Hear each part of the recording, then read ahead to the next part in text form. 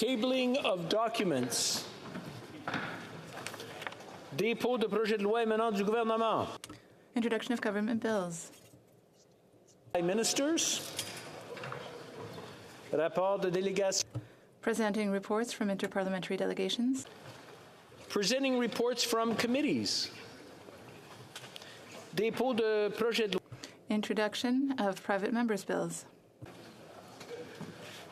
First reading of the Senate public bills. Motion.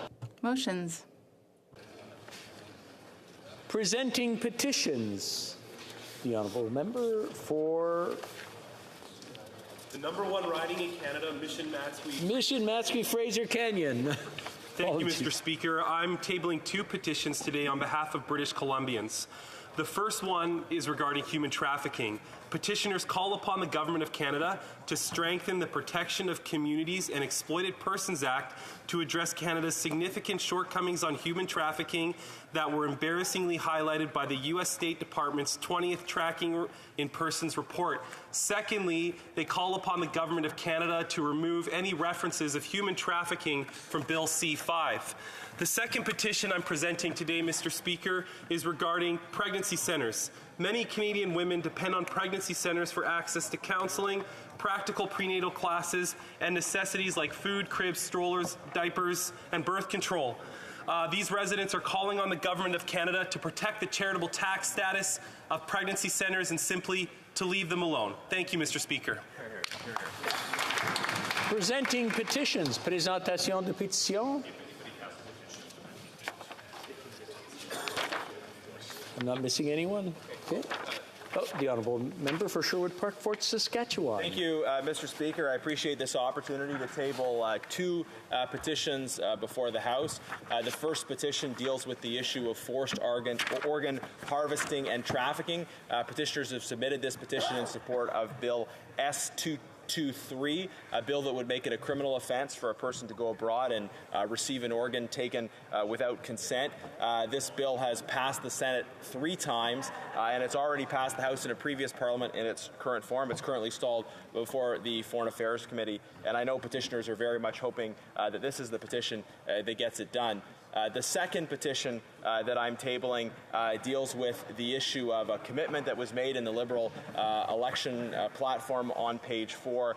The commitment was to revoke charitable status from organizations that took a particular position on a contentious social issue, and petitioners are concerned that this proposal would have broad implications in terms of removing the charitable status of schools, hospitals, refugee support organizations, many other organizations that play an important role in our communities.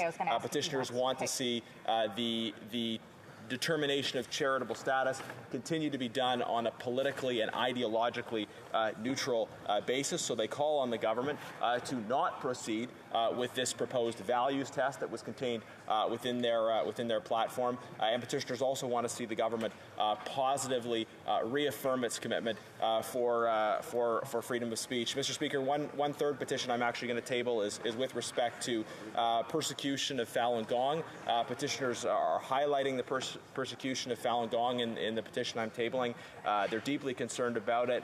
They want to see the government take measures which include combating forced organ harvesting and trafficking, but also the use of the Magnitsky Act to target individuals that have been involved in this persecution. So I commend these petitions to the consideration of honourable members. Thank you very much. Working hard for the Presenting petitions. Présentation de pétitions. Questions on the order paper. The Honourable Parliamentary Secretary to the Government House Leader. Mr. Speaker, I would ask that all questions be allowed to stand at this time, please. Agreed. Green and so ordered. If I can have your attention, I am now ready to rule on the question of privilege raised on September 22nd, 2022 by the member for Sherwood Park, Fort Saskatchewan regarding comments made on social media by a member of the Parliamentary Press Gallery. In raising his question of privilege, the member for Sherwood Park, Fort Saskatchewan explained that after he asked a question during oral questions, a journalist tweeted comments that he considered personally threatening, The member asserted that in the current social climate, these comments could incite some people to violence. Il allègue également. The member further stated that the journalist's status as an accredited member of the press gallery gives him special access to the parliamentary precinct. The idea of crossing paths with someone who has threatened him worries the member so much that he thinks that it would impede his ability to perform his duties. The House Leader of the official opposition and the members for Kildonan St. Paul and Louis Saint Laurent expressed their support for the member's statement, noting that members are increasingly dealing with similar unacceptable solutions, or situations, rather. Situation very seriously. Elected officials are regularly subject to comments on social media that go beyond criticism of political debate.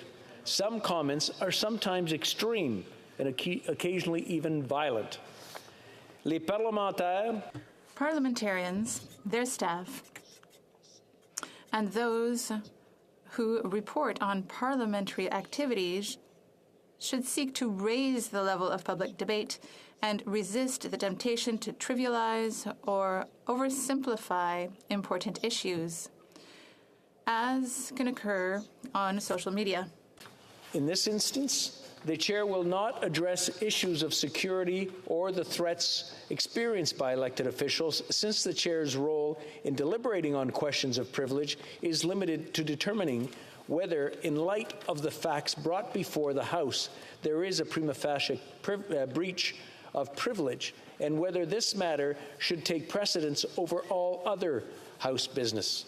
Therefore, in this case, the chair will instead seek to determine whether the journalist's comments about the member were designated to intimidate him and infringe on his ability to perform his parliamentary functions.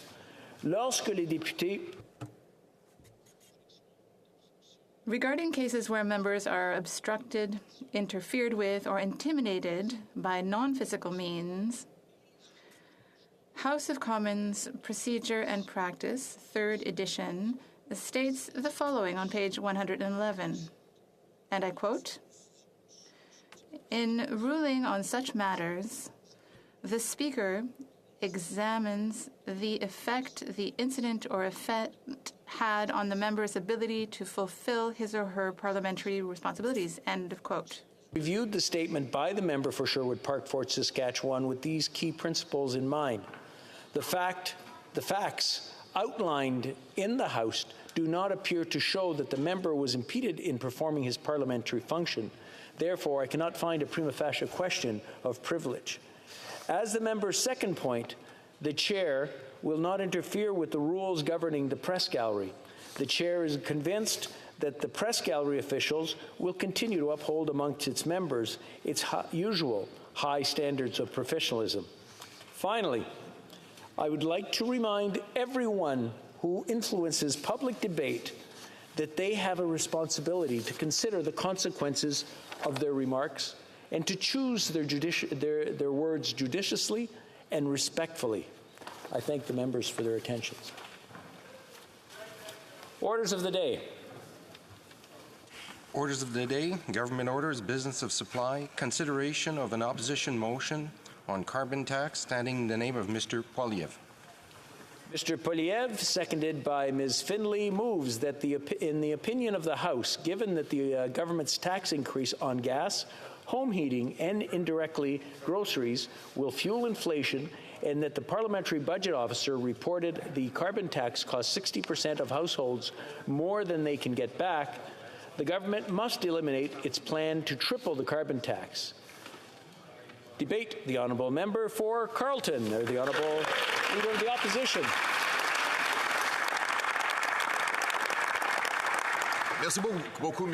Thank you very much, Mr. Speaker. Today, we will be debating the government's decision to break its electoral promise and triple the carbon tax on gas, heating, groceries, and all other essentials that Canadians need to survive. We must recognize that this tax increase will apply everywhere in Canada, and that will make prices go up in every province, even in provinces where there are no rebates or money back from the federal government. And this tax increase is happening at a time when inflation is at its highest in 40 years. And we can see that 9 out of 10 young people who don't already have their own home believe that they will never be able to buy a home. And this is happening at a time when we have students who are living in shelters, homeless shelters, because they can't pay their rent. This is happening at a time when 4 out of 5 Canadians have to cut back on what they are eating because they cannot pay their grocery bill. This is happening at a time when Canadians can't even put gas in their cars and trucks to get to work. It's exactly the wrong time to increase taxes on paychecks, gas, and other things. About fried green tomatoes. The little miracles of Manotick. Suntech Tomatoes, a beautiful little tomato farm about 40 minutes south of here, in the heart of the great Carleton riding, where some entrepreneurial farmers opened a greenhouse to sell beautiful local produce to residents in the area. They're delicious. They are delicious and they are legendary right across the region. Unfortunately, the farmers learned that the carbon tax the government applied would go on the CO2 that they release into the greenhouse. Now, of course, that CO2 is required to expand the growth and increase the produce that comes out of the greenhouse. This CO2 does not actually even go into the atmosphere. It goes into the plant life. Something that the Liberals may have missed in grade 4 science class. But the reality is that it makes the tomatoes more expensive. So what is the consequence of the tax on these tomatoes? Well, it is at times more expensive to buy a Manotick tomato in Manotick than a Mexican tomato in Manotick. Why? Because the taxes are lower in Mexico, even though the pollution is higher. What does this price signal do? It tells the customer to buy a tomato from the other side of North America, which has to be trained and trucked all the way up to Canada, burning fossil fuels the whole way there and increasing emissions along the way. What happened to the local 100-mile diet that environmentalists used to promote? Well, this tax makes that diet more difficult and less affordable. Thus, the big logical fallacy of the Liberal carbon tax. It drives up the cost of domestic production and drives that production to foreign, more polluting jurisdictions that then require higher transportation costs and more emissions to bring them back to Canadian consumers here at home. Our approach should be exactly the opposite. We should bring production home, our food, our energy, our resources, right here in Canada.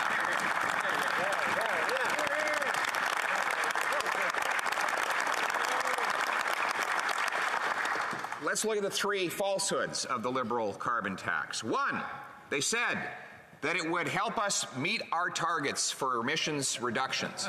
Well, the Liberals have now been in power for 7 years, and they have not hit a single solitary emissions reduction target.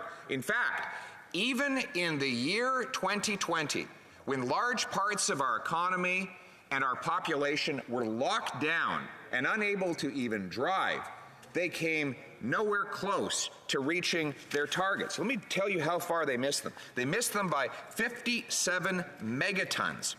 That's the equivalent of all of the emissions of the 4 Atlantic provinces, or the equivalent of our entire electricity sector. In other words, if we had turned off all of the electricity in Canada in that year, in addition to having been locked down during COVID, then we would have still fallen just short of meeting the targets that the Liberals set for themselves. In other words, the carbon tax did not hit those targets. It did not come anywhere close. And in fact, we expect that the emissions will again start rising now that the lockdowns are fortunately behind us. So that is the first falsehood. Now, if the Liberals were really serious about reducing emissions, they had many options. They could have signaled their support for small modular nuclear reactors so that we could use our prodigious know-how to supply Canadians with emissions-free nuclear energy. We have the biggest supply of uranium as feedstock right in Saskatchewan, the best nuclear engineers right here in Ontario. We have need for this electricity in provinces nationwide. We have provinces that have signed on to memoranda of understanding to replace high-emitting sources of electricity with small modular nuclear reactors. But of course, our Minister of the Environment has said he doesn't even agree with nuclear. So I don't know where he expects electricity to come from, but certainly nobody is going to invest in creating these modular reactors if the Minister of the Environment himself is against them. They could have backed up carbon capture and storage, of which Canadian energy, the industry is the leading in the world. The industry putting carbon back in the ground where it came from, the carbon trunk, which allows that carbon to go back to geological formations where it can be safely stored. The government was slow to support it and insufficient in that support.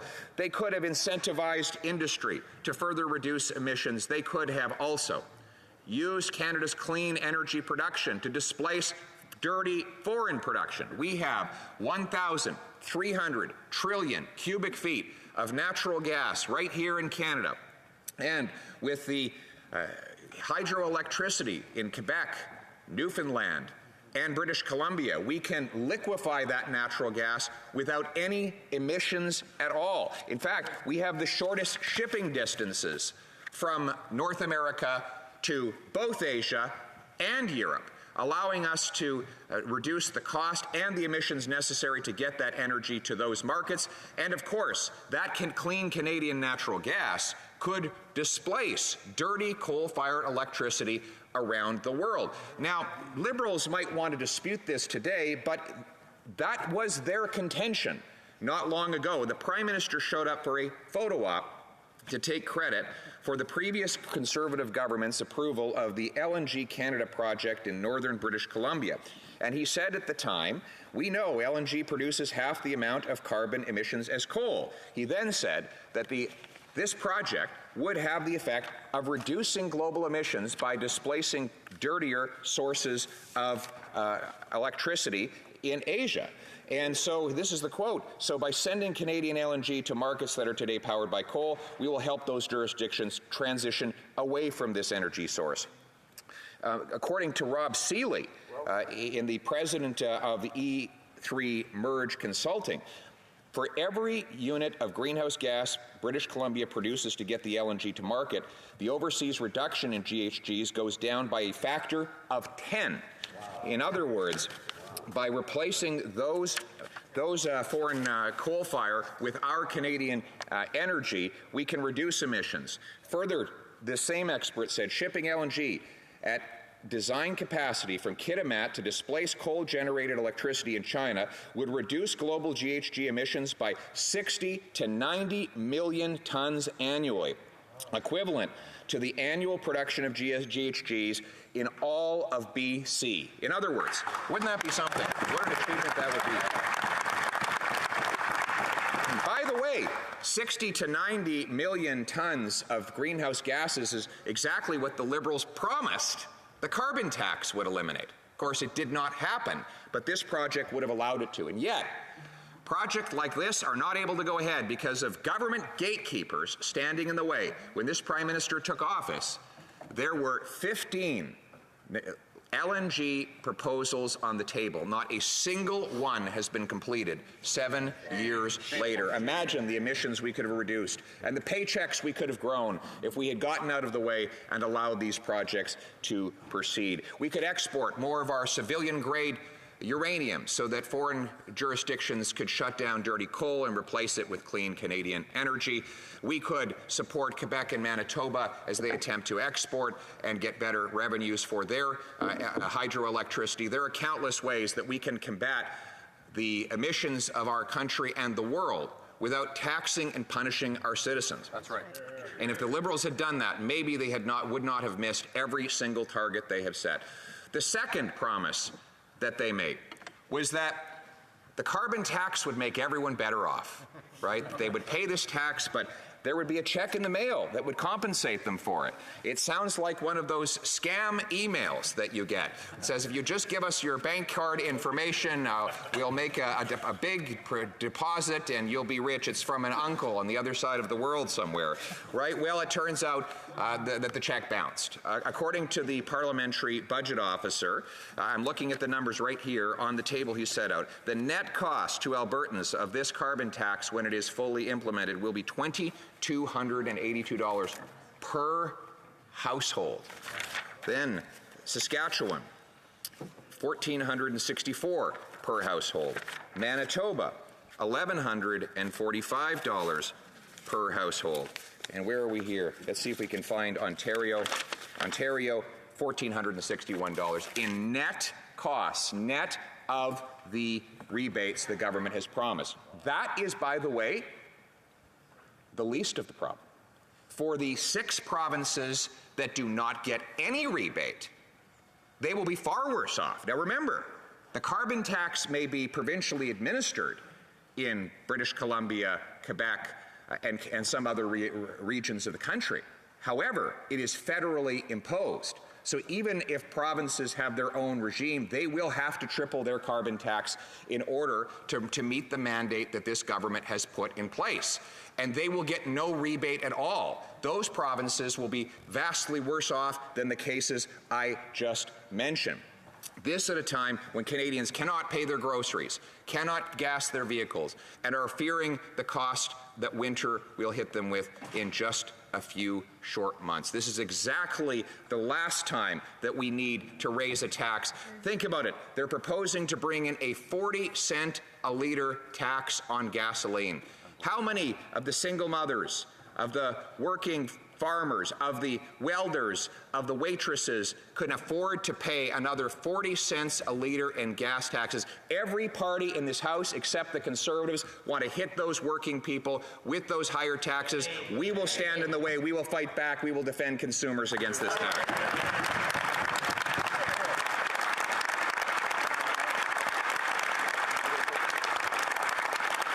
And the final falsehood is the Liberals said that this carbon tax would never go above $50 a ton.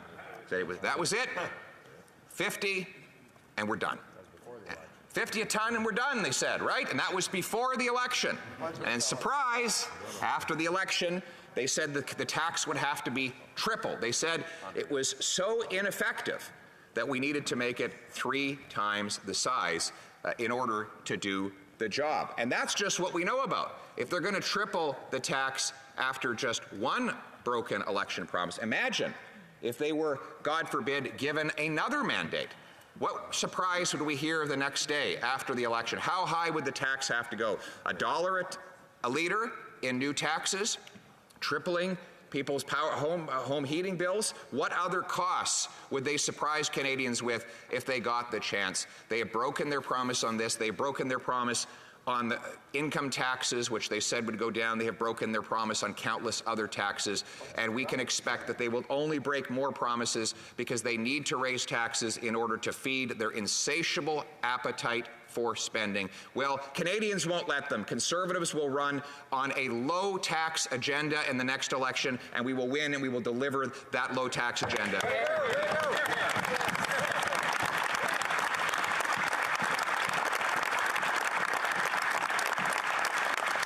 And we forget sometimes that it is our small businesses that will be asked to bear a disproportionate burden. They get no rebate at all.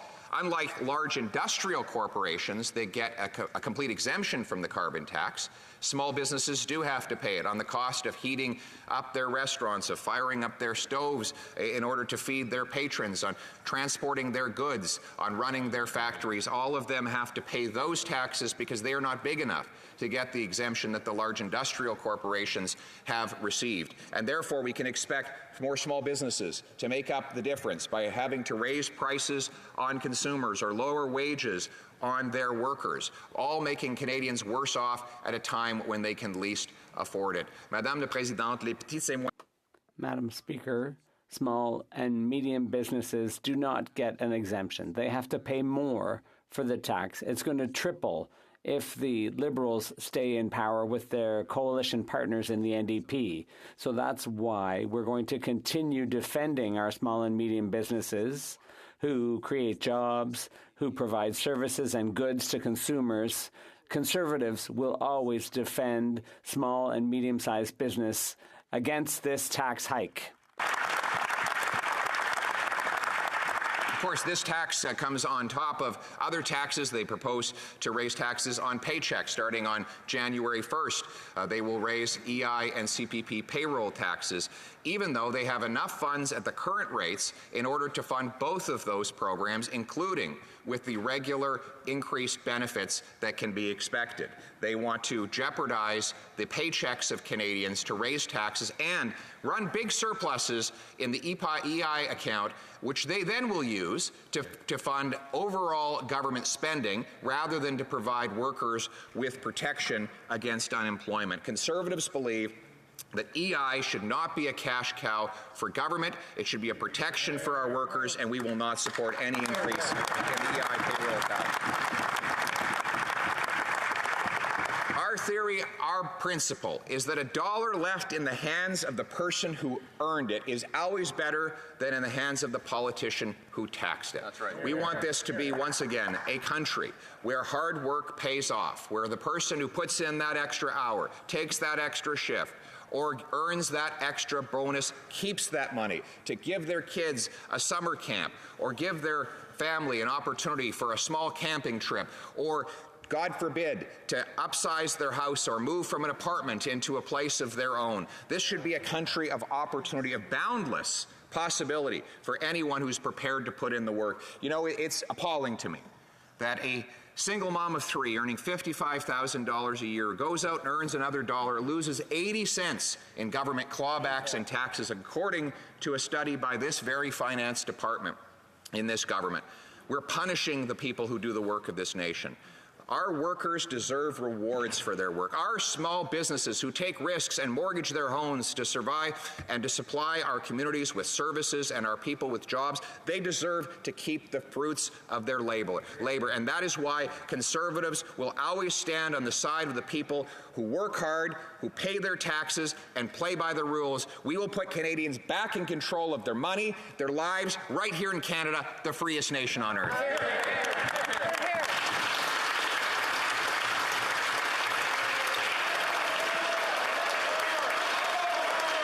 Questions and comments. Questions et commentaires. L'honorable secrétaire. The Honourable Parliamentary Secretary. Speaker, and I very much enjoyed the speech from the new Conservative leader of the, I noticed that there was something missing, however, the centerpiece of his economic policy relating to the advice he gave to Canadians to invest in cryptocurrency. Good question. That's a good question. The leader of the opposition has refused to answer questions on his advice to Canadians to invest in cryptocurrency as a way to opt out of inflation. Does he stand by that advice today? Full leader from His Majesty's official opposition. The center of my economic plan is to make government affordable so that life is affordable. The reality is the cost of government has driven up the cost of living. The $500 billion of inflationary deficits have meant more dollars bidding up the price of the goods we pay and the goods we buy and the interest that we pay. Inflationary taxes have driven up those costs further. The Canadian dollar is and will always be our only national currency. It will be the only currency with which we ever do government business, pay taxes, or receive benefits from the government. So the problem here today is that this government has been ruining the purchasing power of that dollar by printing cash through inflationary deficits, which have given us a 40-year high in inflation, which I predicted and warned this government would happen, and I will make sure never happens again. Questions and comments. The honourable member rising on a point of order. My point of order, Madam Speaker, is that during the Leader of the Opposition's speech today, we were very quiet on this side of the House. We didn't say a word. I did.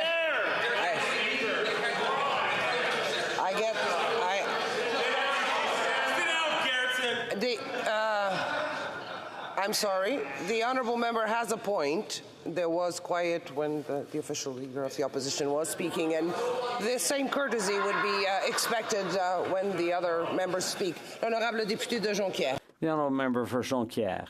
Thank you, Madam Speaker. I'm a bit skeptical about what is the biggest bait and switch, using inflation to promote oil and gas. I don't think any other party but the Conservatives could do that.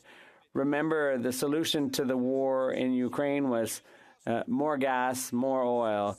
And now the Conservatives are saying the same thing: more gas, more oil, stop fighting climate change, and get rid of the carbon tax. If the Conservatives were serious, they would commit to putting an end to funding fossil fuels. $14 billion a year goes directly into the pockets of the major oil companies. And the Conservatives, what they're saying today is that's not enough for them. The Honourable Leader of the Opposition. I'd like to thank the Honourable Member for the Bloc, the centralizing Bloc, for his question. The Bloc wants the federal government to raise taxes on Quebecers.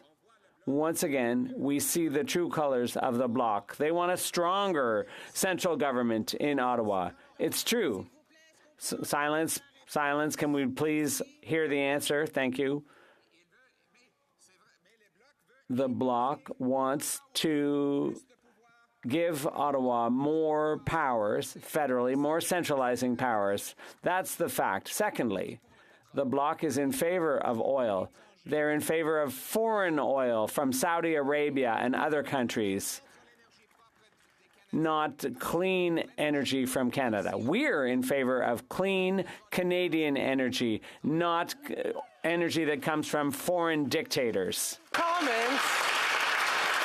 The honourable member for Hamilton Centre. Madam Speaker, when catastrophic climate change hits communities like Linton, BC with wildfires, or just last week with Fiona on the Maritimes, the Conservatives only offer thoughts and prayers. In fact, the Leader of the Official Opposition made no mention of climate change. Canadians deserve to know what their plan is on climate change, Madam Speaker, because in response to our questions last night, the Leader of the Official Opposition claimed that they would have technology and not taxes. So what technology does the Leader of the Official Opposition have? Before the honourable member pursues, can we wait until the honourable member finishes the question so we can hear what the question is being asked? Please. In technology does the Leader of the Official Opposition have that would head off the catastrophic climate change that impacted communities like last week with Fiona? Leader of the Opposition.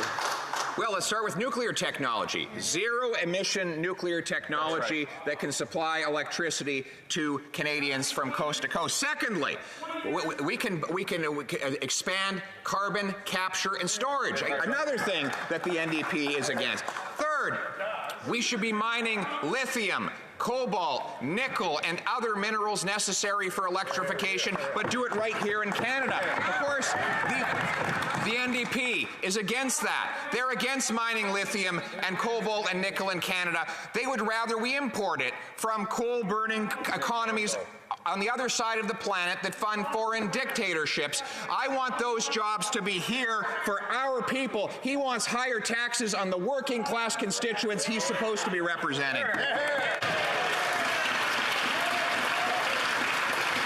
The honourable member for Prince George Caribou. Yes. Thank you, Madam Speaker, and I thank our honourable colleague for his speech and our new leader. And, Madam Speaker, our leader just finished a whirlwind tour. He did 80 town halls across Canada, spoke with 93,000 Canadians. Wow. I'm wondering through you, Madam Speaker, if our honourable colleague can tell us some of the stories that he heard firsthand, Canadians, how these Liberal mismanagement and monetary policies are hurting Canadians, hardworking Canadians. Thank you, and I want to thank that member for inviting me to Prince George, British Columbia. I have met people across this country who've told me incredible stories. Some are getting by, most are falling behind. And there are people in this country who are just hanging on by a thread. Working class men who tape up their boots because they can't afford new ones. The miner in Northern Ontario couldn't afford to diesel up his truck to drive and see his dying parents in Thunder Bay one last time. There are countless stories of this kind right across this country. These people need hope. We will transform their hope, their hurt, into the nation's hope, and we will give them back control of their lives. Thank you. Honourable Member for Kitchener Centre. Madam Speaker, the carbon tax, widely regarded by leading economists as the most efficient way to act on the climate crisis, went up by 2.2 cents per litre this past year. Meanwhile, oil and gas wholesale margins, in other words, profits, went up by over 18 cents. So, the increased cost at the pumps is 9 times higher due to price gouging by the oil and gas industry rather than carbon pricing. As a result, just one example, Imperial Oil recently posted a $2.4 billion profit, a 6-fold increase compared to the same 3-month period last year. Why is the Leader of the Opposition and his party not similarly outraged by this? The Leader of the Opposition. Well, I find the question ironic coming from the Green Party, which, along with the Liberals and NDP, has as its stated purpose higher gas prices. The Green Party wants higher gas prices and then simultaneously complains about those prices. That is the obvious contradiction. And now the irony is he's not against oil company profits. He just thinks it should be foreign oil companies that are making those profits. We believe in turning dollars for dictators into paychecks for our people by bringing back production here to Canada and then having the highest possible environmental standards so that the production in this country is green and clean for real. The Honourable Parliamentary Secretary to the Government House Leader. Thank you, Madam Speaker. I would really encourage the opposition leader to reach out to one of his own members, the member from Hastings, Lennox and Addington, to talk about the incredible work that's going on, the multi-billion-dollar plant for producing electric batteries for vehicles, which will be established in her riding right next door to me if he's so concerned about importing products and resources for those batteries. But, you know, back to the question from the member from the parliamentary secretary to the Minister of Finance. You know, she asked him about his position on cryptocurrency. He didn't answer. Can he even just get up and say the word cryptocurrency and sit down? Is it even in his vocabulary anymore? Honourable Leader of the Opposition. Madam Chair, the member talks about electrification facilities in his neighbouring riding. The point I made at the outset is that we need to mine the minerals that go into those vehicles in the first place. Now, that cannot happen if you impose 7 to 10 year delays on the approval of those projects in the first place. The reason that countries like Chile and China and others are mining and manufacturing these minerals into a ready state that they can go into batteries and other electrification is because they have faster approvals. Now, we can protect our environment and go through all the same steps to ensure that a pristine future for our kids, but it should not take 7 to 10 years to do it. We can do it quickly, and then we can have the cleanest and greenest production on planet Earth. Thank you. Resuming debate, the Honourable Parliamentary Secretary to the Minister of Tourism and Associate Minister of Finance. Thank you very much, Madam Speaker. And I'll be sharing my time with my colleague from Winnipeg South. So here we are, Madam Speaker. It's the first opposition day, and I know that a lot of Canadians and commentators have noted that the new Conservative leader has no plan to fight climate change and no plan to make life more affordable for Canadians. No mention of the climate crisis during their leadership race, Madam Speaker. No proposal, no concrete proposal in terms of how to support those who need it most. Unlike what the misleading motion from the Leader of the Opposition suggests, our climate tax credit puts more money in the pockets of 8 out of 10 Canadian families. So there are people, members opposite, who are trying to block, delay the government from mitigating the impact of inflation on Canadians. The new Leader of the Opposition said just last week that the new proposed... Could I ask members to please keep conversations in the back and not in the chamber? Thank you. The Honourable Parliamentary Secretary. Thank you, Madam Speaker. The new Leader of the Opposition said just last week that the proposed investments of our affordability plan to double the GST tax credit, to get dental care for those who can't afford it, to provide direct payments to Canadians having trouble paying the rent, that was all akin to printing cash. I guess that was before members of his own party flip-flopped on their position and finally, albeit reluctantly, decided to support our proposed GST tax rebate that will support 11 million Canadians. Let us be absolutely clear, Madam Speaker. The suite of measures in our affordability plan will support Canadians with the rising cost of living without adding fuel to the fire of inflation. And you don't need to take my word for it. The former Deputy Parliamentary Budget Officer, Mr. Esquira, the University of Calgary's Lindsay Tedds, Alberta economist Trevor Tome have all pointed out that this support that we have proposed to this House will not have an inflationary effect. Why? Because it's specific and because it's targeted. Our plan offers financial support that is targeted and it's financially responsible to those who need it most. And it does that by focusing on those Canadians with lower incomes who are the most exposed to inflationary pressures. There can be no doubt that our ability to spend is not infinite. That was true when interest rates were at their historic lows in 2020, and it's certainly the case today. And that's why we will continue to act in a prudent way. Today, we have the net debt and the lowest deficit levels of the G7 countries. We still have our AAA credit rating, and we will continue to maintain that. We need to balance fiscal responsibility and the responsibility of a government to help those most vulnerable in society, and that's always been our approach, Madam Chair. Thanks to the investments that our government has made over the last couple of years, a number of measures in our affordability plan are already in place to help Canadians. More than happy, Madam Speaker, to spend the time I have remaining going through the details of our affordability plan and how we'll support Canadians through this challenging economic time. However, that's not really what the Conservatives would like to speak about. The Conservative motion, in fact, doesn't even mention affordability, not once. No, this is an anti-climate action motion, pure and simple, less than 48 hours after Hurricane Fiona touched down in Atlantic Canada. What the motion from the Leader of the Opposition essentially says is that now is the time to give up in the fight against the climate crisis.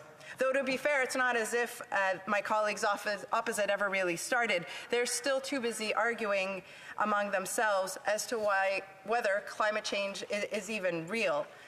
Climate action, Madam Speaker, is no longer a theoretical political debate. It is an economic necessity. All around the world, governments are investing in the green transition. Our most important trading partners, the United States, the European Union, are all putting serious climate measures into action now. These are our clients.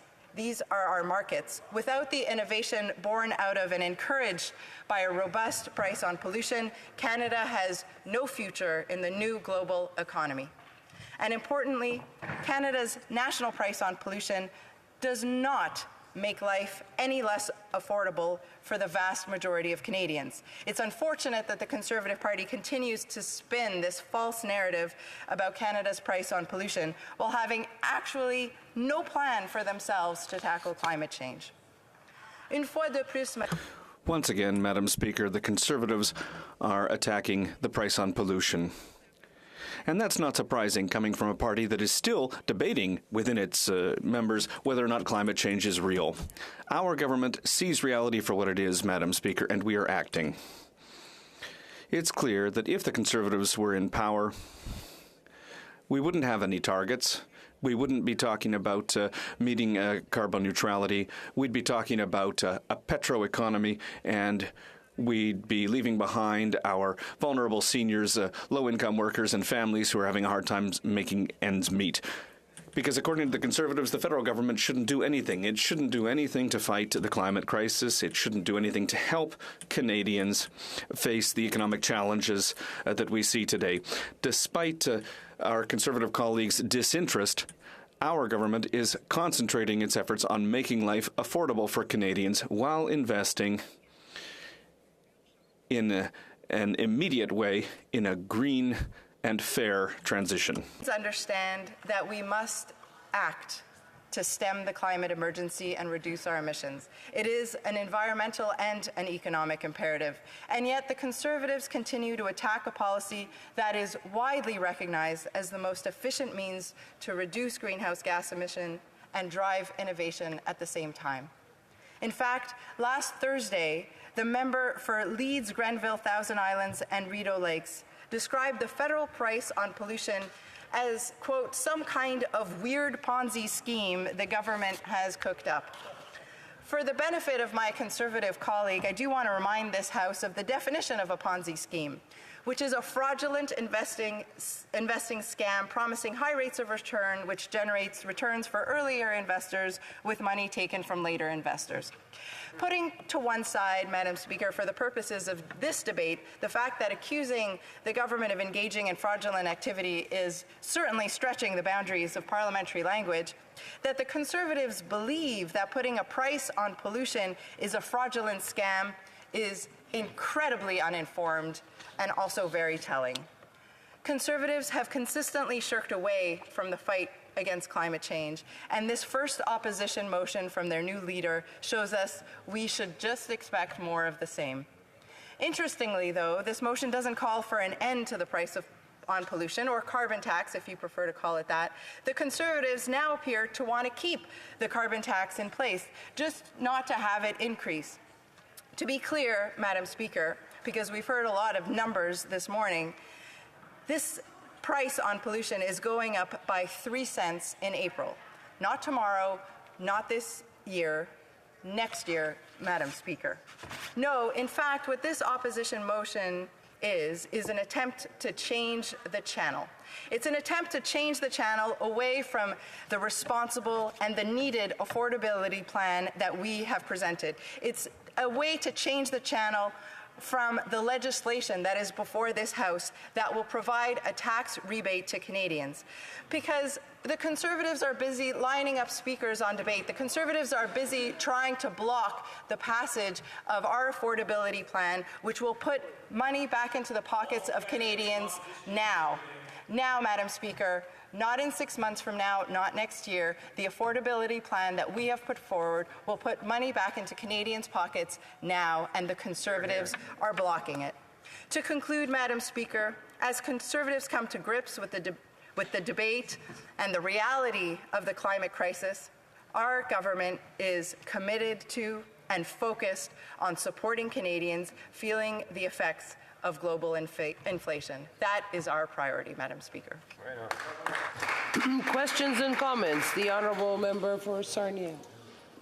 Madam Speaker, and I do feel like I need to correct the record because there were many errors in the speech that the parliamentary secretary did. First of all, claiming that the Conservatives don't have any targets for climate change and emissions reduction. Well, in fact, the Liberals' targets are Stephen Harper's 2030 targets, so that is not the case. And then I would also say that, the member said that we didn't have a plan, and certainly our leader outlined technologies such as nuclear, carbon sequestration, sequestration and carbon capture, leveraging LNG to other places in the world that would help reduce the footprint by a factor of 10. And so my question for the member is, why does this Liberal government keep telling Canadians things that are simply not the case, that we were only going to pay $50 a ton for carbon tax, that they were going to get more money back than they invested? Why does this Liberal government keep doing that? Parliamentary Secretary. Madam Speaker, I find it laughable for the member opposite to suggest that the Conservative Party has a concrete plan to fight the climate crisis.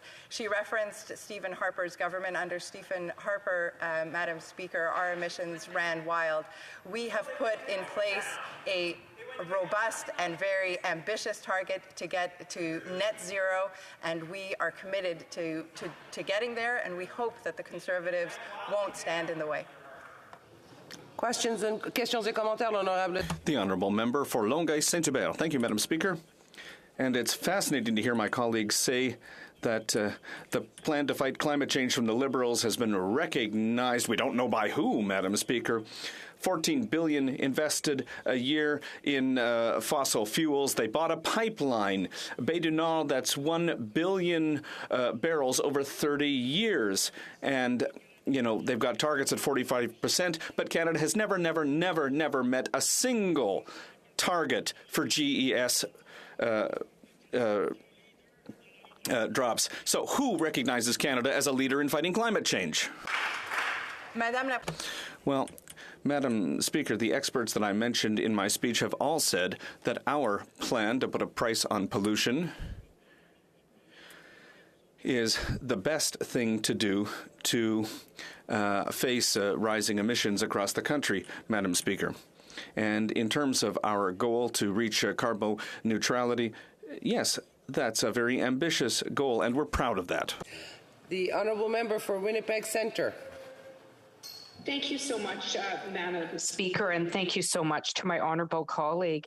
Here's the thing. I mean, although the Conservatives certainly are having trouble even accepting the fact that we're in a climate emergency, the Liberal government hasn't done much better, particularly because instead of investing in a green future, they're actually spending that money and investing in fossil fuel subsidies, something that the NDP has called to end. And we know that oil companies right now are gouging Canadians. They are taking advantage of Canadians at a time of crisis. In fact, Canadians for Tax Fairness said, in quotes, external pressures such as Russia's war on Ukraine are driving up energy costs. However, oil gas companies are not just passing along these costs.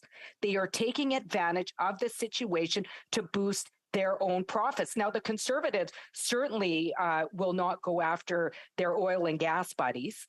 Certainly, the Liberal government has shown the same behavior. I'm wondering if my honourable colleague agrees with me that we immediately need to end fossil fuels subsidies right now and take that money and invest in the lives of Canadians who are struggling right now. The Honourable Parliamentary Secretary. Thank you, Madam Speaker. And the answer to my colleague's question is yes. If she had read our budget, she would know that that is absolutely our priority. And I would appreciate hearing the NDP position on our price on pollution. I believe that they do support it, and I would like to hear over the course of the day what the NDP position is on the increase in the price on pollution that we are proposing for next year. Resuming debate, the Honourable Parliamentary Secretary to the Minister of Environment and Climate Change. Well, thank you, Madam Speaker, and indeed it's a privilege to rise today to address this motion conserving carbon pollution pricing. And Madam Speaker, let me start by stating the obvious. Climate change is real, it's happening now, and parts of Canada are warming faster than the global average. The latest science warns that to avoid severe impacts of climate change, greenhouse gas emissions must be reduced significantly and urgently to limit the global average temperature increase to 1.5 degrees. Canadians want and expect real action on climate change, Madam Speaker. The government has a plan, the emissions reduction plan released in March. Canada can meet its climate targets, Madam Speaker. The economy will continue to grow. This plan is realistic and affordable. Carbon pricing is central to this plan because it is the most efficient and lowest cost way to reduce greenhouse gas emissions. It is based on the principle that it should not be free to pollute, Madam Speaker. Whoever creates pollution should be responsible for the cost. This is a fair and equitable approach. Carbon pricing also lets individuals and businesses decide for themselves how best to reduce pollution. It doesn't dictate or ban anything. It makes certain activities a bit more expensive and rewards those who make cleaner choices. We have also made affordability central to our approach. It is true that pricing carbon pollution is modestly increasing fuel costs, as my honourable Green friend said just a few moments ago, by about 2 cents per litre of gasoline this year. We know every little bit counts, but carbon pricing has never been about raising revenues, Madam Speaker. Under our federal system, most households come out ahead. Low-income households in particularly do much better. The average household receives more in climate action incentive payments than they face in direct costs due to carbon pricing. This has been confirmed repeatedly in independent studies. Outside of cities, there are fewer options. People have to drive more. That's why the climate action incentive payment includes a 10% top-up for rural residents. We're not asking people to change their lives overnight. Taking transit or using an electric vehicle won't work for everyone right now. That's why we have the climate action incentive to make sure the policy is affordable for everyone. Returning proceeds from carbon pollution pricing helps with affordability, Madam Speaker, but it also maintains the incentive to choose greener options. This is because the climate action incentive payment is not directly tied to a household's fossil fuel consumption. It's basic economics. If something costs more, people buy less of it. That's what carbon pricing does for pollution. Returning the funds doesn't change the equation. And here's the real opportunity. Canadians that do make low carbon changes benefit even more. Fuel-efficient vehicles use less gas and therefore incur fewer vehicle costs. And we are now increasing the rollout of electric vehicles. The government provides purchase incentives to bring the cost down. We're investing in more charging stations. The technologies keep improving, Madam Speaker. Longer range, better batteries, lower costs. Canadians are starting to do the math. A rising carbon price, volatile oil prices, tailpipe pollution versus less maintenance, no oil changes, charging at home. The equation is pretty simple, Madam Speaker. Or look at our homes. Most of them are heated with natural gas, better insulation, plugging leaks, a newer furnace. All of these use less energy, cut pollution, and importantly, save money. The government is supporting home energy retrofits through the Greener Homes Grant, and this is being positively received by Canadians from coast to coast to coast. Canadians want to take action. They want to do their part. They want an approach that is fair and equitable. Carbon pricing is a nudge in that direction. And it's money back in their pockets to help use less and save more. Let's not be nearsighted, Madam Speaker. Climate change is a global challenge and the costs of inaction are high. Canadians want climate change action. The government owes it to them to be responsible and use policies that are the most efficient and cost-effective. Canada is not alone in fighting climate change and pricing carbon pollution. Around the world, markets are changing. Industries are moving away from products and services that create carbon pollution and are turning to cleaner and more sustainable options. The cost of inaction on climate change is enormous. We're seeing that in Atlantic Canada right now, Madam Speaker.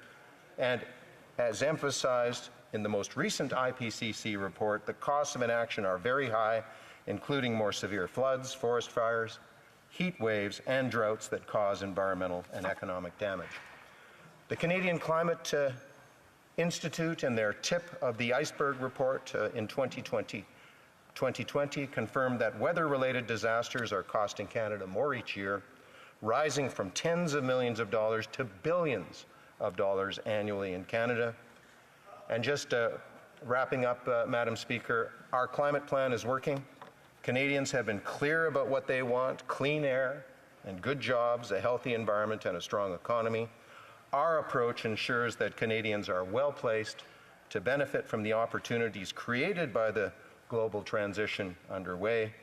Evidence confirms that putting a price on carbon pollution works. It spurs clean growth, supports jobs, and cuts the pollution causing climate change.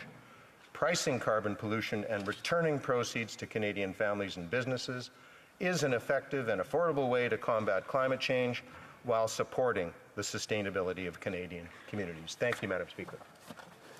Questions and comments? The Honourable Member for Rocky Ridge, Pitt Meadows.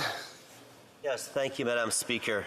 Just going to the member who discusses about how the carbon tax comes back in the form of rebates. Being a member from British Columbia, price of gas as I was leaving here is $2.33 a litre, and there is no federal rebate.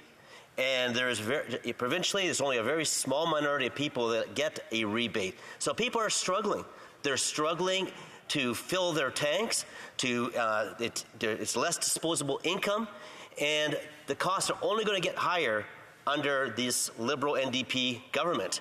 So I'm just wondering if the member has any comments to say about British Columbians who are struggling to make ends meet. Thank you.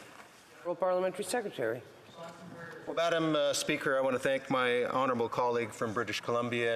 And Madam Speaker, British Columbia has been very much on our minds. We're working very, very closely with them, a government that believes in a price on pollution, the first in Canada that, in fact, was to implement one. And, Madam Speaker, I would remind the honourable member that last year, floods, droughts, wildfires caused $7.5 billion of damage, and we're working with the province of BC to rebuild, but the costs of climate change are real, Madam Speaker, and I would wish the honourable member would acknowledge that. Questions and comments? The Honourable Member for Thérèse de Blainville. Thank you, Madam Speaker. I heard the speech on the carbon tax mainly. I won't come back to that. I don't think it's a good idea to cancel it or reduce it, but I would like to ask my colleague this. When it comes to inflation, we know that most Quebec households and most workers are worried about inflation, and so does he think that it's time to acknowledge that the people who suffer from inflation the most are those who have fixed incomes and who cannot count on wage increases to compensate for the higher costs?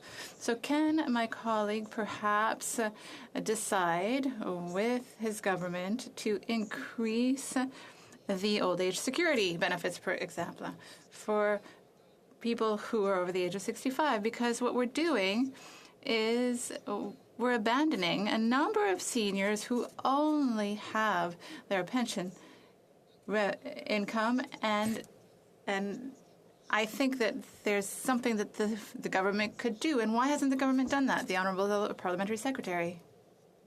Well, Madam Speaker, under the leadership of our new seniors minister, we're doing a lot for seniors, Madam Speaker, including a 10% increase in the OAS for people over 75, Madam Speaker, but also getting back to the topic of the day, the price on pollution.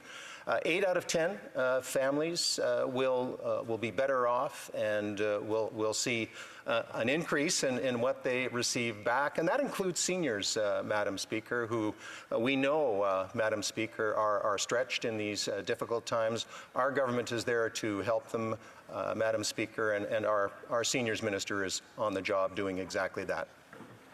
Questions and comments, the Honourable Member for Vancouver East. Madam Speaker, the reality is that the oil and gas companies are making record profits. In fact, in the last quarter, they've made over $12 billion. Meanwhile, they're continuing to lobby for more subsidies, and the government is giving them more subsidies. Around the globe, there is a windfall tax that's being put in place. The NDP's been advocating for an excess profit tax. Will the government finally put in an excess profit tax for the oil and gas companies? The Honourable Parliamentary Secretary. Well, I want to thank the honourable member for that question. It gives me the opportunity, Madam Speaker, to say emissions must come down, and I think we agree that the energy sector needs to step up and invest, given that they are doing well right now, Madam Speaker. But to the question of subsidies, as the honourable member knows, we're putting a cap on oil and gas emissions. We're introducing a clean fuel standard. And very, very importantly, Madam Speaker, we are going to be phasing out inefficient fossil fuel subsidies. And that will be done 2 years earlier than originally planned in 2023. Resuming debate, the member for La Prairie. Thank you, Madam Speaker. I would begin by asking whether I may share my time with the member for Avignon, La Métis, Matane, Matapédia. Yes, you may. Thank you, Madam Speaker. I'm not sure how to begin because I am a bit discouraged. Because the Conservatives got us used to hearing a discourse that borders on populism. It's something that simplifies things to the utmost, and it would seem that they do not trust Quebecers' intelligence. So we hear something, and we think that can't be right, and we think, okay, there's a new leader, he's going to improve things, but no, it's worse. Since his arrival, it seems as though the Conservatives really want to be as populist as possible, and they would like Maxime Bernier to come back. I taught for 20 years, and when I taught about inflation, I would talk about it for about 4 to 6 hours in my classes because it is an extremely complex issue, and it's important to address the issue with intelligence. You can't say, here, there's a magic recipe to solve inflation, and let's go home now. But that's what they're telling us to do. They want to solve all of the problems by reducing the carbon tax. That's what they want to do. But that's not the way it works. When it comes to the economy... Take conversations to the lobby, please. Thank you. Honorable député. The honourable member. So when it comes to economics and to science, be they the humanities or pure sciences. So what you have to do is you have to start by identifying the problem. And then you have to look at the source of the problem. And finally, then you try to solve the sources of the problem. So when you look at inflation, is it a problem that is only a problem for Quebec or Canada? No. All G7, all OECD countries have an inflation problem. That's the first point. So is it only the federal government's fault? I don't think so. So did the Liberal government do everything right when it comes to inflation? No, I don't think that either necessarily, but the federal government is not solely responsible. That's what I'm saying. Then you'll see that inflation is 7% in August, went down a little bit because of oil. But that's still a high rate of inflation. And everyone is affected by inflation. No one is not affected by inflation. But those who are affected the most are people on a fixed income, and we're talking about seniors there, and low-income people as well are the hardest hit. And so they are the ones that need the solution, and we have to reduce the negative impact of inflation in their lives. That's an intelligent move, and that's what the Bloc Québécois is doing. So we think about how we can help those people. So once we've identified the problem and who is affected by that problem, well, then we look at why there is inflation. And there are 2 points here. So first, the demand for goods and service has arisen, has actually skyrocketed, and federal assistance was very significant, and so demand rose, and that created inflation. And then the supply dropped. So I listened to the members of the Liberal Party respectfully, and I would like them to do the same for me if possible, Madam Speaker. Yes, I understand the honourable member, and I will ask once again. The government benches to please take conversations to the lobby. Thank you. Honorable député. Honourable member. Thank you, Madam Speaker. But when it comes to supply dropped. Why is that? Because of the supply chains that were broken, because of the war in Ukraine, and because of the labor shortage. So those are the causes. So if you want to solve problems, you have to go to the causes. So what solutions are possible? What must we do? First, we have to help the people who are affected by inflation. We have to increase benefits for seniors. We've been saying it for a long time in the Bloc Québécois, and now it's truer than ever. They are on a fixed income. They are being hit harder than ever by inflation.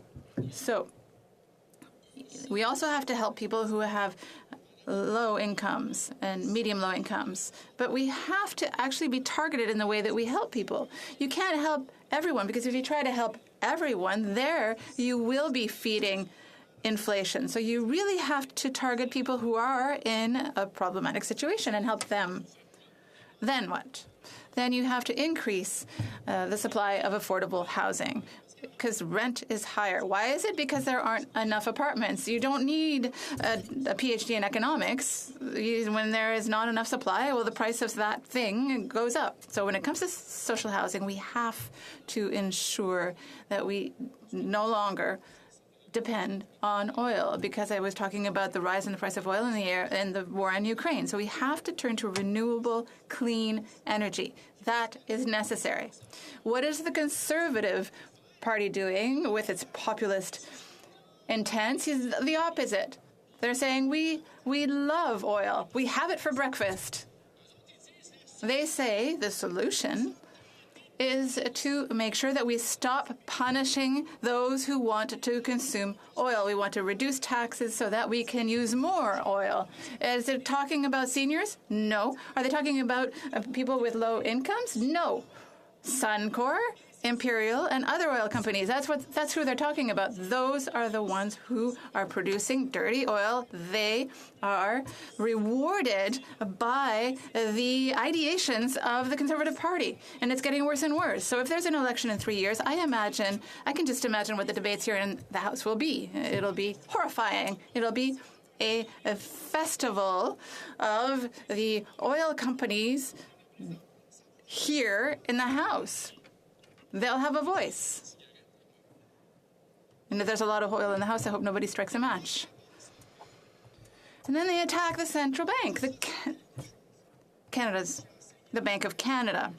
So it's awful. I have an undergrad and a master's in economics, and I taught for a long time. And before, I can tell you that economists wanted to work at the Bank of Canada. In 1991, when the Bank of Canada decided to adopt a policy to fight inflation, it was the second central bank to do that in the world. And they managed to keep inflation between 1% and 3% for 30 years. And now it's not working anymore because of the pandemic. It's an exceptional situation. So what should we do? Well, we should continue to trust the Bank of Canada and allow it to maintain its independence, because it's dangerous to do otherwise. Because if things go badly, then people will turn to cryptocurrency. And that's not a good idea. When I heard the leader of the Conservative Party say that cryptocurrencies were what was required, that Bitcoin was the answer, I thought, oh my goodness, what is this? Because PhDs in economics say just the opposite. And I think that they are right, not the leader. So what I think needs to happen as well. The Bloc Québécois supports the increase in the GST credit because that's a move in the right direction. It's a good solution. But let's look at what the Conservative government, or the Conservatives rather, would like to see. They talk about reducing taxes is going to help everyone, but that's not right, because that means that what will happen is that those who need it most won't necessarily get more money. Everyone will, and those who will benefit from that are the oil companies, because people will have more to spend. My colleague for Jean-Pierre asked the Conservative leader a question, and he didn't even know that in Quebec we have the carbon market. So really, if they want votes in Quebec, they must know more about Quebec and what exists there and what Quebec wants. And you know what Quebec wants? Quebec wants less oil, more renewable energy, and that is why the Québécois is here to remind you of that, because in Quebec, we believe in the potential of renewable energy, and that is how, in future, we will be able to protect ourselves from the oil shocks. That's the direction that we need to take for our planet and for the future economy. Thank you, Madam Speaker. Questions and comments. The Honourable Member for Lac Saint Louis. Madam Speaker, the member raised a point that I wanted to raise as well, because in his speech, the Leader of the Opposition accused a member from Quebec in this House to want to impose carbon pricing on Quebecers, but he does not seem to realize that, in fact, since 2013, we do have carbon pricing in Quebec, and so federal pricing doesn't apply to us because we've had it for a while. So I find it strange that the leader of the Conservative Party, who wants to get votes in Quebec, should be so unaware of what's happening in the province. The Honourable Member for La Prairie. Yes, thank you, colleague, for your question that gathers up my comments and allows me to add something. In politics, when we want to get closer to people, well, we listen to them and then propose solutions. And we are here in the House to represent people and speak for them. But when there is the leader of the opposition who doesn't even know what's happening in Quebec and can't even understand what's going on there, well, how do you expect him to represent Quebec in the House of Commons? It just doesn't work. There are 9 Conservative members from Quebec, and I would ask them to talk to their leader and tell them to stop saying ridiculous things about Quebec. Questions and comments. To the Minister, to the Government House Leader. Yes, thank you, Madam Speaker, and I appreciate many of the comments made by the member. And we have 2 pieces of legislation. Bills C-30 and C-31. Both of those measures, I believe, fall under what it is that the member is advocating for, where it's a targeted approach at helping those in most need through the GST rebate and the dental insurance program. Canadians will benefit by it.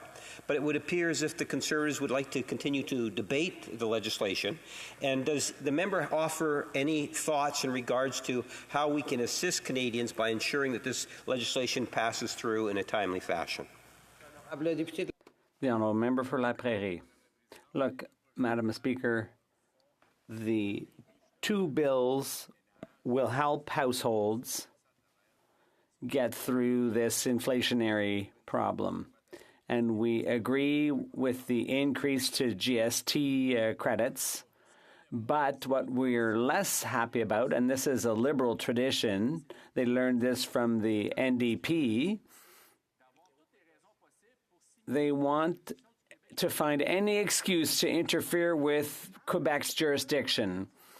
So, well, if we're going to help households, let's do it by interfering with Quebec's jurisdiction at the same time, because that'll be really cool, because we're smarter than everyone else. We know what Quebecers need better than their own government. So we're going to send them a nice check with a maple leaf on it, and then we're going to use that as a way of bypassing Quebec City. That's not okay.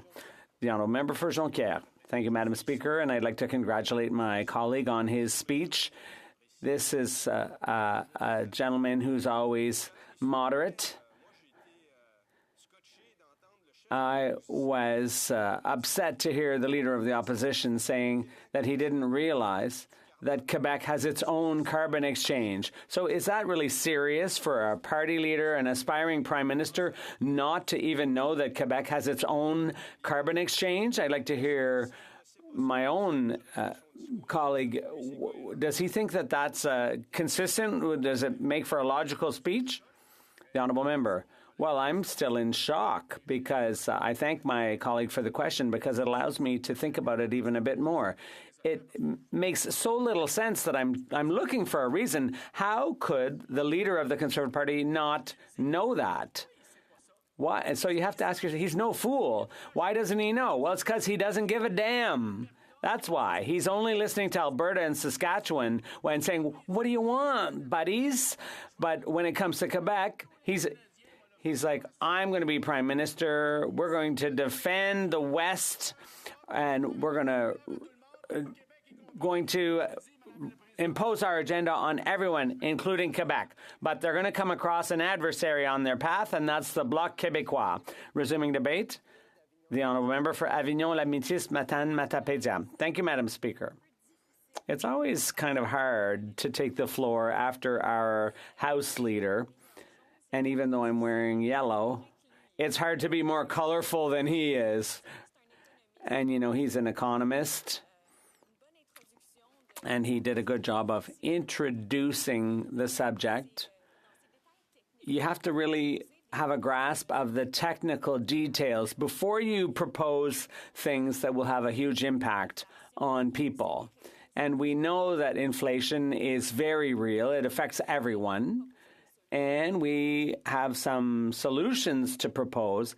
But before you propose anything, you have to be sure it's the right thing, or be sure that it's not the wrong thing before proposing it publicly. And that's a bit like what's happening here. It's a bit of a shell game, I think, this Conservative motion.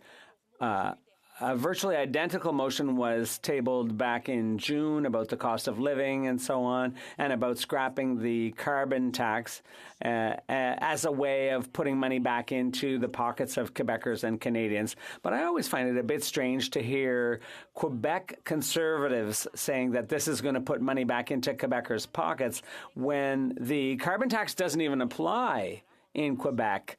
As someone mentioned earlier, we have a carbon exchange in Quebec right now, and it's working very well. The Conservatives don't seem to be aware of it. So they're proposing a solution to, well, not a false problem, because inflation is a real problem, but what this is all about is helping big oil. That's really what's behind this. Companies, oil companies that aren't even paying their fair share of taxes.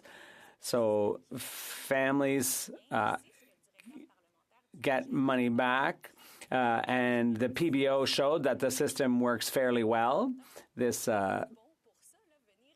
system. But the Conservatives are twisting what people have said. They're misquoting.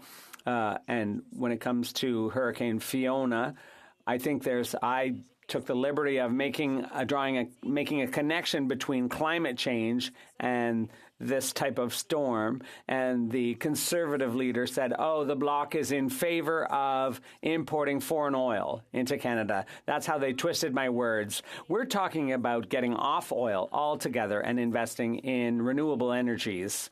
And that's the same thing they did with the Parliamentary Budget Officer's report. They excerpted from the PBO's report those things that suited them out of context. And so there is a consensus that an explicit price on carbon is the most effective way of reducing greenhouse gas emissions. And I think we can trust the PBO on that. Obviously, he didn't study Quebec's carbon exchange, because here in the Bloc, we are of the view that that's the best system. It works very well in Quebec. So, Madam Speaker, I won't go back over all the causes of inflation. My House Leader did a good job of that already, but I would like to focus on how this impacts people in my part of Quebec. The average salary in the Gaspé area is $52,000, and in the lower St. Lawrence, it's $52,000 and $42,000.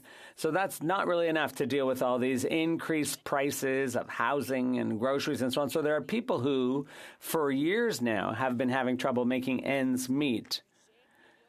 And now they're really suffocating. I visited some farms over the summer, and with the huge increase in the cost of inputs and equipment and so on, well, their job is getting harder and harder. And we're losing people who are helping feed us. So this obviously has an impact on the agricultural world. And for low-income people in La Métis-Matane, recently there was a demonstration, and the slogan that was used at the time was, "I've paid my rent, and now I have a place where I can die of hunger." So people are basically forced to choose between eating and their rent. Those are both essential things, and people are being forced to choose between those two things. So it's quite scary how hard hit people are. In my area, there have been incentives to build new housing units, but the spike in construction costs has made a lot of promoters hesitate to go ahead with those housing projects. So the investments are being made, unfortunately not enough, by the federal government. And often the federal investments go into the big cities and the rural areas are forgotten. And so in the Gaspé and the Lower St. Lawrence, we want more immigrants. For the first time in 20 years, there's a real desire to have more people immigrate and settle in our area, but there's no housing for them. There's nowhere to put them. So that's a direct impact for people back at home. And I spoke to the director of Moisson Métis, Gilles Dufour, who told us that the increase in requests for assistance is between 30 and 40%. People often donate for Christmas baskets and so on, but because of the increased demand and the fact that fewer people are available to volunteer or to donate things, whether it's in kind or in money, because everybody's struggling with the increased cost of living. So it really pinches. So I think we can all agree on that. We all agree with the first part of the motion by the Conservative Party that inflation is indeed a very real problem and we need to find solutions. But scrapping the carbon tax, in my opinion, is not going to be a silver bullet. This is the second time the Conservatives have tried. This was defeated by the majority of the House last time round. They should be coming up with other solutions and implementing those as quickly as possible. And the Bloc has proposed a number of solutions. I'll come back to that, and my colleague already talked about some of the solutions in our view. But the carbon tax, I think basically the Conservatives have distorted what the parliamentary budget officer said. The tax does not currently cause a loss for 60% of households, as the Conservatives allege. You have to go into the details, get a bit more technical. That is, their argument is incomplete and needs to be clarified. As I said, the tax doesn't even apply to Quebec, but it does to Alberta, Saskatchewan, Manitoba, and Ontario. So the government is committed to returning the proceeds of the carbon tax directly to individuals and families through the Climate Change Action Incentive payments. The Parliamentary Budget Officer, or the PBO, did an analysis and reported in March 2022. And what the PBO said was that the federal carbon tax should increase by $15 per year, from $50 per ton in 2022 to $170 per ton in 2030. Well, the PBO's analysis is based on net carbon costs in 2030, not the current price. And this is where the Conservatives are kind of mixing things up. They're introducing some confusion. So currently what we know is that it's the oil companies that aren't paying their fair share. They should be paying more. So increasing the carbon tax is not going to help us fight against climate change and reach our goals. Now, obviously, because it remains to be perfected, that is not the solution that's going to put money back into people's pockets, especially low-income families, especially those who are awaiting their that tax to come back to them. So we should be looking at the money that is taken from consumers and transferred to oil companies. I can see I'm running out of time, Madam Speaker, but thank you very much. Questions and comments? The Honourable Parliamentary Secretary. Thank you, Madam Speaker, and I'd like to thank my colleague for her speech. It's nice to hear the Bloc's praise for the carbon tax, despite the fact that the government of Quebec went all the way to the Supreme Court of Canada to fight our national plan. So does the Bloc and is the Bloc critic willing to admit that the carbon tax is within our jurisdiction federally and that it's a good thing for those provinces that don't have one? The Honourable Member for Avignon. Thank you, Madam Speaker. Obviously, I appreciate the fact that the federal government didn't interfere with Quebec's jurisdiction when it comes to the carbon tax versus the carbon exchange, which we share with California. And we wouldn't have been happy if the federal government had done like it does in the area of health by interfering in our jurisdiction and attaching strings to its funding or its transfers, because our carbon exchange rather, works well and should be left alone by the federal government. But in the area of the environment, there's a lot more the federal government should be doing. They claim to be champions in the fight against climate change, but the fact is that's not true. We've never even met our goals year after year, and the federal government has been funding big oil, and it's supposed to be a polluter pay principle. So there's a lot more to be done, and it could be done better on the federal, for the feds. The Honourable Member for Pitt Meadows, Maple Ridge. Thank you very much, Madam Speaker. Conservatives believe there's a better way to combat climate change than by tripling the price on carbon. And as a member said, that solution is technology. For example, in Vancouver, where I live, there's a company called Air Care, and they with technology, it's no longer necessary to test vehicle emissions because technology has solved the problem. So given the increased cost of living, 11% it's gone up by over the past year, why does the Bloc want to punish Quebecers with a sledgehammer, which is a tax on the public when they're suffering? The member said that people are afraid that they're going to die of hunger. The Honourable Member for Avignon. Thank you, Madam Speaker.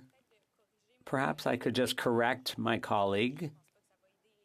I don't think it's going to help Quebecers if the carbon tax is scrapped, because the carbon tax does not apply in Quebec. So I haven't heard a lot of speeches from the Conservatives saying here are some environmental measures that would work. In fact, not to my knowledge. They talk about new technology. Maybe they're talking about carbon capture technologies. We know it costs millions of dollars. We don't know if it works really yet. We know that if it ever does get implemented by the major polluters, well, we'll have missed our targets by years. So I think we can do more for the environment, but certainly not with the solution put forward by the Conservatives today. That's not the right solution. Profits are raising twice as fast as inflation, while wages are only raising half as fast. Oil companies are making record profits, and their CEOs are making millions of dollars in bonuses. Oil and gas made $147 billion this year. Imperial Oil, $2.4 billion. So when workers are hurting, big oil and gas companies are making the profit. And I hear the Conservatives clapping at that. On the backs of workers, big CEOs are making record profits. We hear them clap. So through you, Madam Speaker, to the honourable member, does this honourable member side with New Democrats in providing an excess profit tax on oil and gas companies for profits over $1 billion in order to reinvest that money in solutions that make their life fairer and more affordable for families? Or do they take the Conservative side with big corporate CEOs? The honourable member for Avignon. 20 seconds. Madam Speaker, my colleague was criticizing what the Liberal government had done, and then he says, would I rather side with the NDP or the Conservatives? We know that the NDP is walking in lockstep with the Liberal government, so I'd rather take the not the Parti Québécois, but the Bloc Québécois position. We're saying take all that money that goes to the oil patch and let's use it to help reduce pollution and produce renewables like hydro and wind power. That's what we've been doing for years in Quebec. That's what our solution is. Victoria. Thank you, Madam Speaker. And I want to start by saying I will be splitting my time with the member from Rosemont-Le Petit Patrie. People are struggling with the cost of living. They're struggling with rising inflation. They're struggling to pay for gas, for groceries, for housing. They're worried about their future. They're worried about the future of the planet. They are doing everything right, yet they're struggling to afford basic necessities while billionaires and big corporations are getting richer than ever. The cost of living crisis and rising inflation is being driven by corporate greed. Corporate profits are rising twice as fast as inflation. And as it's been said a number of times today, wages are rising only half as fast.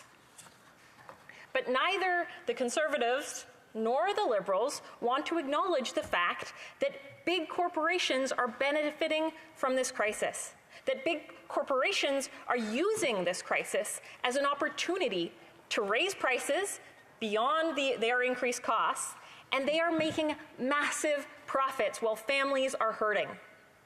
Conservatives want to inflame the anger and frustration. They applaud when we talk about Canadians struggling and massive corporations making record profits. Canadians, are rightly frustrated. They're rightly angry. But the Conservatives fail to provide solutions that would actually make a difference in people's lives. They don't want to address the fact that big oil companies are making record profits off the backs of Canadians. When New Democrats have called for a tax on the excess profits of huge corporations to help make life more affordable, both the Conservatives and the Liberals voted no. New Democrats believe that we need solutions to deal with the cost of living crisis that actually support families, that actually support workers. Cutting the price on pollution won't help Canadian families struggling with the cost of living. In fact, the vast majority of Canadians get more money back in rebates than they pay at the pump. And those with the lowest incomes get the most back. So no, cutting the price on carbon won't help working people. It will only help big oil pad their bottom line and delay climate action. With the increasing intensity of extreme weather, climate fires, floods, Canadians know that we can't afford to back down in our fight against the climate crisis. Report after report shows that mitigation, adaptation now is far less expensive than paying for rebuilding infrastructure that's been destroyed, for dealing with the aftermath of climate fires, of flooding, of hurricanes. But more than that, it also saves people's lives. Pierre Poilievre and the Conservatives, the member of the leader of the opposition and the Conservatives may not believe in fighting the climate crisis, but Canadians know better, and they expect their government to take action. And while New Democrats support a price on pollution, It's not a silver bullet. The Liberals have not been taking the action that matches the urgency or the scale of the crisis we're facing. And they continue to let big polluters off the hook. Carbon pricing must be fairer. New Democrats would roll back loopholes that the Liberals have given to the biggest polluters and make them pay their fair share. Both the Conservatives and the Liberals need to stop standing up for corporate interests and start standing up for people, for working people. We're calling for a tax on the excess profits of big oil to help make life more affordable. While fighting the climate crisis, big oil is benefiting while working families are hurting. Canadian oil and gas companies are forecasted to rake in a record $147 billion this year. It's hard to even imagine what that number means. $147 billion just this year. But instead of investing these record profits in promised emissions reductions to clean up their own pollution, or even investing it to create good jobs for workers in clean energy, oil and gas companies are paying out huge dividends to their rich shareholders. And amazingly, at the very same time, oil and gas CEOs are lining their pockets and delaying climate action. And they have the audacity to tell the government they need more time and more subsidies to meet the Liberals' already weak climate targets. At a time when oil and gas companies are making more money than ever, it is unacceptable that they are not paying to clean up their own mess, but instead begging for more corporate handouts. But it's not surprising because the Liberals have been giving billions of dollars each year to these big oil and gas companies. This is nothing more than corporate greed. Do Democrats have asked, will continue to push the Liberals to do something to take on this corporate greed? But both the Liberals and the Conservatives have said no. They said no to making CEOs pay what they owe. They said no to making sure the wealthiest corporations pay their fair share. They're just fine with the ultra-rich getting richer and richer while workers continue to struggle to make ends meet. Solutions to deal with the rising cost of living should not put further burden on the shoulders of families. Big corporations and wealthy CEOs should not be getting away without paying their fair share. New Democrats support putting a price on pollution, but the Liberals' carbon pricing system continues to let big polluters off the hook. Under their flawed system, Canada's biggest polluters pay the lowest carbon tax rate. Loopholes mean oil and gas companies only pay a tiny fraction of the cost of their pollution. 80 to 90% of their emissions are exempt. Suncor only pays 1/14 of the full carbon price. These loopholes need to be closed so that big oil pays what they owe for their pollution. And while a price on pollution is important, it's not nearly enough. The Liberals have continued to fail when it comes to meeting the urgency of this crisis. Instead of expecting the carbon tax to be a silver bullet, the Liberals need to make bold investments in clean energy, in energy-efficient homes, in buildings, in public transit. The Liberals need a real plan that supports workers and creates jobs in communities across Canada. They need to stop giving billions in subsidies to oil and gas companies, the same companies that are profiting off the backs of Canadians. We need solutions to deal with the cost of living that actually support families, that help workers, and make life more affordable, not put further burden on the shoulders of families. And the Conservatives believe people should be left to fend for themselves, while billionaires reap the benefits. Then there are the Liberals who are so far out of touch with the reality of working families that they need to be forced to act. And when it comes to climate change, they like to say all the right things, but then fail to do the right things. We know that the support that Canadians are getting right now is not enough. Families are still hurting while oil and gas companies are getting richer and richer. We will continue to call on the Liberals to put in place an excess profits tax on oil and gas companies to provide relief for struggling Canadians. Last week, the UN Secretary General called on countries to implement a windfall profits tax of fossil fuel companies, saying, and I quote, "Polluters must pay." The Conservative government in the UK has already put a 25% windfall tax on oil and gas profits. The EU has announced plans for a tax on windfall profits. Spain, Greece, Italy, Hungary, Romania, Bulgaria all have implemented a similar levy. It's shameful that the Liberals have so far refused to make big polluters pay their fair share. Last week, the Minister of Environment appeared to change his tune, saying he's not against a windfall tax, but that he's waiting on oil and gas companies to show their commitment to climate action. It is clear that is a fantasy being sold by this Environment Minister and the oil and gas lobby. A new report from the Pembina Institute shows that oil and gas companies are paying out huge dividends to their shareholders instead of investing in climate solutions. While the Liberals and Conservatives are more interested in helping corporations maximize their profits, New Democrats will continue to fight for Canadians, for workers, for communities. We need climate action, and we need it now. Hear, hear. Questions and comments. Questions et commentaires. L'honorable député de Longueuil. The honourable member for Longueuil-Saint-Hubert. I'd like to thank my colleague for her speech. Now, obviously, this is a motion on fighting inflation. So I'd like to talk about a subject that's very important when it comes to inflation, and that's housing. In C31, government says that it's going to help the most vulnerable households in Canada pay for their rent. They're going to send funding to those Canadians to help them. Nobody's against that. But the idea right now is that with that measure, we're dealing with the fact that the federal government hasn't invested over 30 years in housing. And if the government had invested in affordable housing, there'd be more available. Right now, we're spending a lot of money on this measure to compensate the lack of engagement over 30 years from the federal government. Would it not have been better to take that money and invest it in concrete to build housing, to increase the offer, to make sure that housing is less expensive in the years to come? Victoria. I'd like to thank the honourable member for his question. The member for his excellent question. And I would say, absolutely, this is not enough.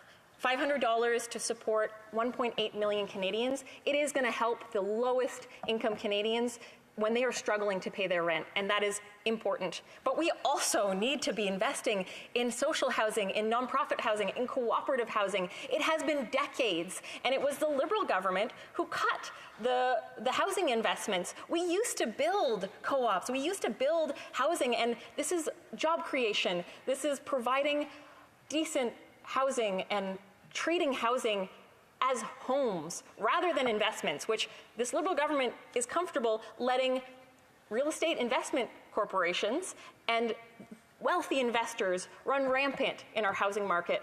And it hurts communities, it hurts families. The honourable member for the honourable parliamentary secretary to the government house leader. Madam Speaker, I'm a little bit concerned about misinformation. To try to give the impression that the federal government is not supporting housing is just not true. We are talking about hundreds of millions of dollars, for example, in the whole area of housing co-ops.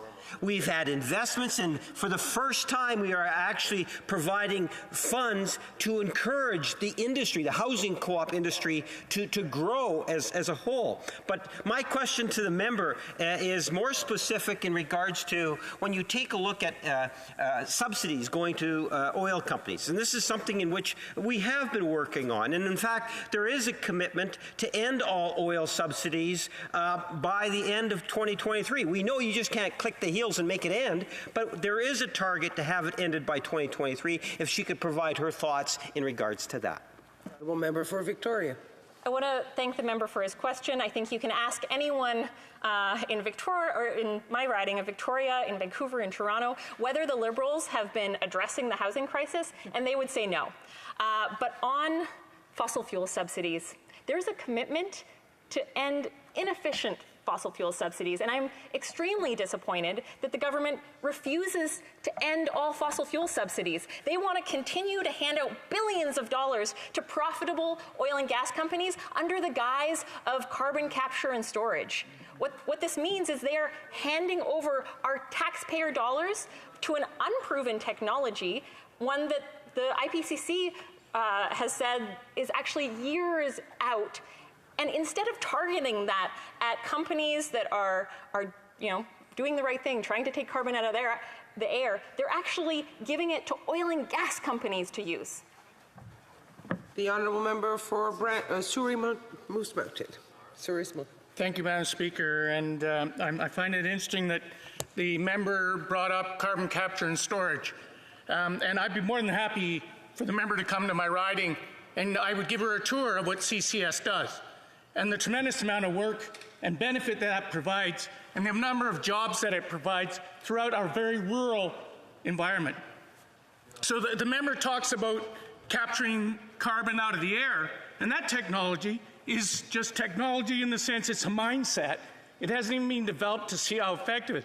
So I'm interested to why the member will comment on something like that without actually understanding what it is and recognizing that by capturing that carbon, it actually reduces the emissions, which in turn allows us to reduce the emissions on a carbon tax.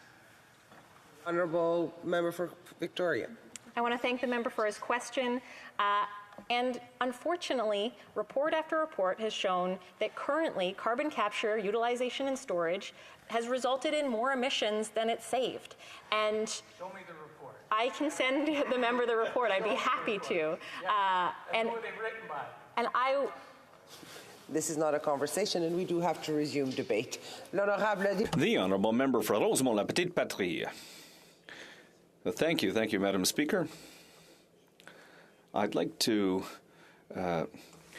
take this opportunity in speaking to the House of Commons to talk about some things that are happening around the world. And it's important to note that since the terrible assassination of the young Kurd woman recently, there's a vast feminist movement underway in Iran. There are many people who are courageously standing up for freedom. I want to salute their courage. I'm inspired by them, and I hope that the federal government will do everything that it is in its power to defend the rights of people and the rights of women in Iran. That having been said, today we're discussing a motion from the Conservative Party. It's the first Opposition Day motion from the new Conservative leader, and I was thinking that with a new leader, there would be new ideas, that there would be a renewal in the party, that we'd be talking about something else, finally. But no, the new leader of the Conservative Party has come back to talk about what? The carbon tax. 10 years now, the Conservatives have just been talking about the carbon tax ad nauseum. They're obsessed by it. Carbon tax. What are we going to talk about? Carbon tax. Look, that's dealt with. It's done. It's over. It's a good tool that works, which isn't necessarily a panacea. It's not going to fix all of our problems, but it works well. It's putting pressure on markets, and it's pressuring companies and consumers to adapt their behavior, to change how they do things, to have a smaller carbon footprint. And, it's funny to see the Conservatives come back with this obsession once again today. And, this is a market-based mechanism, so I don't understand. These are people who say they like capitalism and free markets. Here's a tool that is based on supply and demand and prices, and no, they're not, they don't like it.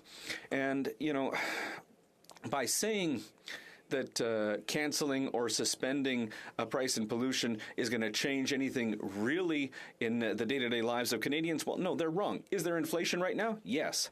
Is there an increase in the cost of living? Obviously there is. And we see that. We see that in housing. We see that with home heating. We see that with gas. We see that at the grocery store. Prices are going up by 10 all the way to 30% when it comes to certain products. Now, it's not the carbon tax that is responsible for this, and it's not by getting rid of the carbon tax that anything is going to change. And as my colleague mentioned earlier, for Quebecers, it wouldn't change anything at all because the federal carbon tax doesn't exist in Quebec. So I don't know what the Quebec Conservatives were doing at the meeting, to discuss this and why we're discussing it. I guess they were asleep at the wheel. At the NDP, we forced the Liberals to act on certain files that are giving results and which, are going to bring results. We saw that in Bill C-31.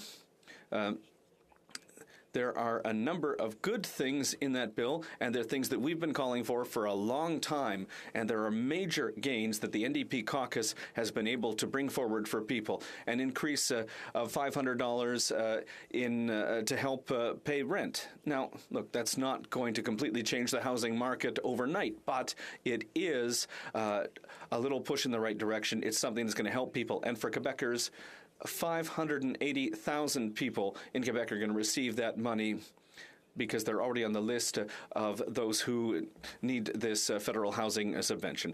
The second thing, doubling the GST tax credit. Millions of Canadians are going to benefit from that over the next 6 months. They'll see from $250 to $500 per person, and with that, we're targeting the most vulnerable members of our society, those who need the most help. This isn't an inflationary measure. We're not targeting people who are making $70,000 or $100,000 a year. We're targeting people who really are having a hard time paying for groceries right now or paying their rent. So that's a gain from the NDP. The NDP has been asking for that for 6 months, and we've got that result now in Bill C-31. Dental costs, covering dental costs for young children. How many people told us in the last election that it would be great if myself, my child, or my grandfather could have access to a dentist for essential care? You know, we wanted to have a real dental care plan for all Canadians for this year. The government said that it's going to be too difficult to put in place right away, but we have an interim measure, which is still important for people who don't have additional insurance, who want to send their kids to the dentist.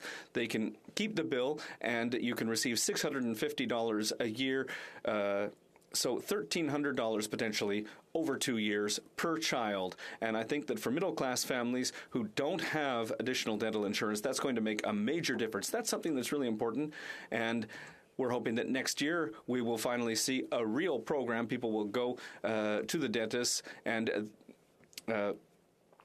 we want to see that program apply to teenagers, persons living with a disability, and seniors across Canada. So at the NDP, we think that the solutions that we're putting forward and the solutions we're asking for from the government, and it's not because we've made this progress that we're going to stop putting pressure on the government. There's still more that can be done. We think that these are real solutions. These are concrete measures that the NDP has been able to force the government to put in place. This is a good thing. This is something that is going to concretely help Canadians from coast to coast to coast. On the contrary, the Conservatives are proposing an ideological solution that isn't going to help very many people, and it goes against all the efforts that we need to make to fight climate change. Because here the Conservatives are talking about the carbon tax, which is a price on pollution. They're saying that that's a bad thing. What do they mean, the Conservatives, when they say that? That polluting should be a right, that it's great, that pollution should be free, that there shouldn't be any impact? When systematically, year after year, under the Conservative government and now under the Liberals, we keep missing our greenhouse gas reduction targets. It's extremely worrying. Canada is not doing well in this area. We have gas and oil companies that are making record profits. The government doesn't want to tax them anymore, even though CEOs are making a huge amount of money. And here the Conservatives are coming up with a policy that's a dinosaur, a policy from 25 years ago, and which is coming up at a particular moment when in eastern Quebec, in the Magdalen Islands, and across the maritime provinces, we've seen the impacts of a major hurricane. And here, the Conservatives are, forgetting the emergency of the climate crisis. But that kind of disaster, hurricanes, droughts, floods, forest fires, are going to become more and more frequent and more violent insofar as we are unable to control climate change and the rising temperatures all around the planet. People will suffer more, infrastructure will be destroyed, homes will be destroyed, villages will have to move, and it has an astronomical cost. The cost of inaction with regard to the climate crisis is enormous. Everyone's worried. insurance companies are worried as well. They know that there are tens of billions of dollars in claims coming down the line in coming years. And really, we hear the Conservatives saying, no, actually, everything's fine, and the only thing that we need to do is take this tool that's sort of working and get rid of it. And what we need to do, though, is to think about those who are suffering now and who will suffer in the future and who have suffered because of natural disasters. We have to do more. The Liberal government is not doing that, and it's not getting rid of the subsidies for oil countries, but there is no plan for a just transition. There must be a strategy to help the unions, the industrial sectors as well, throughout Quebec and Canada, so that the energy transition for the environment and for climate, but also to ensure that there are jobs that are kept and created in the sector with new ways of doing things. The government promised in 2019, it was back in 2019 and we're in 2022 now, promised to table a bill on a green transition, a just transition that would respect workers, and we still haven't seen anything. And we have it in the mandate letters in black and white for the Minister of Natural Resources and the Minister of Labour. And we still haven't seen the bill. So I hope that that bill will be tabled soon because we need it. We need it to be able to solve this problem, to reach our targets, and to fulfill our commitments on the international scene. And that's another thing. Canada seems to be unable to do here what it promises to do elsewhere. We have the commitments in the Paris Agreement. We have the COP26 statement. The Canadian government signed on to that, but we are not acting consistently with our commitments. Internationally, the Liberals are great at strutting around and saying, hey, we are wonderful, look at us. But they can't do what needs to be done here, now. Thank you, Madam Speaker. Questions and comments? Leader. Yes, thank you, Madam Speaker. And, you know, I take a look in terms of what's happening across the country and how well received in general the price on pollution has been. If you take a look at other provincial jurisdictions, most provinces in Canada have their own form of price on pollution. And then you have the federal government that has a price on pollution on 4 provinces. Where there's a rebate in which 80% of those residents are actually receiving more than they're actually paying out. My question to the member is, does he believe that the Conservative Party, if they're consistent, want to be consistent in all regions of the country, then they should be actually meeting with the premiers and advocating that they do exactly what it is that they're suggesting that the federal government do here in Ottawa? The honourable member from Rosemont-la-Petite-Patrie. Thank you, Madam Speaker, and I would like to thank my colleague for his question. I think that it underlines the fact that the Conservatives are bringing forth a debate that goes back 5-10 years. And we think that we have to go further in the fight against climate change, and that is why I am insisting on a just transition plan to include Indigenous communities, workers, unions as well, so that there is a broad plan to be able to make the transition toward the creation of jobs and through the continuous training of workers so that they can use their pension funds a lot down the line, and we can help them, and we'd have a targeted plan that takes into account the regions as well. We need that plan now. For Sonia Lampton. Merci, Madame la Présidente. Thank you, Madam Speaker. The carbon tax does not work, but the Liberal government wants to increase that tax and will force Quebec to increase its tax. What does the member think of that? Honourable member for Rosemont-la-Petite-Patrie. Well, the federal carbon tax does not apply to Quebec, so, well, we already have our own system. We have a carbon exchange and carbon market in Quebec, so I think that really that question is not particularly relevant because changing the price of carbon has an impact on people's behavior. They make more economical choices and also greener choices. But that can't be the only tool. A carbon tax can't be the only tool. It's not enough. We need a comprehensive strategy that goes further. Questions and comments? The Honourable Member for Montcalm. Thank you, Madam Speaker. My colleague opposite was saying that he expected the new leader of the Conservative Party to bring forth new ideas. What does he think of the fact that the new leader of the Conservative Party does not know that the carbon tax does not apply in Quebec? And what does he think of the fact that all economists, when it comes to inflation, say that it requires targeted measures? So really, what is needed are very targeted programs and plans to help farmers, taxi drivers, truckers. What does he think? Does he support that? The Honourable Member for Rosemont-la-Petite-Patrie. Thank you, Madam Speaker. I would like to thank my colleague for his question.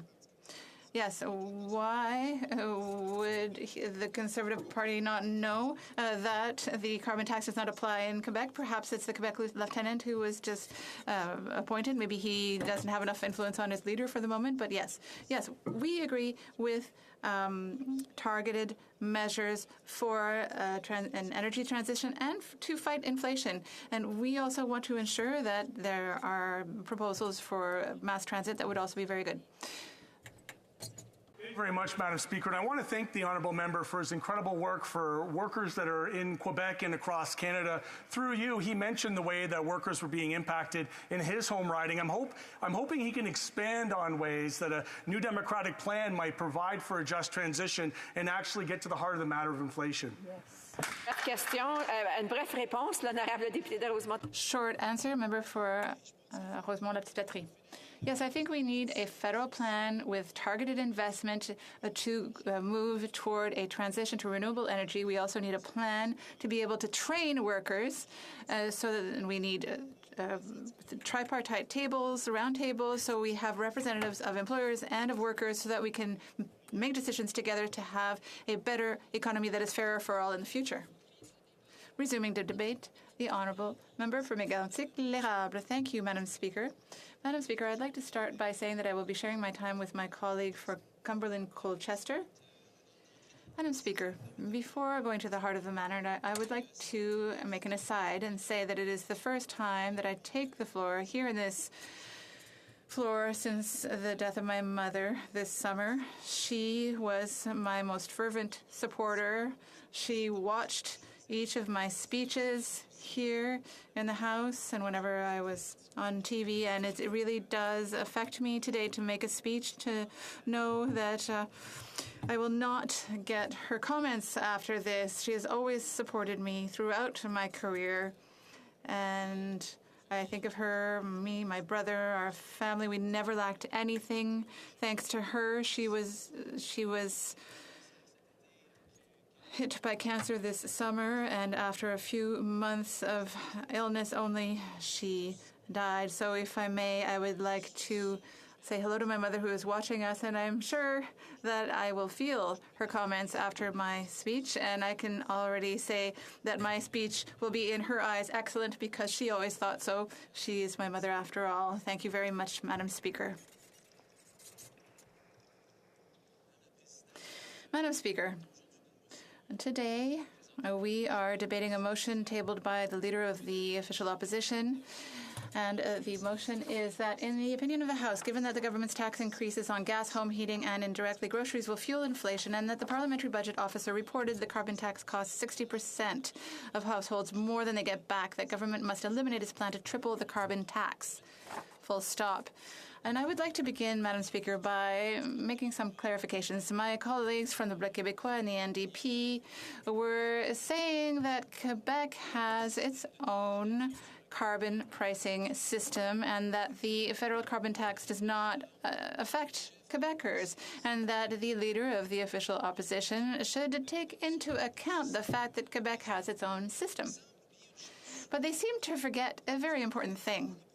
Unfortunately, the products that we consume in Quebec are not products that are all produced in Quebec. So it's inevitable. Quebecers pay more when the federal government triples its carbon tax.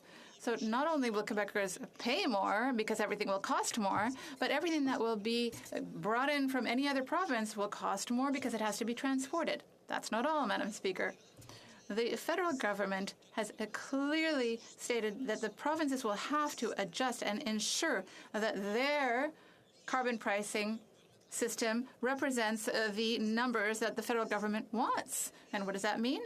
Well, then the Bloc Québécois and the NDP are supporting further interference by the federal government in the system that was set up in Quebec, so that Quebec will make changes to its legislation to be able to reach the targets set by the federal government when it comes to taxing. So once again, the poorest of the poor will have to pay for decisions that have been made by this federal Liberal government, and that'll be supported by the Bloc Québécois and the NDP. That's the situation, Madam Speaker, and I do not understand how the Bloc and the NDP can close their eyes to this situation that we are faced with that is very clear.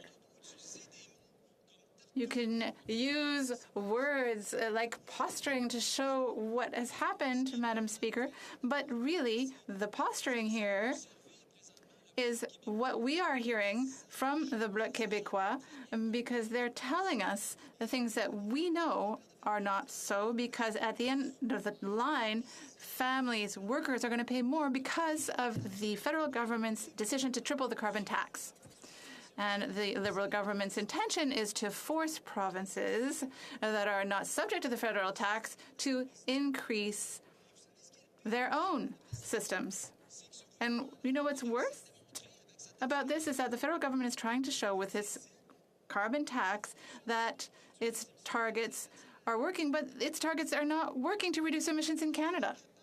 We have been unable to reach any of the GHG emission reduction targets, despite the Liberal government's tax. And they've said that it would be a maximum of $50 a ton. But what we learned after the election, well, because it didn't work, because the reduction targets weren't met, well, the government decided to say, listen, it didn't work, so we are going to triple our carbon tax and make people pay 3 times more. That way they won't be able to drive around. It'll cost more to fill up their tanks.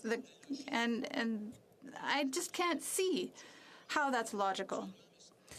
The Liberal government's attitude is illogical. All they want to do is to make workers and families pay for their policies, the policies that aren't working. That's the situation. Right now, we have the carbon tax. We have the will on the part of the federal government to increase taxes, go get money out of Canadians' pockets, and to use that money to create new programs, increase the debt and deficit, heretofore unseen in Canada. And what we can see, Madam Speaker, is the cost of absolutely everything is going up. So imagine that I am a mother who goes to the grocery store. I go into the grocery store. I look at the price of fresh produce. Well, there we can already see the price increases. Then we get to the meat section.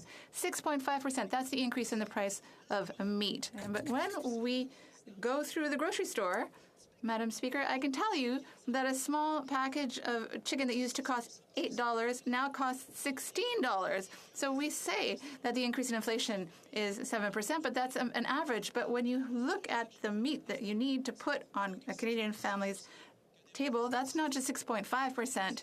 That's more. What about dairy products? 7% increase. What about bread? And bread products. Bread has gone up by 15.4%, Madam Speaker. The fresh fruit, 13.2%. That's the increase. And there are not a lot of fruits that are produced in Canada, so that costs a lot in terms of transport costs. We'll not be able to produce all of our fruits all the time because there are fruits that just don't grow in Canada. Madam Speaker, that means that we are suffering the effects of the inflation crisis, and that the transportation that will be impacted the most by the tripling of the carbon tax is responsible for a great part of those increases. Families are facing the increases that I described, and it's not about the effects of the carbon tax with regard to reducing GHG emissions and whether we're doing our fair share or not, because we've seen from the past that they don't work. So what's the government doing? Deciding to tax Canadians 3 times more, because this government has decided that it's up to Canadians to foot the bill and to sacrifice themselves so that the government can reach its targets.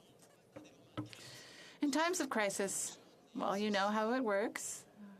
Grocers send out their flyers on Wednesday or Tuesday, and people could wait until the weekend to go do their groceries because there were still items on special during the weekend. But no, you can see now that people are going to the grocery store on Thursdays and Fridays, and there are lineups. And why is that? Because Canadians want to be sure that they have access to the products that are on special that week so that they can stretch their grocery dollars a little bit more. That's what's happening in grocery stores across the country. And I would like the Prime Minister to maybe take 2 or 3 weeks to go to the grocery store and see what happens on a Tuesday and on a Thursday and on Saturday and Sunday, and to see that on the weekend there's nothing left on the shelves. There's nothing left when it comes to the products that were on special because people have gone to get them because they have no choice. 24% of Canadians have told us that they reduced their food purchases. That's 24%. That's a quarter of Canadians who are buying less food because everything is more expensive. We are in Canada, Madam Speaker. That should not be happening here. I would also like to tell you Mike's story. So are you telling me that I have no time left? I have 25 seconds left, Madam Speaker. We cannot let the Liberals do what they intend to do. We cannot let them make all Canadians pay for their desire to triple the carbon tax, because that means that we're not going to be able to buy anything in the future. Thank you, Madam Speaker. Questions and comments? The Honourable Parliamentary Secretary to the Minister of Environment and Climate Change. Well, thank you, Madam Speaker, and I want to thank the honourable member for his remarks and just share our deepest sympathies on the passing of his mother. I'd like to take the opportunity to give a tribute to my mother, who raised 5 boys, just about all by herself, and we're very close to my mother. She's 87 years young, Madam Speaker. But, Madam Speaker, my question to the honourable member is, I don't know if he's followed the BC situation, and he could perhaps confer with his colleague sitting next to him, but interestingly enough, the province of British Columbia was the first to put a price on pollution. It was a conservative-leaning government, Madam Speaker. They offset the carbon price with lowering income taxes. They have the lowest income tax, by the way, in the country. Madam Speaker, emissions went down 14%. The economy grew by 26%. Isn't that showing the way, Madam Speaker? The honourable member. The honourable member for Mégantic-Lérable. Madam Speaker, I'd like my colleague, who's from a big family, to tell me what his parents would say if they were told that overnight their gas would go up by 40 cents a litre. In BC, that's where gas is most expensive to get to work, to drive your kids to school. The price of gas in BC is $2.33, according to the most recent comments I've heard from BC. And if you added another 40 cents to that, you'd be getting pretty close to $3 a litre. Is that really what they want in BC? That's not what I want. And comments? L'honorable député. The honourable member for, I'm forgetting here, the honourable member for Jonquière. Thank you, Madam Speaker. I greatly appreciate my colleague from Mégantic-Lérable, so I'll take this opportunity to express my condolences on the death of his mother. You only get one mother in life. But coming back to what he said earlier, indeed, I did indicate to the leader of the official opposition that his motion to me seemed very hypocritical, because whenever there's a problem, the Conservative Party positions itself as a big lobbyist for oil and gas. Initially, they tried to use the conflict in Ukraine as a pretext for producing more gas and oil. Now, today, we're talking about the problem with inflation. It's a very complex problem. And what they say is, let's scrap the carbon tax and lower the price of gas so that people can afford food. I just think that's hypocritical. The honourable member for Mégantic, we could also talk about clownish to describe some of the Bloc's positions, but I would not stoop so low, Madam Speaker. But it's ironic to see the Bloc supporting a federal initiative by which even more money will be taken out of the pockets of all Canadians, even Quebecers, Madam Speaker, whether it's directly or indirectly. Currently, what I see is that the Bloc is supporting federal tax increases on the prices of almost everything, which will affect the pockets and the pocketbooks of all Quebecers and Canadians. The honourable member for Winnipeg Centre. Thank you so much, Madam Speaker. And I'd like to start off by offering my condolences as well on the loss of my colleague's mother in the summer.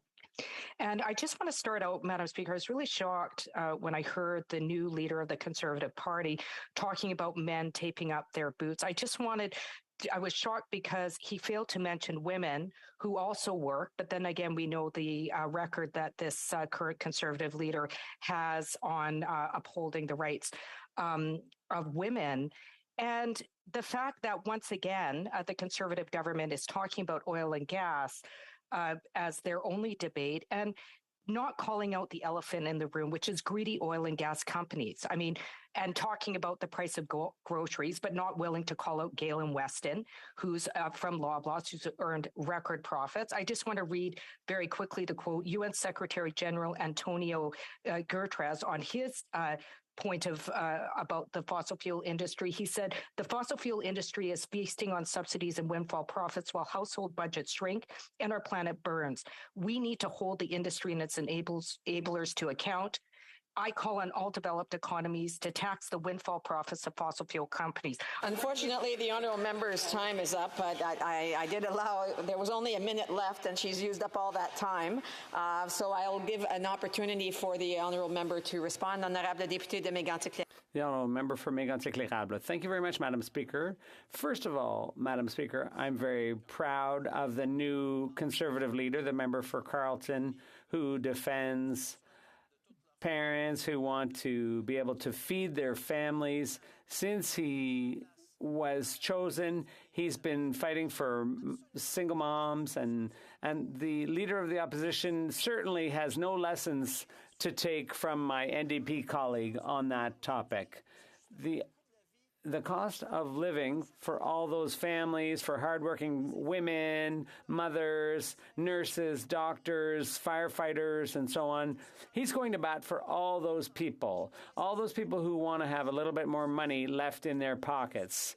And I will support our leader, as we all will, 100%. The honourable member for Cumberland-Colchester.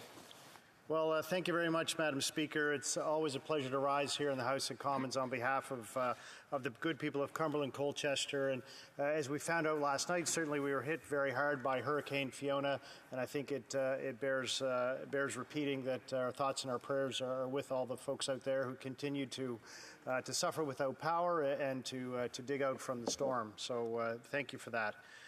You know, primarily we need to think of the carbon tax as exactly what it is. It is a tax. It's another tax that businesses and individuals have to pay. We are here now, of course, and if other parliamentarians are not aware of this, then they must be living under a rock. But we're at the highest rates of inflation in decades, and certainly it harkens back to those days in my life in 1999.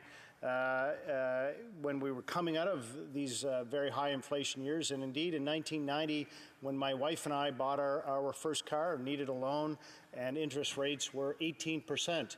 My lovely father-in-law, he was a great accountant and someone who needed to always teach you an interesting lesson. And interestingly enough, he was kind enough to give us a loan for 12%.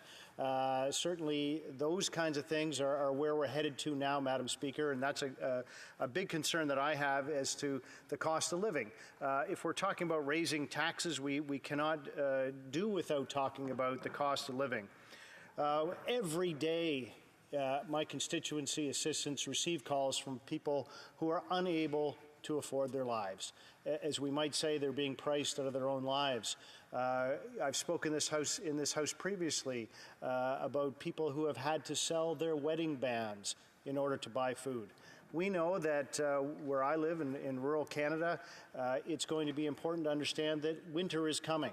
I know that's a bit of a cliche from a TV show, but it comes every year and it's still coming. I think that we need to understand also that to fill a barrel of oil now, and many people in rural Canada still live in single-family dwellings with oil heat, especially in Atlantic Canada. That is going to cost about $1,500 to fill one barrel of oil, which of course, if we get a bad winter, it may last 6 weeks, it may only last a month. And when we're talking about $1,500, we all know that that is a significant amount of money. We also know that people at the current time cannot feed themselves. We've heard multiple times that the cost of groceries has gone up 10%. And on top of that, the carbon tax, of course, will add many more difficulties and much more hardship on the people who live in Cumberland Colchester. One of the other interesting things is I am very perplexed as to why this government wants to continue on and have only one solution for a complex problem. We want to continue to beat Canadians over the head with more taxes, more taxes, more taxes to fund the free-fall spending of this Liberal government. I fail to understand that. Previously, Madam Speaker, I was a physician, and what we do know that to complex problems, there's often solutions that are multifaceted. So, for instance, when people suffer from cardiovascular disease, what we do know is that people may take medications, and we could say, just take your pills and go and eat whatever you want and live your life. Is that an appropriate thing? Could it make you live longer? Yes. Does it make you any healthier? And I would suggest to the good folks out there that it doesn't actually make you healthier. How do we help people become healthier? Well, we ask them to exercise more. We ask them to get better sleep. We ask them to help their mental health problems. So the stretch here, of course, is to understand that climate change is real, and to understand then how are we going to solve that problem. And to continue to push tax upon tax to solve a problem, in my mind, and I think in the minds of conservatives around this great country, they would understand that that is a solution that's based on only one facet of the problem. When clearly we know, given the significant cost of living challenges that Canadians at the current time are really unable to afford, as my great colleague from Mégantic-l'Érable pointed out, another 40 cents per litre of gasoline. We do know that in parts of Atlantic Canada, buying a car is still a great difficulty. There may be many people here in larger cities and perhaps across the aisle who can afford fancy electric cars of $60,000, $70,000, $80,000.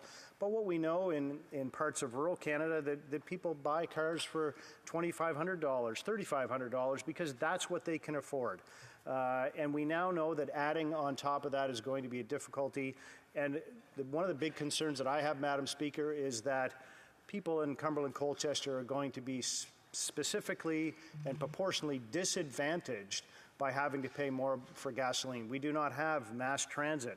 We don't have subways. We don't have those kinds of things. People rely on themselves to get where they need to go because that is where we have chosen to live. So should we be disproportionately affected by another 40 cents per litre on gasoline? To me, that's not really a possibility. I think one of the other important things to figure out is who's actually paying this tax. You know, we understand very clearly from the government even that large corporations can apply for an exemption from the carbon tax. That doesn't really make a whole heck of a lot of sense to me, because we know that small businesses are not eligible to have an exemption from it. And we also know that small businesses are the backbone of Canada. We know that small businesses are the economic drivers. So small businesses have to pay the tax, large corporations do not. And we also know that individuals will end up paying more. We know on average households now are paying $1,400 more annually for the carbon tax. So I always look at this as kind of like a shell game, you know, the game you see where the ball is hidden under shells and they move their hands around, and the next thing you know, you say, where's the shell? Where did it go? Who's paying the tax? How much is it? These elusive answers make it more and more difficult to find any type of support for a carbon tax. When we also need to understand that we need to look at, again, other technological examples of how to do that. We know that our Western partners in the great province of Alberta have the cleanest oil in the world. We also know that there are other technologies such as carbon capture and storage. We also look to things like small modular reactors to produce pollution-free electricity. So when we look at those kinds of things, it becomes very clear that there are multiple solutions to a problem, as opposed to continuing to talk about a carbon tax, which, as we know very clearly, originally was promised at $50 per ton and now is set to more than triple to $170 per ton. Madam Speaker, I think I would also be remiss if I didn't talk about the specific situation in Nova Scotia. We know very clearly that Nova Scotia has made significant strides to greening its economy and reducing greenhouse gas.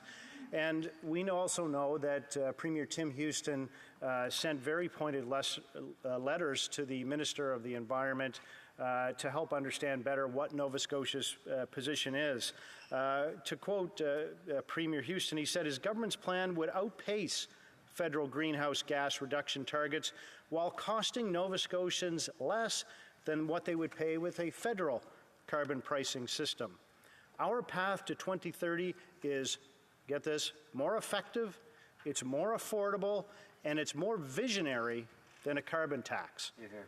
According to provincial documents, Nova Scotia's legislated greenhouse gas reduction target is to be at least 53% below 2005 levels by 2030, and the objective of the federal carbon tax is to be 40 to 45% below 2005 levels. So I guess the other part of this, it behooves us to understand that if we're going to continue to not allow provinces to be creative, and we're going to continue on with this Ottawa knows best approach, I think that this, again, is absolutely untenable. And why would Canadians believe in this carbon tax when it's clearly, as I've stated in multiple and different ways, that there are other ways to reach these targets? And again, continuing to bash Canadians over the head at a time when inflation is at a 40-year high is really an untenable position. Canadians are hurting. We hear from them every day in our office. And I'm absolutely astounded that the members across the aisle are not hearing from their constituents as well to understand how difficult it is to function in today's world from a financial perspective. So I would suggest that perhaps the members opposite need to listen to their constituents and understand how difficult it is, and then, of course, to, as we might say in the vernacular, axe the tax. Thank you, Madam Speaker. Comments? The honourable member for Kings Hants. Madam Speaker, I'd like to thank my honourable colleague from Cumberland Colchester. There's a couple things that I want to tackle in his statement, in his speech here today. First is around the idea that Nova Scotia certainly had a plan that they put forward. I am a Nova Scotia Member of Parliament. I certainly respect the fact that we have a provincial government that does a lot of good things collectively between federal and provincial, but Mr. Houston did not put forward a plan. Just simply saying that you want to get to goals without actually having a plan in paper is not actually pricing pollution. So I take notice that that was not really a plan. It was an aspirational document. The provincial government did follow up with something in place. We will see whether or not that meets the federal test in terms of being able to actually price pollution. But what I can't understand, Madam Speaker, is the fact that carbon pricing at its core is a conservative principle of allowing the market to decide and driving innovation. Why does the member from Cumberland-Colchester want big, bossy government programs to actually dictate how we reduce emissions as opposed to letting the market decide? The honourable member for Cumberland-Colchester. Well, thank you, Madam Speaker, and I thank the member from Kings Hants for his interesting question. You know, very clearly, the programs that are being used in Nova Scotia are very, very effective and certainly in the best interest of his constituents as well. And I think that we should really be focused on that. We understand very clearly that we're at a cost of living crisis. And in order to do something for those Canadians out there is to continue to tax them to death really is not in the best interest of his constituents either. And I think that that's a sad reality. I think that the other thing that we need to understand here is we're hearing our government talking about both sides of its mouth. We're asking now for technological advances from businesses, while on the other side of it, of course, we want to tax them so that they are interfering with the free market economy. Those two things are really an untenable position, Madam Speaker. Questions and comments. L'honorable député de Rimouski. The honourable member for Rimouski. Thank you, Madam Speaker. I listened closely to my colleague's speech. The Conservatives are good at one thing, Madam Speaker, creating division in thinking that scrapping the carbon tax and the increase in thinking that'll solve the whole problem of inflation. Madam Speaker, 70%, which is, of course, what the experts say, that is what is basically making inflation a global problem. It's not the carbon tax that's causing inflation. It has to do with the pandemic, with the war in Ukraine, and with other circumstances. The Bloc has concrete solutions, like targeting industries, helping people who are low income and seniors and so on. But the Conservatives are the champions, apparently. They would have us believe that they're the budget experts. But $23 billion for Trans Mountain. Would my colleague be willing to sell Trans Mountain and help people that truly need help? The honourable member for Cumberland-Colchester. Thank the member for his question. You know, I think one of the things that we need to understand clearly here is that adding more fuel to the inflationary fire is really not one thing that's going to make this situation any better for the average Canadian out there. I also think it important that we do understand the plight of Canadians, and we understand that our transition away from fossil fuels is going to be one that's long and it's going to be difficult. When you look at the number of cars that are out there on the road today, there is no viable way to take a internal combustion engine and turn it into an electric vehicle.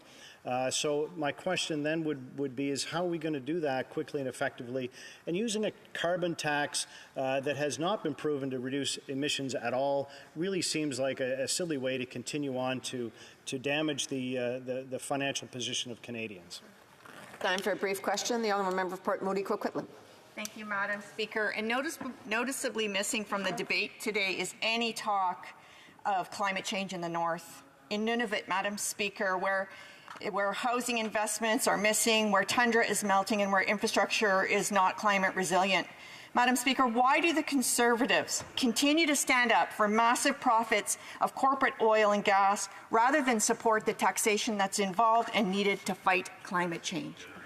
Honourable member for Cumberland-Colchester, a brief answer, please. Well, it's interesting that large corporations can be exempt from this carbon tax, so I guess to me that really doesn't make any sense. And we also know that the cost of living crisis is hitting northern communities particularly hard and continuing to increase their cost of fuel. And of course, then the delivery of goods is going to be a significant hardship for those in the north. And I think that we need to put those Canadians first. Hear, hear. Resuming debate, the honourable member for Kings Hants. Merci, Madame la Présidente. Thank you, Madam Speaker. And I'd like first off to say that I'll be sharing my time this afternoon with my colleague for Davenport.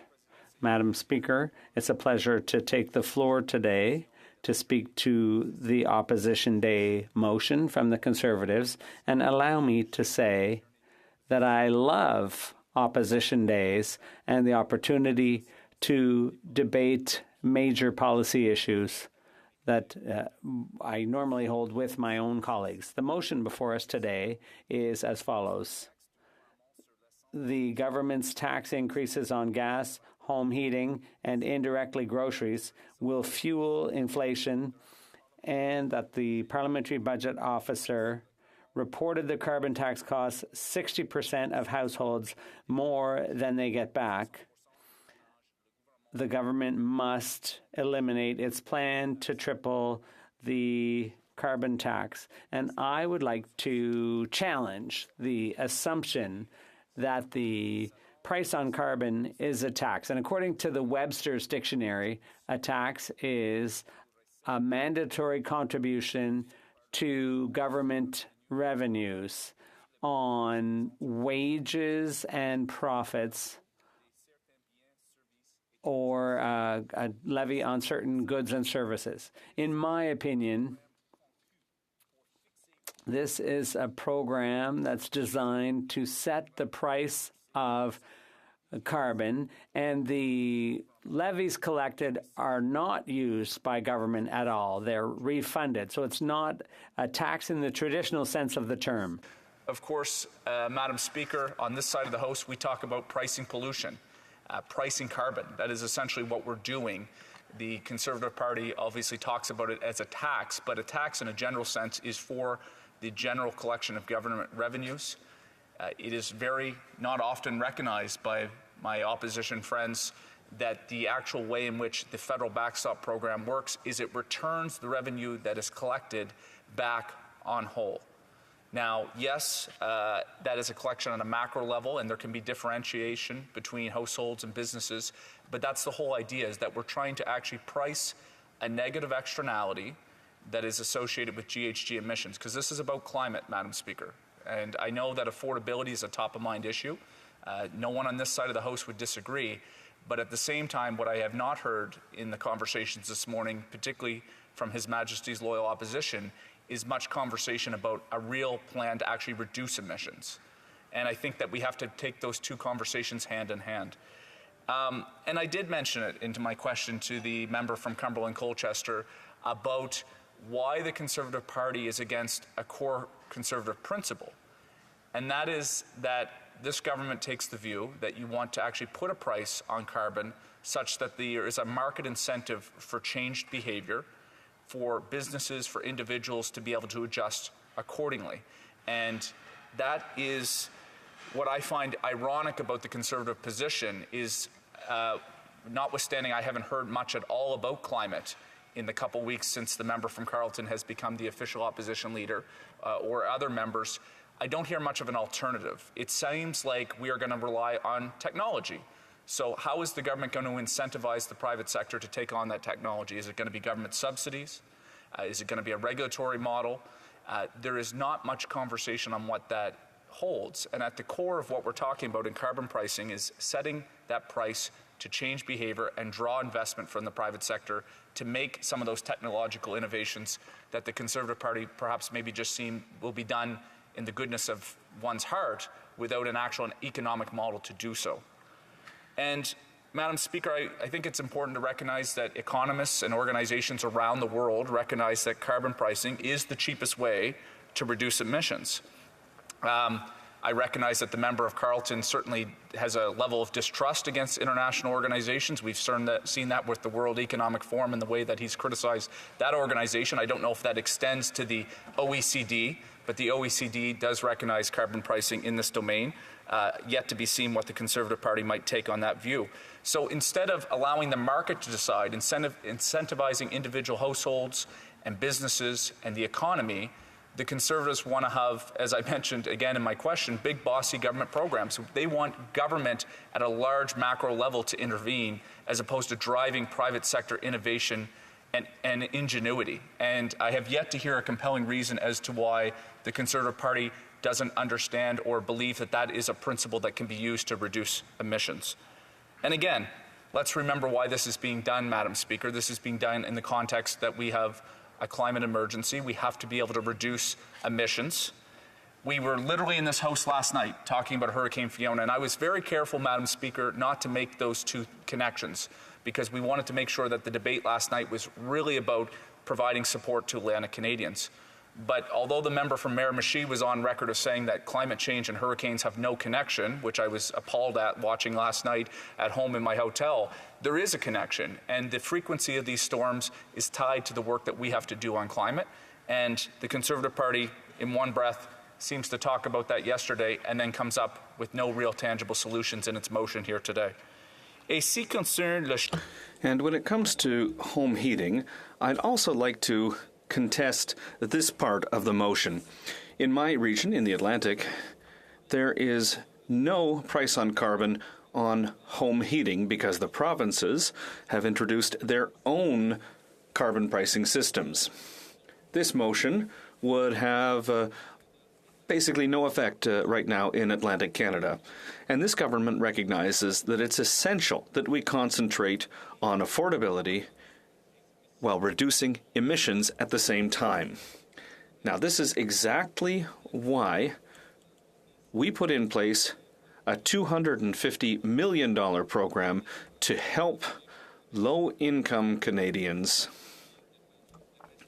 get away from using heavy oil to heat their homes. And $120 million of that fund will be dedicated to the 4 Atlantic provinces. Sure, Madam Speaker, that I'm on the record that I'm proud of the way that our Atlantic caucus advocated for that specific program. There are a lot of Atlantic Canadians that still use home heating oil to fuel their home or to warm their home. And this money is going to go directly to supporting their transition, to make sure that we can avoid the volatility of their energy bills, in which what we've seen from a global market on home heating oil. And, Madam Speaker, I also want to say I don't hear the Conservatives. I mean, it's very clear that they are taking a complete opposition to carbon pricing. It's very clear, I think, from most in this House that there is very little tangible offerings on what else they would do, because I take notice that it's not just carbon pricing that can reduce emissions. I agree that it has to be a whole full approach with other elements as well, but we don't hear anything from them. And I don't even hear the Conservatives proposing to make amendments. It has been 3 or 4 years since the government has introduced its backstop formula. Instead of having concrete questions on how we could actually improve and amend that formula, just simply, we don't believe in this, without providing any alternatives. But I'll tell you what, Madam Speaker, yes, Canadians are concerned about affordability. We are here as well. They also care, and they want a government that's actually serious about tackling climate change.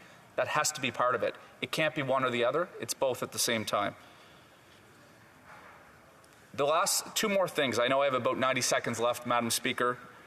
The Conservatives will talk about technology and, working with large companies to be able to reduce emissions. That's all well and good. They don't recognize that those policies would come with cost to consumers as well. And so the entire idea of the federal backstop is to return revenues to households so that we can incentivize individuals to make a change. But very little is there any recognition from the Conservative that their vague policy statements or lack of a plan, whatever that may be, would come with its own inherent costs. Never a recognition from that side as well. So on affordability, Madam Speaker, last week this government introduced 2 different measures that I hope all members in this House will support. It's the GST, doubling of the GST rebate, along with dental care and housing affordability. These are measures that the government is focused on. We don't want to compromise on reducing emissions. In fact, we want to help people make a transition so that we can both reduce emissions, support affordability at the same time. The Conservatives have a view that it has to be one or the other. We have a view on this side it has to be both at the same time. Thank you, Madam Speaker. I look forward to taking questions from my honourable colleagues. The Honourable Member for Chilliwack-Hope. Thank you very much, Madam Speaker. And the member said that he hasn't heard anything from Conservatives. I would suggest that he hasn't been listening. I would commend to him the speech of the Leader of His Majesty's Loyal Opposition this morning, where he talked very clearly about alternatives to simply tripling the carbon tax. I want to talk about my own home province of British Columbia, which has had a carbon tax for a number of years. Emissions have continued to go up. It is the least affordable jurisdiction in North America when it comes to energy prices. $2.40 a litre was the price for gasoline in British Columbia this week. And the members, people who live in British Columbia will be happy to know that when they're involuntarily have to send money to Ottawa and Victoria, that is a pricing pollution mechanism. It's a market incentive for change behavior. So I'd like to ask this member, what changed behavior does he have for my rural constituents who need to drive pickups to get to work, to serve our communities, to the farmers who have to drive tractors to produce the food that we eat? What market incentive for change behavior is he proposing for them? Honourable King's Hands. Madam Speaker, my opposite member, my honourable colleague, started by saying that the Conservatives had a lot of different options on the table to reduce emissions and that the member from Carleton mentioned them, but yet then spent the next 45 seconds without providing one single example what the Conservative Party would actually do. So as it relates to the federal backstop, which is not in a play in his home province of British Columbia, and indeed the parliamentary secretary is on record just less than an hour ago talking about the actual success in British Columbia that it has to reduce emissions. He might want to take up carbon pricing with the British Columbia government if he has an issue. But on the federal backstop, there is a provision to help support rural residents, recognizing that there is not as many opportunities to change behavior. I think it's a conversation that can be had whether or not that 10% is adequate. But I don't even hear him making reasonable arguments on that. It's just simply we have solutions without proposing any. Questions et comments. Questions and comments. The Honourable Member for Longueuil-Saint-Hubert. Thank you, Madam Speaker. My colleague spoke about affordability when it comes to housing, as if Parliament had been very active and as if the government's measures were working very well. But I'll remind him that in a report from Scotiabank, which was published at the beginning of the year, there was a call on the government to produce 3.5 million housing units over the next 10 years just to deal with the crisis we're seeing right now. The National Housing Strategy that was launched in 2017, according to a report from the National Housing Strategy, has only created 35,000 new housing units and renovated about 70,000 more. So there's 5 years left in this strategy, but we need 3.5 million, not just another 100,000. 1.1 million are needed over the next 10 years. Where are the measures? The Honourable Member for King's Hands. Merci, Madame. Well, thank you, Madam Speaker. I'm confused by that question because today's debate is about the opposition motion on carbon pricing, but I certainly understand that the housing issue is very important. But if I understood correctly, 100% of the question was about housing. So absolutely, the government is going to be working with all the provinces and territories, including Quebec. And obviously, a member, as he's a member of the Sovereignist Party, I would expect the government of Quebec to provide certain solutions. Why does he think that 100% of the solution should be coming from the federal government? That's my opinion concerning the comments from my honourable colleague. Question, the Honourable Member for Vancouver East. Corporate profits are rising twice as fast as inflation. Meanwhile, wages for workers is only rising half as quickly. Now, the government persists on saying that they're there for workers, yet they will not impose the excessive profiteering tax on big CEOs who are profiting. Other countries are doing that. Why won't the Liberals do the same and to really be on the side of workers? The Honourable Member for King's Hands, a brief answer. Give me about 30 seconds, please, Madam Speaker, if I could. I'm a little bit disappointed in the opposition parties because today's conversation is about carbon pricing, and they had the opportunity to ask questions in relation to that. It is very clear that the NDP is going on the path of corporate profits and complete total class warfare, it seems, from my position. We've seen that happen. It is clear that this government expects higher income Canadians to pay more. We've introduced taxes in that regard. We've introduced taxes on the banking and insurance sector. Perhaps there's more work to be done. But the narrative and tone that is coming from the NDP is not a constructive conversation to be had, and I really feel it's unfortunate. Resuming debate, the Honourable Member for Davenport. Thank you, Madam Speaker. As always, it's a true pleasure for me to rise in this venerable House to speak on the opposition motion on behalf of the residents of my riding of Davenport. I would like to state that I neither agree with the premise of the Conservative motion before us today, nor the ask of the motion. Our federal government is doing all we can to support our most vulnerable in Canada and those most impacted by inflation and the rising costs of living. I'm also a firm believer in carbon pricing and that our federal government needs to continue to move as urgently as possible to meet our Paris Accord targets and our net zero target by 2050.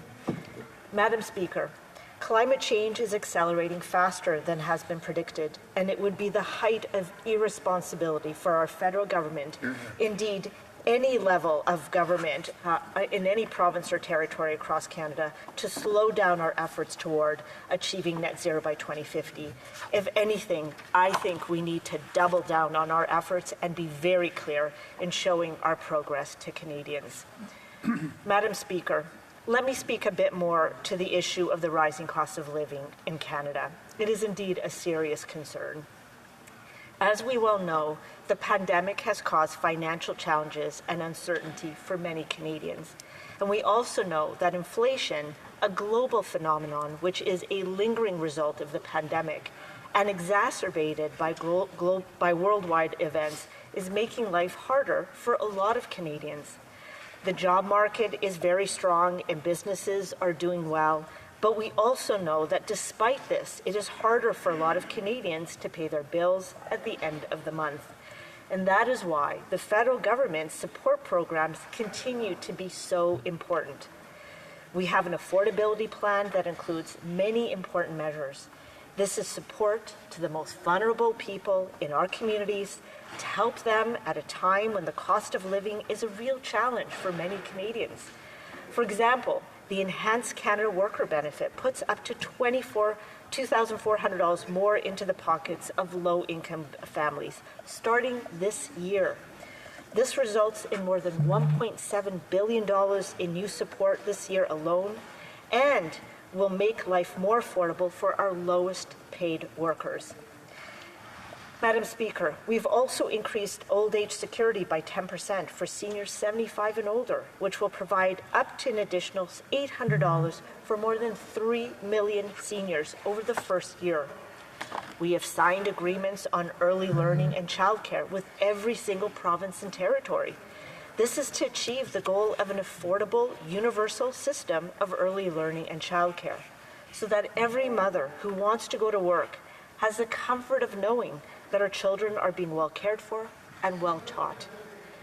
Furthermore, benefits including the Canada Child Benefit, the GST credit, the Canada Pension Plan, old age security, and the Guaranteed Income Supplement are indexed to inflation, as is the federal minimum wage, which we increased to $15 an hour and indexed it to inflation, making it now $15.55 an hour. And just last week, Madam Speaker, the federal government tabled two important pieces of legislation to address commitments we've made. Bill C-30 would double the goods and services tax credit for 6 months.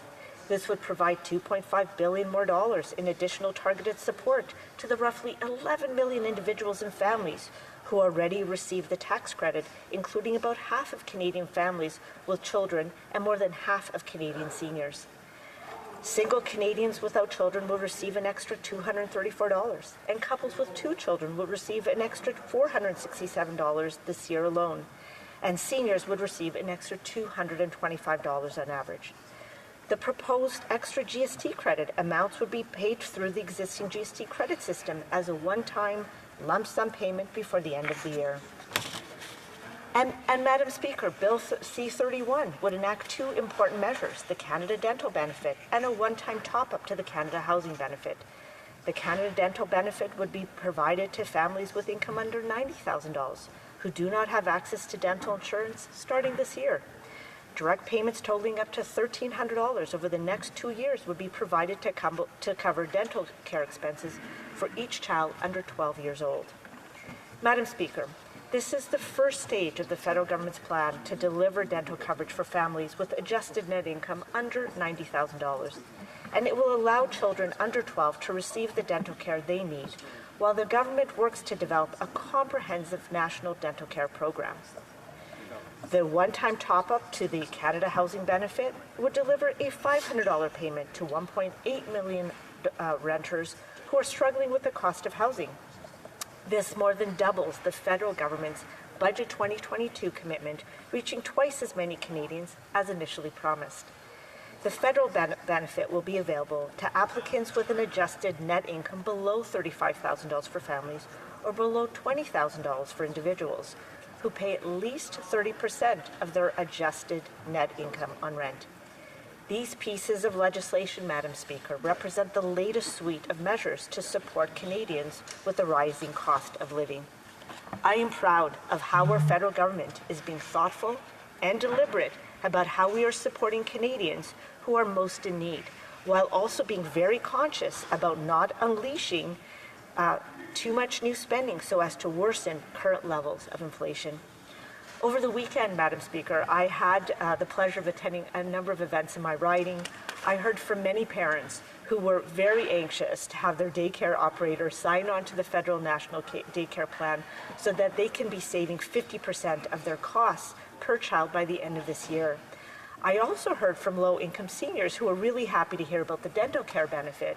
And while this year they will not benefit from it, as it is only available to children in households of 90,000 or less, and if they are under the age of 12, they are very excited about the prospect of being able to access it by the end of next year.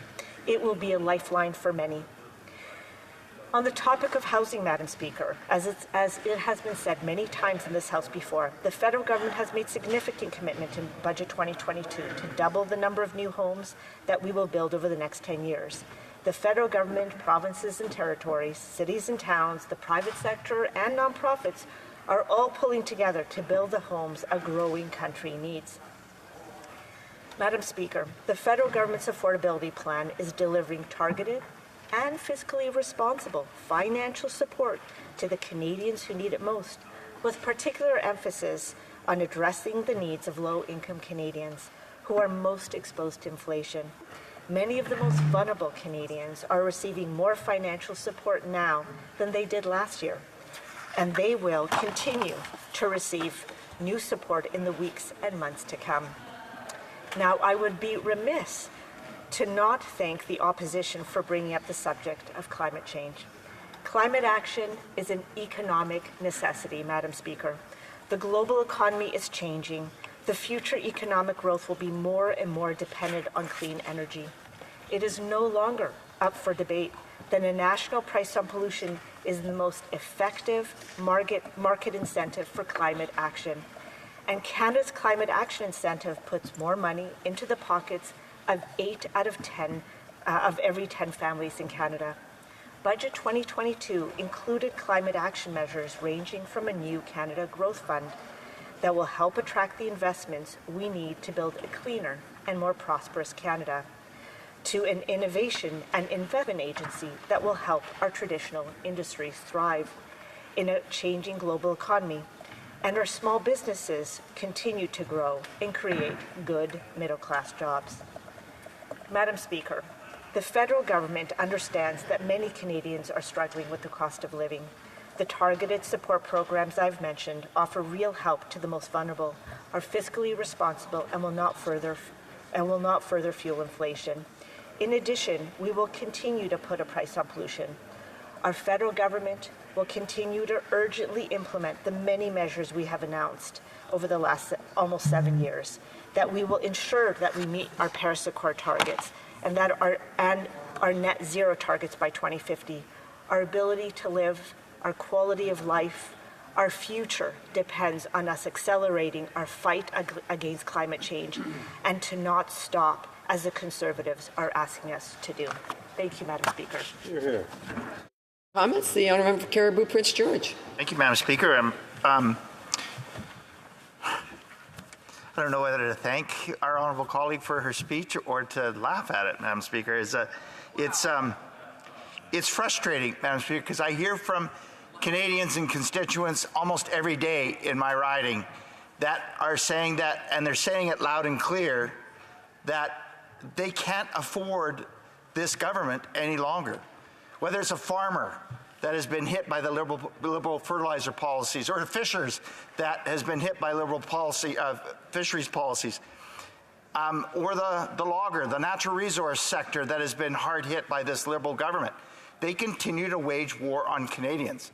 What does this member have to say to my constituents that say that they simply cannot afford another term of this Liberal government? The Honourable for Davenport. Thank you so much, Madam Speaker, and I thank the honourable member for his question. We know that it is a tough time for many Canadians.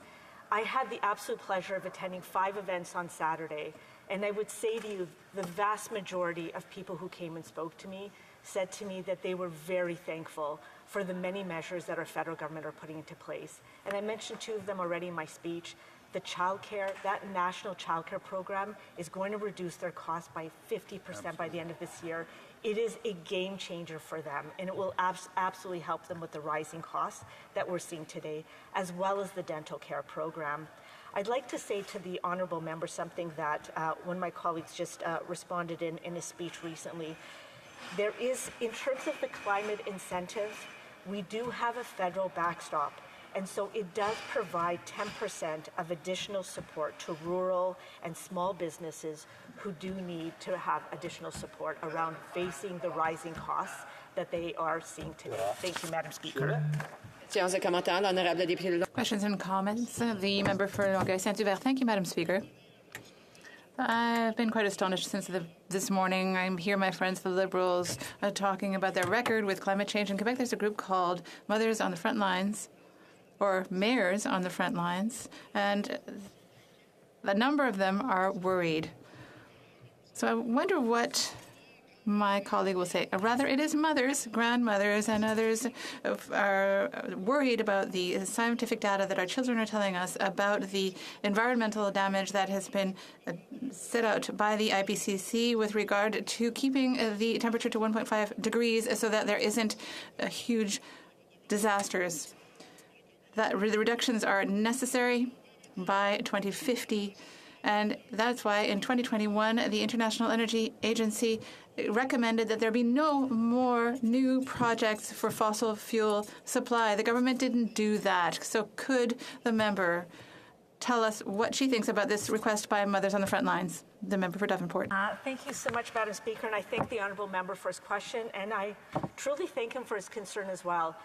Before entering politics, I was a climate activist. I can assure you that I very deliberately joined the Liberal team because they were serious about climate action. We have spent over $100 billion on a number, over 100 actions in terms of trying to reduce our emissions nationally and stepping up and making sure that we meet our Paris Accord targets and to meet our target of net zero by 2050. I will say to you that our Secretary General of the United Nations did indicate that our world is in peril, it is paralyzed, and we are gridlocked in a colossal global dysfunction. And what I would say to you, Madam Speaker, is that it is important for all of us to share our best ideas on how we can accelerate and make sure that we meet our net zero targets by 2050. Member for Vancouver Kingsway, a brief question. Vancouver East. A brief question. Thank you very much, Madam Chair. Well, the UN General at the UN General Assembly last week, the UN Secretary General actually called on the countries to tax the windfall profits of fossil fuel companies. In fact, they're making a record profit as we speak, $147 billion just this year alone. So will the members support the call of the UN Secretary General to impose a windfall tax, as the NDP has been calling for the government to do? A brief answer from the member for Davenport. Thank you so much, Madam Speaker, and I thank the honourable member for her question. First, we absolutely are increasing and permanently raising the corporate income tax by 1.5% on Canada's largest, most profitable banks and insurance companies. And we've also introduced a recovery dividend of 15% on excess profits of these institutions during the COVID pandemic.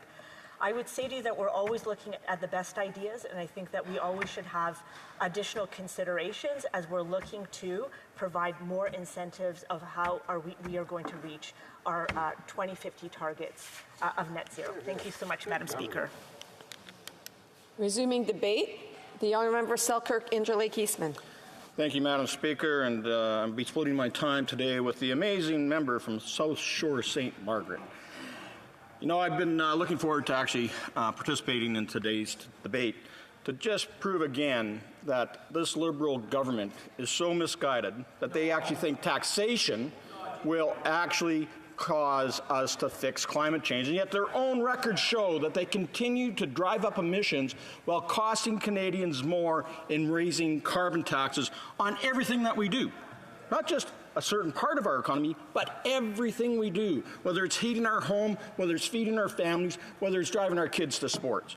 And so we need to actually address how this is hurting us, especially in my province of Manitoba, Madam Speaker. And I can tell the members across the way in the Liberal Party that the net cost to Manitobans, the fiscal and economic impact, is $1,145 per household.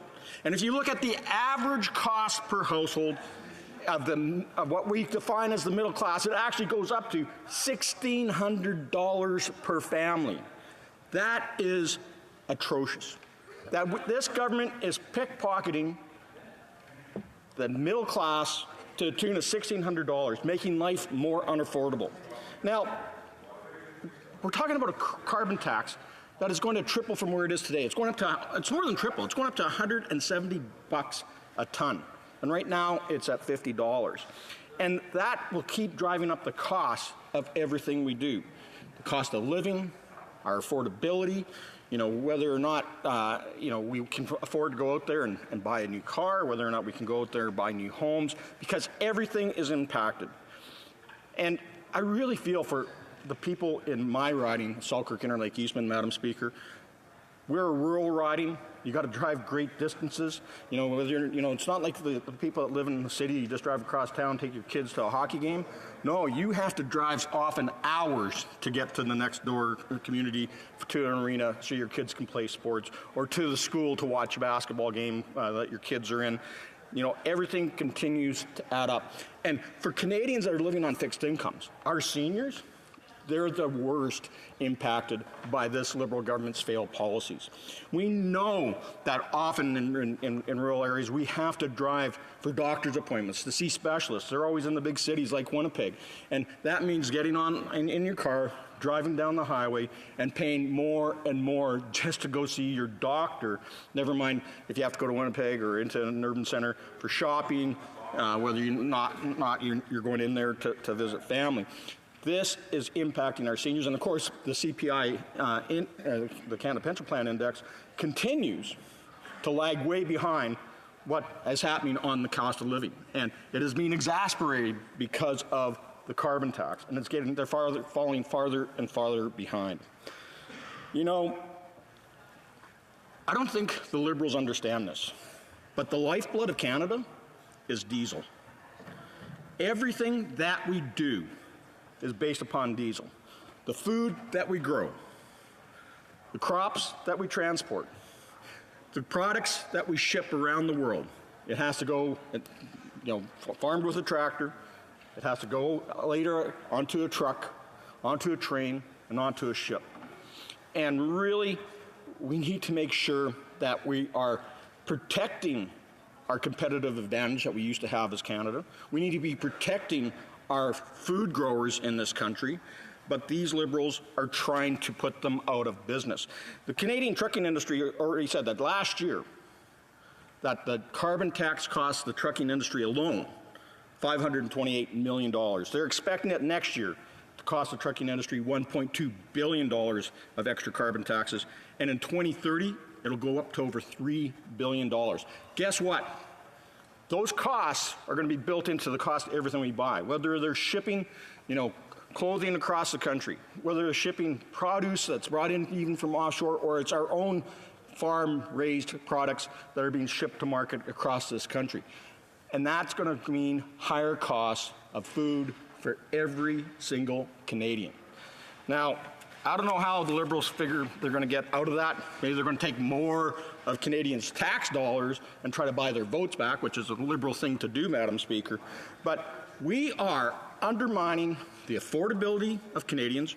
We're undermining the productivity of our industries right across the board with this carbon tax, and we're diminishing our competitive basis in the world market. We are an exporting nation.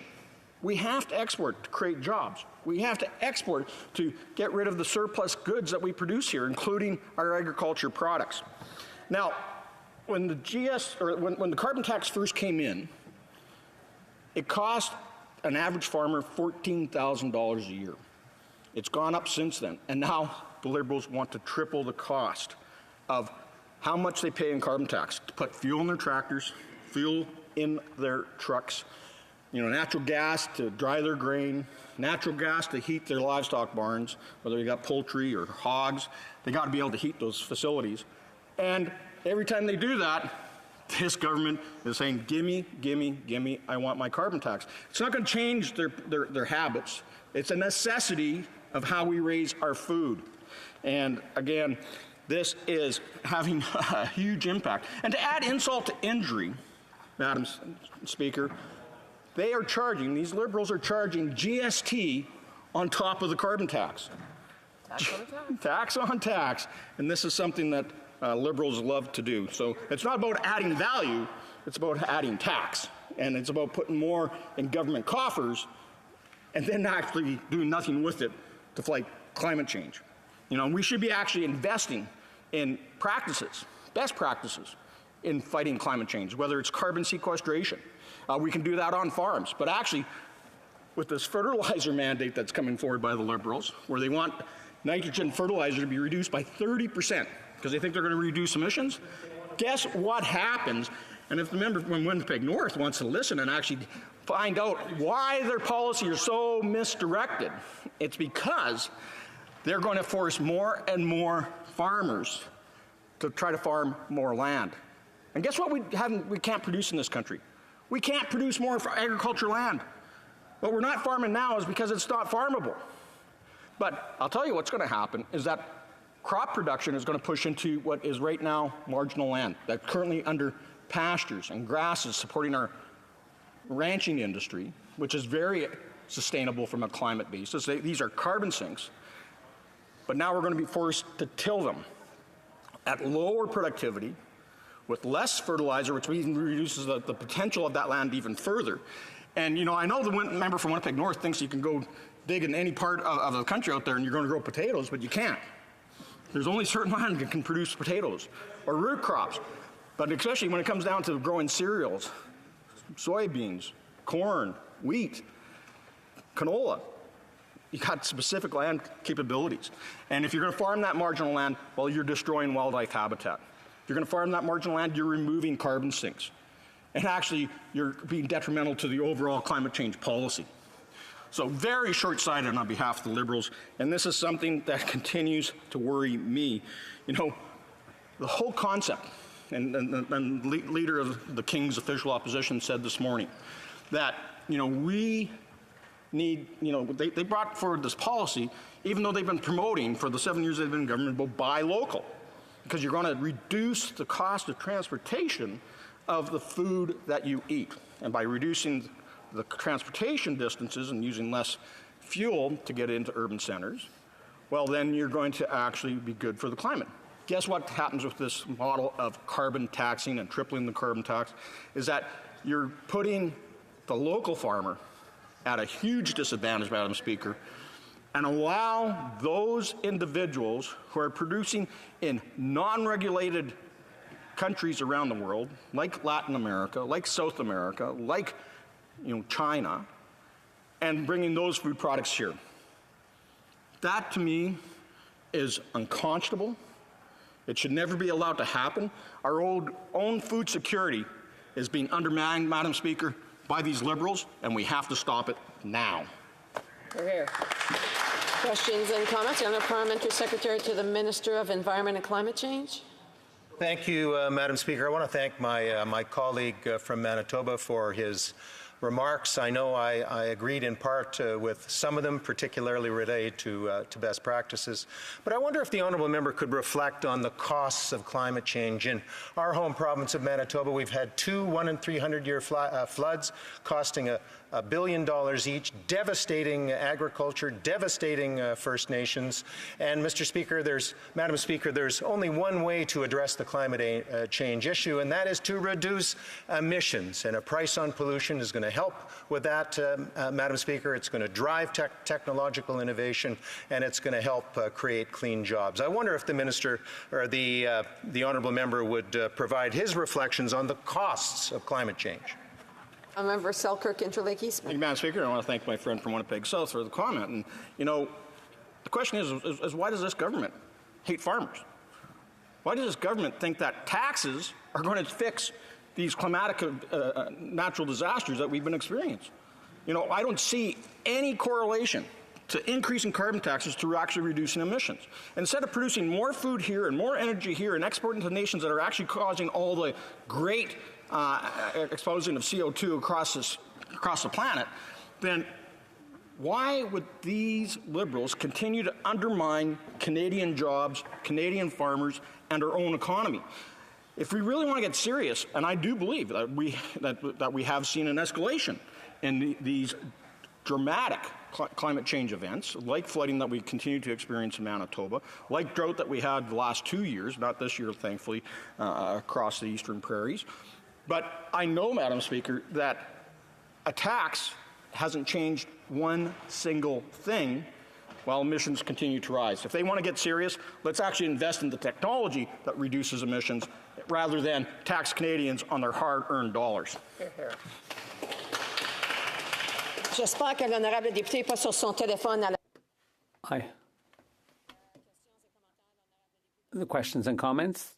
The honourable member for Jonquière. Thank you, Madam Speaker. It's always surprising to see the Conservative thinking. You know, the biggest emitter in Canada is oil and gas. In March, the Conservative Party proposed on an opposition day to skip the GST and provincial sales tax on gas to give consumers a break. But who do they help by doing that? Oil and gas. So they're happy with that. Today, they're proposing to scrap the carbon tax. That, again, will help oil and gas. I haven't heard them talk about carbon capture and sequestration. There were 2 sequestration projects in Alberta, carbon capture and storing projects, and that was supposed to be largely funded by the public sector. But the Conservatives are saying, let's add another layer. This is going to help people. It makes no sense whatsoever. Madam Speaker, it's always surprising to listen to a Bloc member get up and again rail against Canada's oil and gas sector while their own province is completely dependent upon imported oil and gas coming from Saudi Arabia, Venezuela, and other totalitarian regimes. You know, it is unfortunate that they can't see the value in actually producing ethically produced, environmentally friendly oil and gas right here in Canada, but instead will support their industries by buying from offshore sources. You know, I don't know where the Bloc Québécois think their mind's at, but all their gas-fueled vehicles, their automobiles, their tractors, their highway trucks, their rail system is still based on diesel, and yet they would rather buy it from offshore than buy it from us here in Canada. And for a brief question, the honourable for Hamilton Centre. Madam Speaker, I'm going to try to do something rare in this House. I'm going to try to find common ground with my Conservative colleague, who I know cares about farmers. We're talking about taxes. At least would the honourable member agree that the ballooning costs of orphan wells, over $1 billion from the prairies all the way to BC, that those oil and gas companies have an obligation to pay their fair share of the orphan wells so that it doesn't get downloaded onto municipalities and the rural farmers that he cares so much about? Yes. The honourable member for Selkirk Interlake Eastman, the brief. And Madam Speaker, I'll keep it short. I appreciate the question from my friend from the NDP and from Hamilton, and I can tell you that I agree with them that should be a cost that corporations that originally mined that land are responsible for recovering it as well. Resuming debate, the honourable member of South Shore St. Margaret's. Thank you, Madam Speaker, and to my single fan in the House. Today I rise to speak on the first Opposition Day motion of the fall, and it's one that has great significance given the cost of living crisis that Canadians are currently facing. As we all know, this unprecedented situation is due to record-breaking inflation while wages stay the same. People are working harder and falling further behind. This 40-year record of inflation, not seen since Pierre Trudeau, means life has become more expensive for Canadians trying to pay rent and buy food.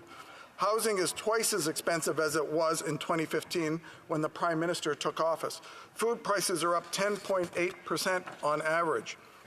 The average family of four is now spending over $1,200 more a year to put food on the table. But this government is resorting to one-time rebates and a bunch of platitudes rather than solving the problem. Life is getting more expensive for Canadians. And last week I spoke on Bill C-30 on how the current government spending and money printing has caused record-breaking inflation. But an equally impactful aspect of inflation has to do with the tax that is being applied to everything.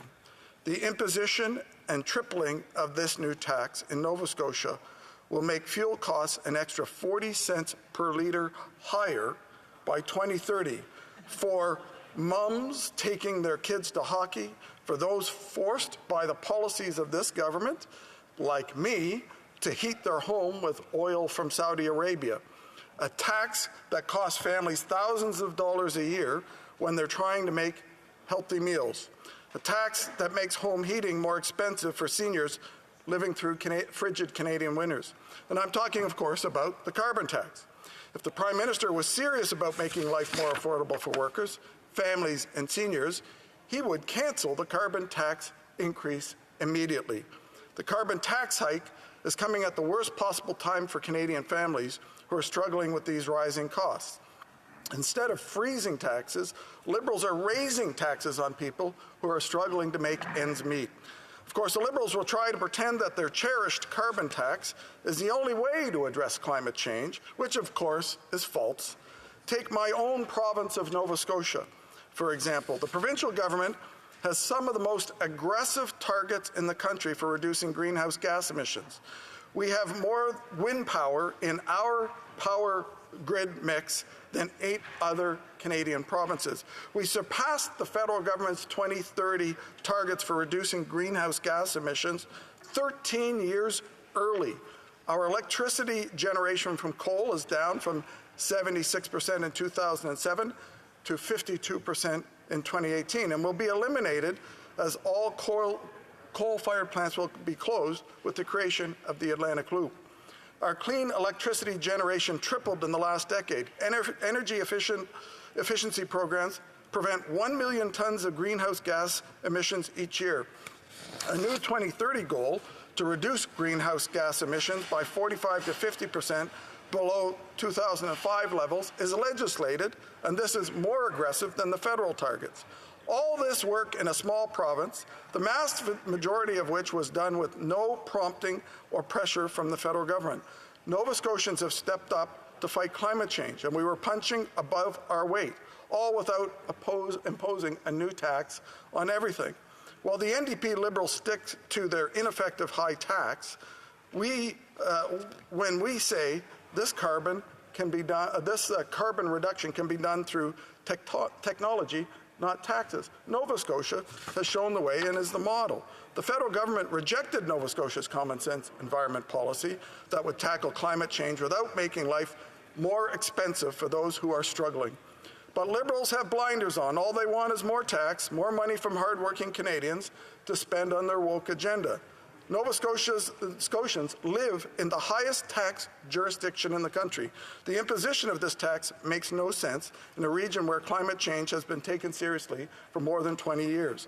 Liberals think tax changes or imposing taxes actually changes the weather. They never met a tax they didn't love. We reject that point in the Liberal Party, that this tax is revenue neutral, and so does the Parliamentary Budget Officer. The common rebuttal by Liberals on the other side is that 8 out of 10 families will receive more money in rebate checks than they pay out. We've yet to see any checks in Nova Scotia from the federal government. That's magic math. Must be the new math where 1 + 1 = 3. But don't just take it from me. Take it from the independent, nonpartisan Parliamentary Budget Officer, who stated, Most households in Alberta, Saskatchewan, Manitoba, and Ontario will see a net loss resulting from carbon pricing by 2030. By then, the carbon levy will have increased to an incredible $170 a ton. The moment you decide to decarbonize the economy in a relatively short period of time, we're talking here less than 10 years, to significantly reduce greenhouse gas emissions, it's clear that there's going to be a cost. Additionally, the PBO expects that in the end, Albertans will end up paying $507 per household on average more than they get back. In 2030, the PBO calculated that the net loss on average for households will be $2,282.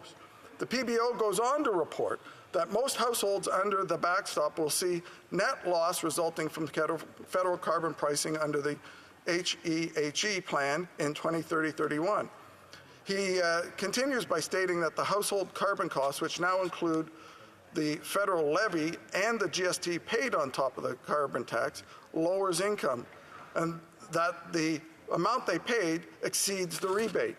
Trudeau's tax is bad for Nova Scotians. It will have no effect on the excellent work Nova Scotians have done and will continue to do to reduce our carbon footprint. There is an alternative to the dogmatic. Excuse me, I have a point of order. The Honourable Parliamentary Secretary, the Government House Leader. I'm pretty sure I know what it is, but I'll allow him to speak. Yes, Madam Speaker, if the member would have perused his notes before he read it, he would have seen he made reference to the Prime Minister by name, and you're not allowed to do that. That the Honourable Parliamentary Secretary was getting up on, and I would hope that the Honourable Member for South Shore St. Margaret's will be mindful as what is in his notes. I don't know how that one slipped by, but thank you to the member for Winnipeg North. So I'll repeat the line, altered. The Liberal tax is bad for Nova Scotia. It will have no effect on the excellent work that the Nova Scotians have done and will continue to do to reduce the carbon footprint. There is an alternative to the dogmatic approach of Ottawa, and that was proposed by Premier Houston. If the Liberal government was serious about tackling climate change, they would encourage innovation and new approaches to the problem. Instead, they have a rigid set of rules that do not allow for programs that go beyond the realm of their tax agenda. So, as families across the country struggle to make ends meet, dirty oil continues to be shipped to Atlantic Canada, ports in Atlantic Canada from places like Saudi Arabia. This means human rights abusing dictators are getting rich on Canada's oil needs, while single mom in my riding can't afford nutritious food. There is, of course, a solution to the problem. By unleashing Canada's natural resource sector and improving good Canadian projects, global emissions will be reduced, which is our goal. That's because we have some of the strictest environmental regulations in the world. The oil cultivated and extracted in Canada is the cleanest, most efficient energy in the world. On top of that, the emissions produced by shipping oil across the Atlantic Ocean to New Brunswick from the Middle East completely negates any benefit from a carbon tax. Let's greenlight Newfoundland and Labrador's planned increase in oil production, which will allow us to fully replace every single barrel of oil we're importing from abroad in Atlantic Canada within 5 years. Let's tackle climate change by unleashing Canada's mining of minerals needed to produce the batteries for electric vehicles. Let's make Canada a place where nuclear and hydroelectricity generation is welcomed and not admonished. The carbon tax does not work, and it's time for it to go. Canadians just can't afford this government. The Honourable Parliamentary Secretary, the Government House Leader. Thank you very much, Madam Speaker. I could be wrong, but I thought I heard the member say in his speech that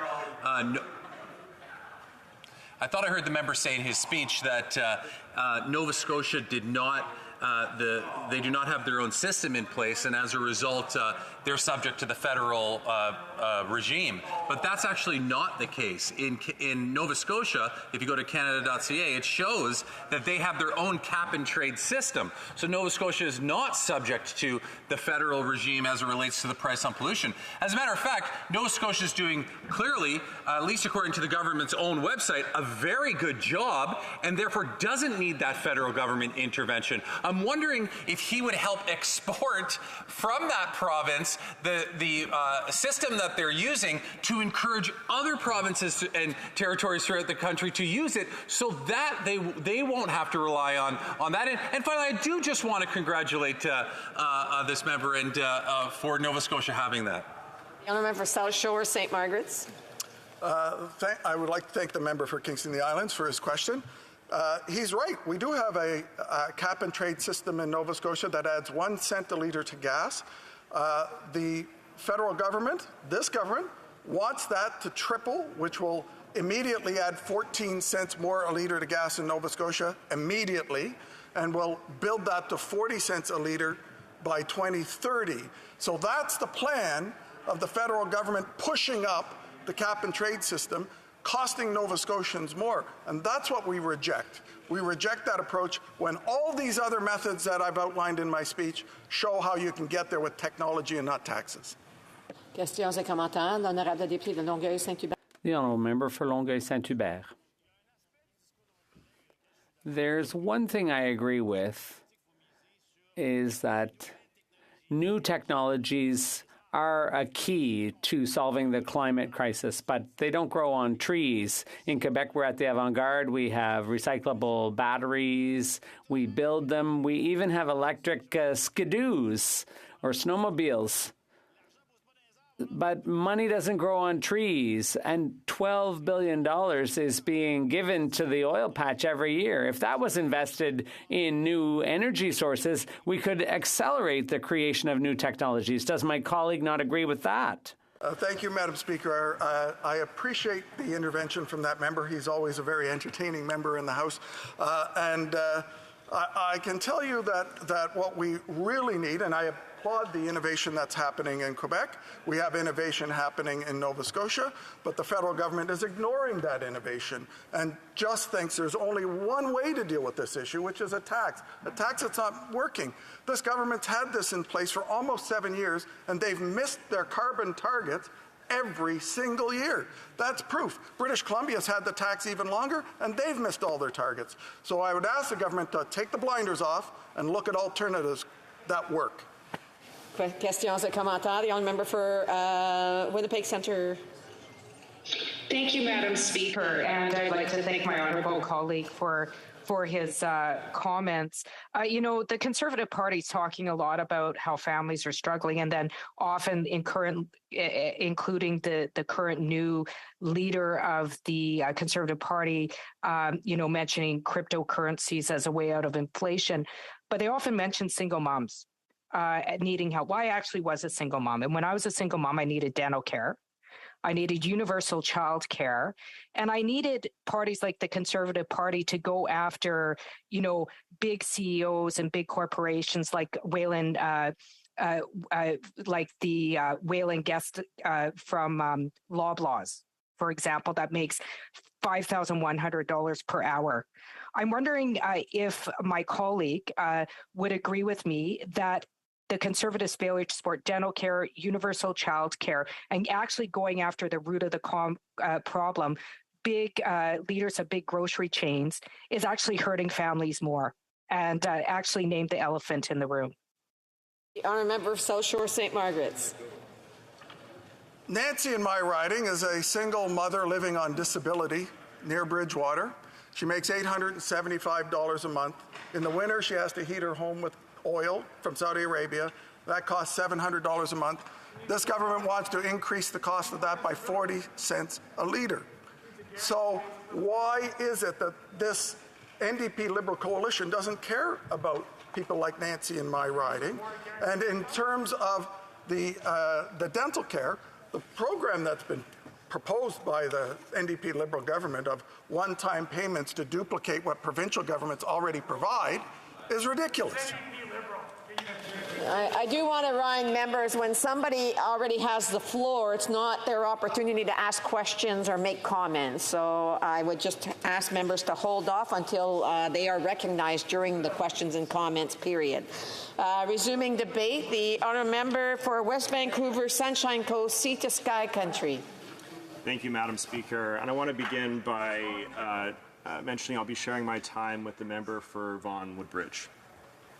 And Madam Speaker, it feels like today is Groundhog Day, because once again today we're here talking about the price on pollution. And it's almost like it could be 2015, when the first time, one of the first times where this was brought up in a federal election.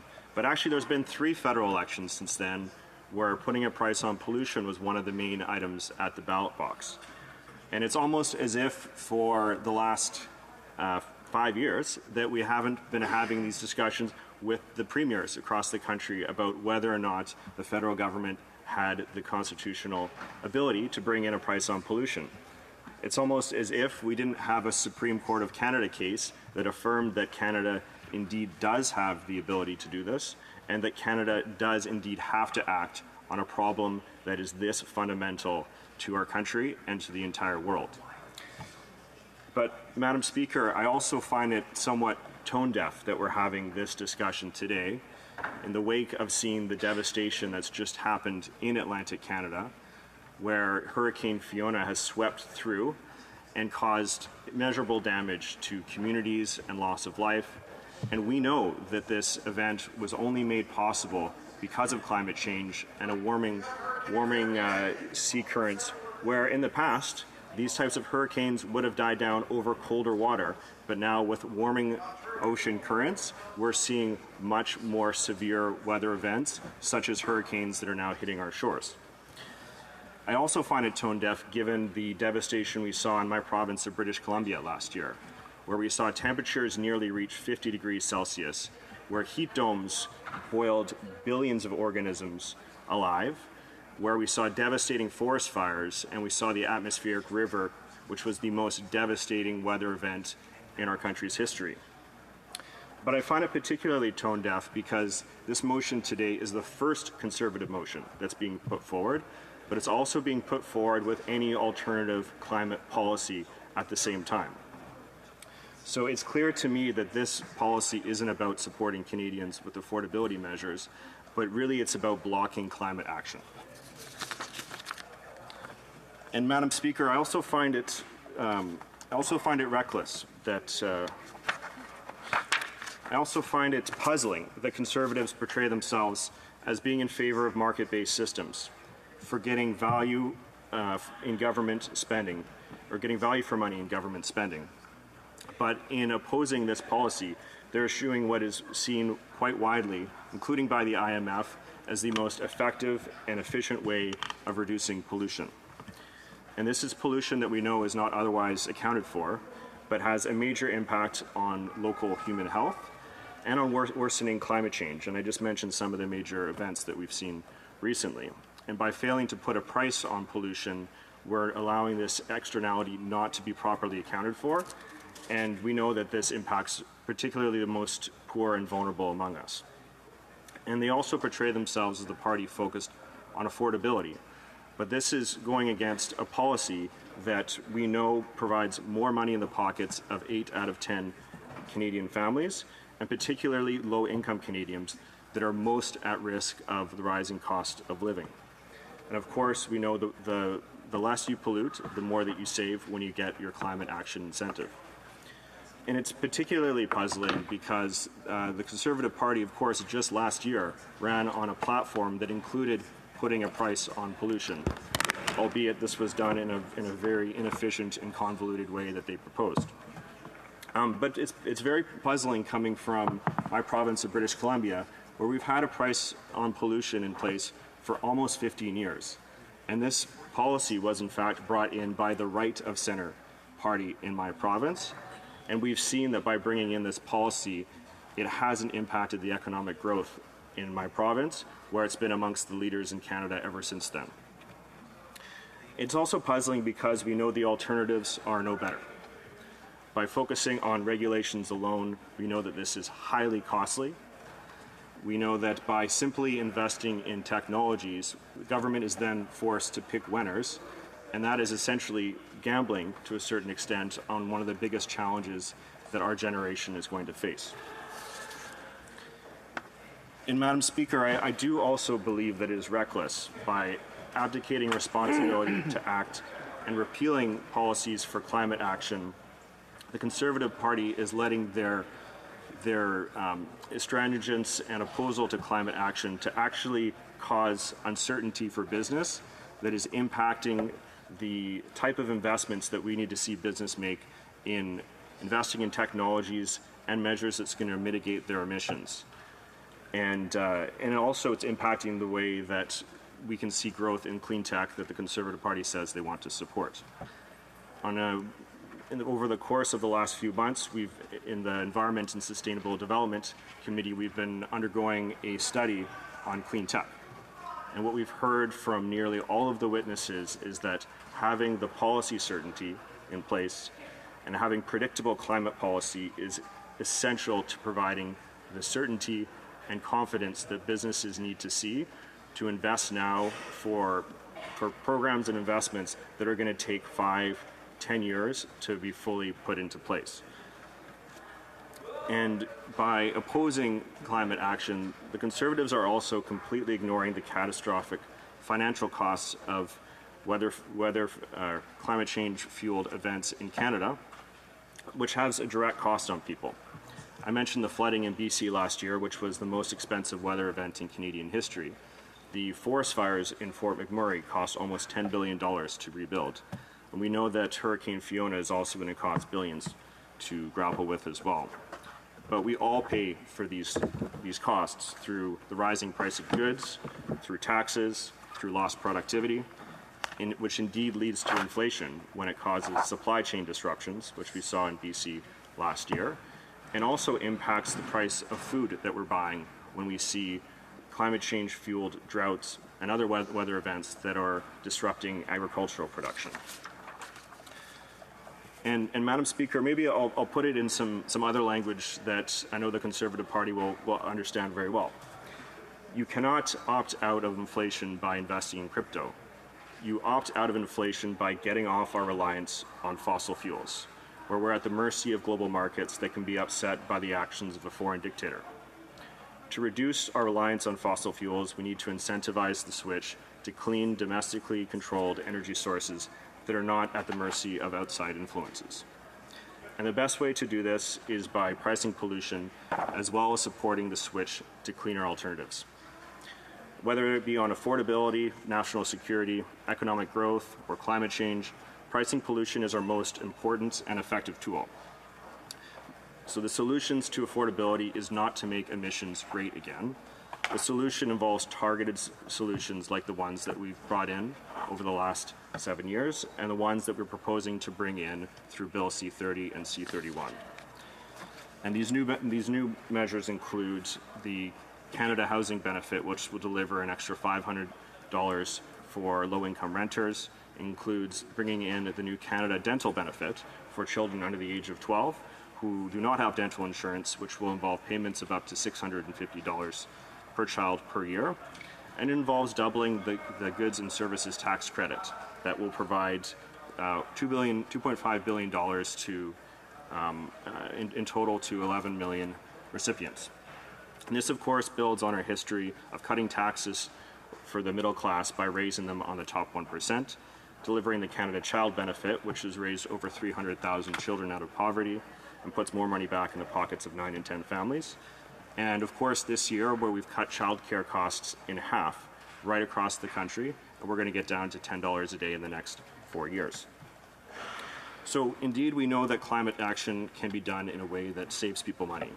That's also why we launched the Greener Homes Grant for people to do home energy retrofits and the Greener Homes Loan for some of the deeper ones that people need to do so that they can save money on their energy bills.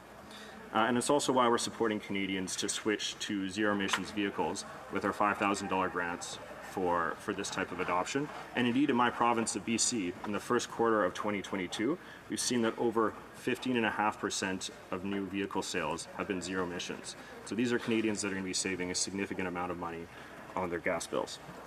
And we also, that's why we've brought in the price on pollution, which is, again, putting more money back in the pockets of 8 of 10 families, and indeed is one of the most cost-efficient and affordable ways of climate action. Thank you, Madam Speaker. Comments, questions et commentaires. The honourable member for Mission Matsky Fraser Canyon. Well, thank you, Madam Chair, and I'd like to thank my member across the way in the neighbouring riding of West Vancouver. Sea to sky. A couple of points from his speech. He talked about natural resource development and apparently about all the discrepancies of the Conservative Party. What he failed to outline is that in 2018, the Prime Minister came to British Columbia and spoke in great fanfare about the $40 billion investment by Shell into LNG export capacity in British Columbia. Part of that project, and the reason it went forward and approved by the federal government, was that LNG Canada was not subject to the carbon tax. So I'm sick and tired, frankly, hearing all day long about the Liberals talking about the benefit of the carbon tax, but when it came to a major investment, they said, oh, you don't need to pay the carbon tax there. Why the discrepancy? The honourable member for West Vancouver, Sunshine Coast, Sea to Sky Country. Thank you, Madam Speaker. And I'd also like to thank the member from Mission-Matsqui-Fraser Canyon for the question. Indeed, when we're talking about LNG Canada, one of the main actions the federal government did was to invest in actually moving that project from gas-powered boilers into electric boilers, which vastly reduced the emissions from that project. And I think we absolutely need to look at ways where we can continue to strengthen the output-based pricing system. And I think one of the things we need to look at going forward is locking in those prices down the road so we don't have a government that comes in that's going to roll back that action. And one of the ways we can do that is by bringing in carbon contracts for differences, where those companies know that the price on pollution is going to rise to what we say it's going to, so that we don't delay those investments that we need to see taking place on companies reducing their emissions. Questions and comments? Questions et commentaires. The honourable member for Hamilton Centre. Madam Speaker, if I can go 2 for 2 and maybe find some common ground with our Liberal members on the other side. Earlier, we heard the Conservative member from Selkirk, Interlake, Eastman agree that big polluters should be paying for orphan oil wells that are left all across the West Coast and the prairies. So I'm standing here today to see if we might be able to find concurrence in this House. If this honourable member would agree with the NDP and the Conservatives that big oil and gas companies who are downloading $1 billion of liability onto municipalities must start to pay for their pollution and their oil, their orphan wells. Honourable member for West Vancouver, Sunshine Coast, Sea to Sky Country. Thank you, Madam Speaker, and I want to also thank my honourable colleague from Hamilton Centre for the question. Absolutely, big companies should be paying the price of the pollution that they create. In fact, provinces right across the country need to strengthen the environmental bond system so that they have that money up front so that we know that that isn't going to be downloaded onto communities and they're actually subject to cleaning all of that up. And so I know there's been important changes that have happened throughout the country. One of the key ways that we ensured that this was going to take place in Alberta with the energy sector was that part of the deal for the federal investment in cleaning up orphaned and inactive wells was that the province of Alberta commit to bringing in stronger environmental bonding and liability rules. So I think this is absolutely key because this should never be falling onto the public purse. Question and bref question, l'honorable. The honourable member for Pierre Boucher, Les Patriotes Verchères. Thank you, Madam Speaker. So since this morning when we've been debating the carbon tax, which doesn't apply in Quebec, but which applies elsewhere in Canada. And I've heard a number of Liberal members, including the member across the way, say that one of the solutions to reduce the cost of gas and of transport is to transition towards electric cars. And we agree with that. I'm a great supporter of that. But there's frustration that a lot of people have is that, when people go to a dealership to find an electric car, well, they don't have any. So can the government do something to force dealers to have electric cars on their lots? Because right now we see that things aren't working and people have to keep using gas even though they'd like to transition. And go Sea to Sky Country. A brief answer, please. Merci, Madame la Présidente. Well, thank you, Madam Speaker. I'd like to thank my colleague for the question. I agree with him. We need to have a mandate so that dealerships can have more electric cars on their lots. In Quebec and in BC, we have mandates like that, and the federal government is currently looking at how it can work on creating a mandate for the whole country so that by 2035, all new cars will be electric. The next speaker, I will let him know that unfortunately I'll have to interrupt him at some point. The honourable member for Vaughan Woodbridge. Thank you, Madam Speaker, to you today, and it's great to see all my colleagues here this afternoon. I hope everyone is having a fantastic and productive day.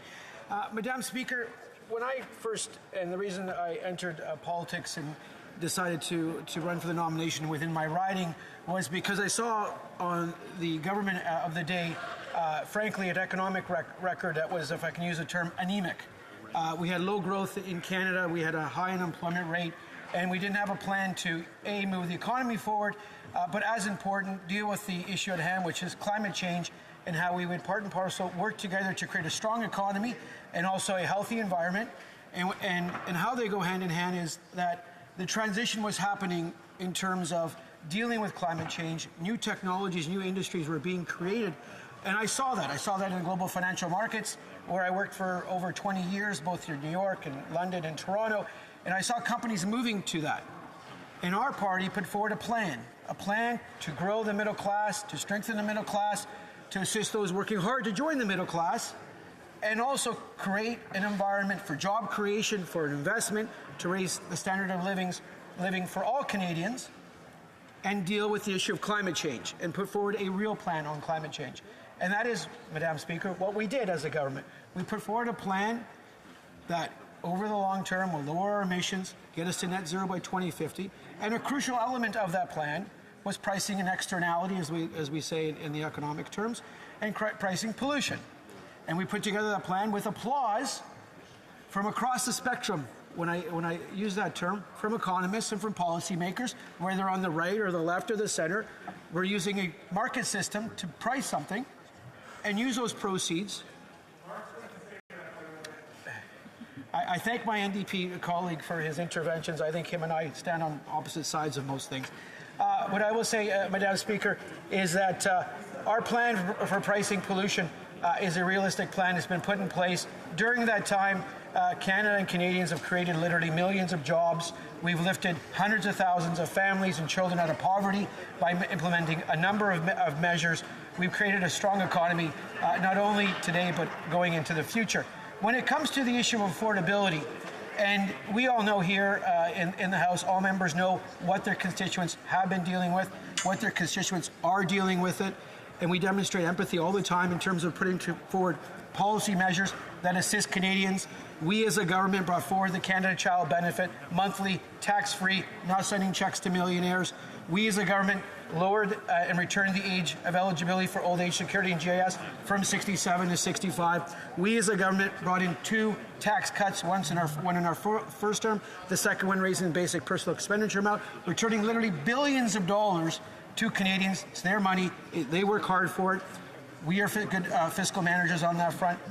We brought in a 10% increase in the guaranteed income supplement. So a number of measures that assisted Canadians at T=0 currently, but also going into the future. Those are measures which assist Canadians, create an environment to create good jobs. We put in place accelerated capital cost appreciation at a moment in time where Canadian companies could invest and spur investment. And we'll continue to undertake those measures that create jobs, spur investment, and create a strong economy, not only for today, but for our kids and future generations. On the affordability front, Madam Speaker, we are working judiciously to ensure that Canadians are assisted during this time where global inflation has taken a foot. And we see that across the world.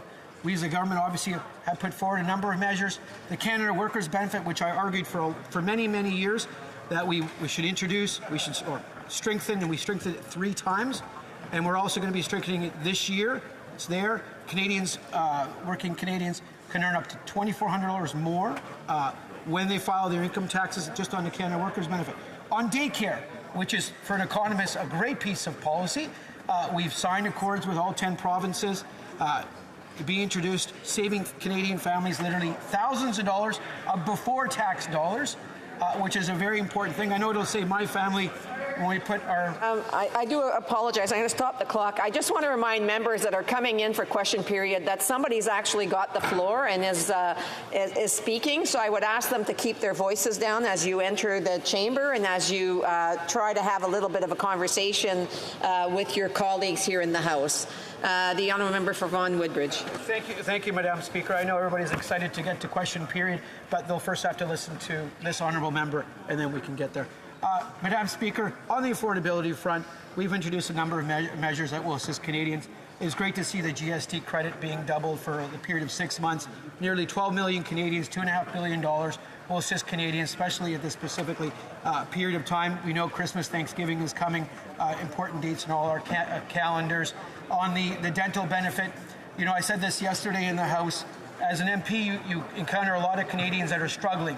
And it really pains me when I meet seniors that have to incur high dental bills because they don't have insurance, they're not covered under a private plan, they weren't fortunate enough potentially to work under a union environment or the public service, and they got to pay out of pocket. And that's the difference between them putting food on the table for the month or having to pay their dental bill. Our government, it'll be a promise made, promise kept, will come forth with a robust agreement on coverage of dental therapy. I'll stop there, Madam Speaker, and I look forward to... Yes, so the honourable member will have 4.5 minutes to finish his speech after question period. Again, I want to remind members that that the House is in session, and if they wish to have conversations, they should maybe take them out into the lobby. And for those who are entering, to please enter quietly. Statements by members. Déclaration de député. The honourable member for Brampton Centre. Madam Speaker, what I witnessed recently in Pakistan was truly heartbreaking. More than 1,500 people had died in catastrophic flooding. From my vantage point in a helicopter over Sindh Province, all the roads and thousands of acres of crops were underwater. In one of the most affected areas, we met with the wonderful, experienced staff of Canada's humanitarian partner organization, working on the ground. Last year, British Columbia suffered unprecedented flooding. In the last few days, Atlantic Canada and Quebec have just been devastated by a storm of unprecedented ferocity. Whether it was the floods last year in British Columbia, or the floods this year in Pakistan, or the devastation caused by Fiona, it is heartwarming to know that Canadians and their governments and their outstanding humanitarian organizations are always there to help. Thank you, Madam Speaker. Madam Speaker, September 30th is National Truth and Reconciliation Day. I would like to recognize Kaylee Armstrong. Kaylee is the owner and founder of Armstrong HoC, a skills development program that works with Indigenous youth on the ice and promotes the benefits of hockey outside the rink. Kaylee draws her inspiration from her late grandfather, George Armstrong, Toronto Maple Leafs legend and first Indigenous player to host the Stanley Cup. Due to the Indian Act, the Armstrong family are non-status. Armstrong Hockey has been a resource for Kaylee to connect with her culture while being a mentor for Indigenous youth on and off the ice. This Friday, while wearing orange, we need to honor the survivors and the children that did not return from the residential school system. We must recognize the effects of colonialism and those who lost their culture and support. Individuals like Kaylee striving to create a better future for Indigenous people. Thank you. Yeah. The honourable member for Aurora, Oak Ridges, Richmond Hill. Thank you, Madam Speaker. Say her name. Social media continues to call on us to name the women who have been murdered. In Iran, Mahsa Amini and Nida Agha-Saltan, and there are many more whose names have not yet been said. These murders and other violence perpetuated against the women of Iran are in part due to restrictions of their rights and freedoms. In Afghanistan, freedoms that were entrenched in law for decades have been stripped away from women. Closer to home, we need only look to south of our border to see women's rights being rolled back. Unfortunately, the list of countries and regions where women are currently being targeted is too extensive to list here, and the trend is getting worse. We applaud the Iranian people who are protesting these atrocious and misogynistic policies. They are bravely protesting at their own peril, and we and others around the world are joining them in their indignation and anger. I am proud that our Prime Minister has spoken out against and placed sanctions on those responsible for the murder of Mahsa Amini. I'm asking that all of us in this House take a stand against the gender-based violence and repression being perpetuated against women in Iran and everywhere. We must all speak up and say their names. Thank you, Mr. Speaker. The Honourable Member for Berthier-Masquinongé. Mr. Speaker, I would pay tribute today to Jonathan Beaulieu-Richard, a former player of the Alouettes of Montreal, who died on Sunday of cancer at the age of 33. I would also like to salute his spouse, Emily Renier, who was at his side to the last moment. Jonathan had a positive outlook and wanted to give back to his community. That's why he created the foundation Play, Move, Laugh. When Jonathan learned about his disease, the couple had just had a new baby, but the EI system did not recognize the weeks covered by parental leave, and Emily was not eligible for the caregiver benefit. And despite a severe illness like cancer, this system only provides 15 weeks of benefits. These people underwent incredible stress. They were facing a disease and financial anxiety at the same time, and that doesn't help with healing. It is urgent to have a deep reform of employment insurance. Emily, we stand with you wholeheartedly. The Honourable Member for Bourassa. Mr. Speaker, today I would like to recognize 20 years of service with a number of members of the House of Commons of Canada. We are talking here about Emilia de Iacovo. She worked for the Honourable André Ouellet and the Honourable Pierre Pettigrew. At the provincial level, Emilia worked for Monique Jérôme Forget and the Honourable Clément Gignac. I was lucky enough to work with Emilia from 2007 to the present, and she is an expert on immigration, on election campaigns as well. She has wonderful relationships with the seniors clubs, and she can deal with people in English, French, and Italian, and she can even speak Arabic and Creole. Emilia Di Iacovo, grazie mille for your dedication, your hard work.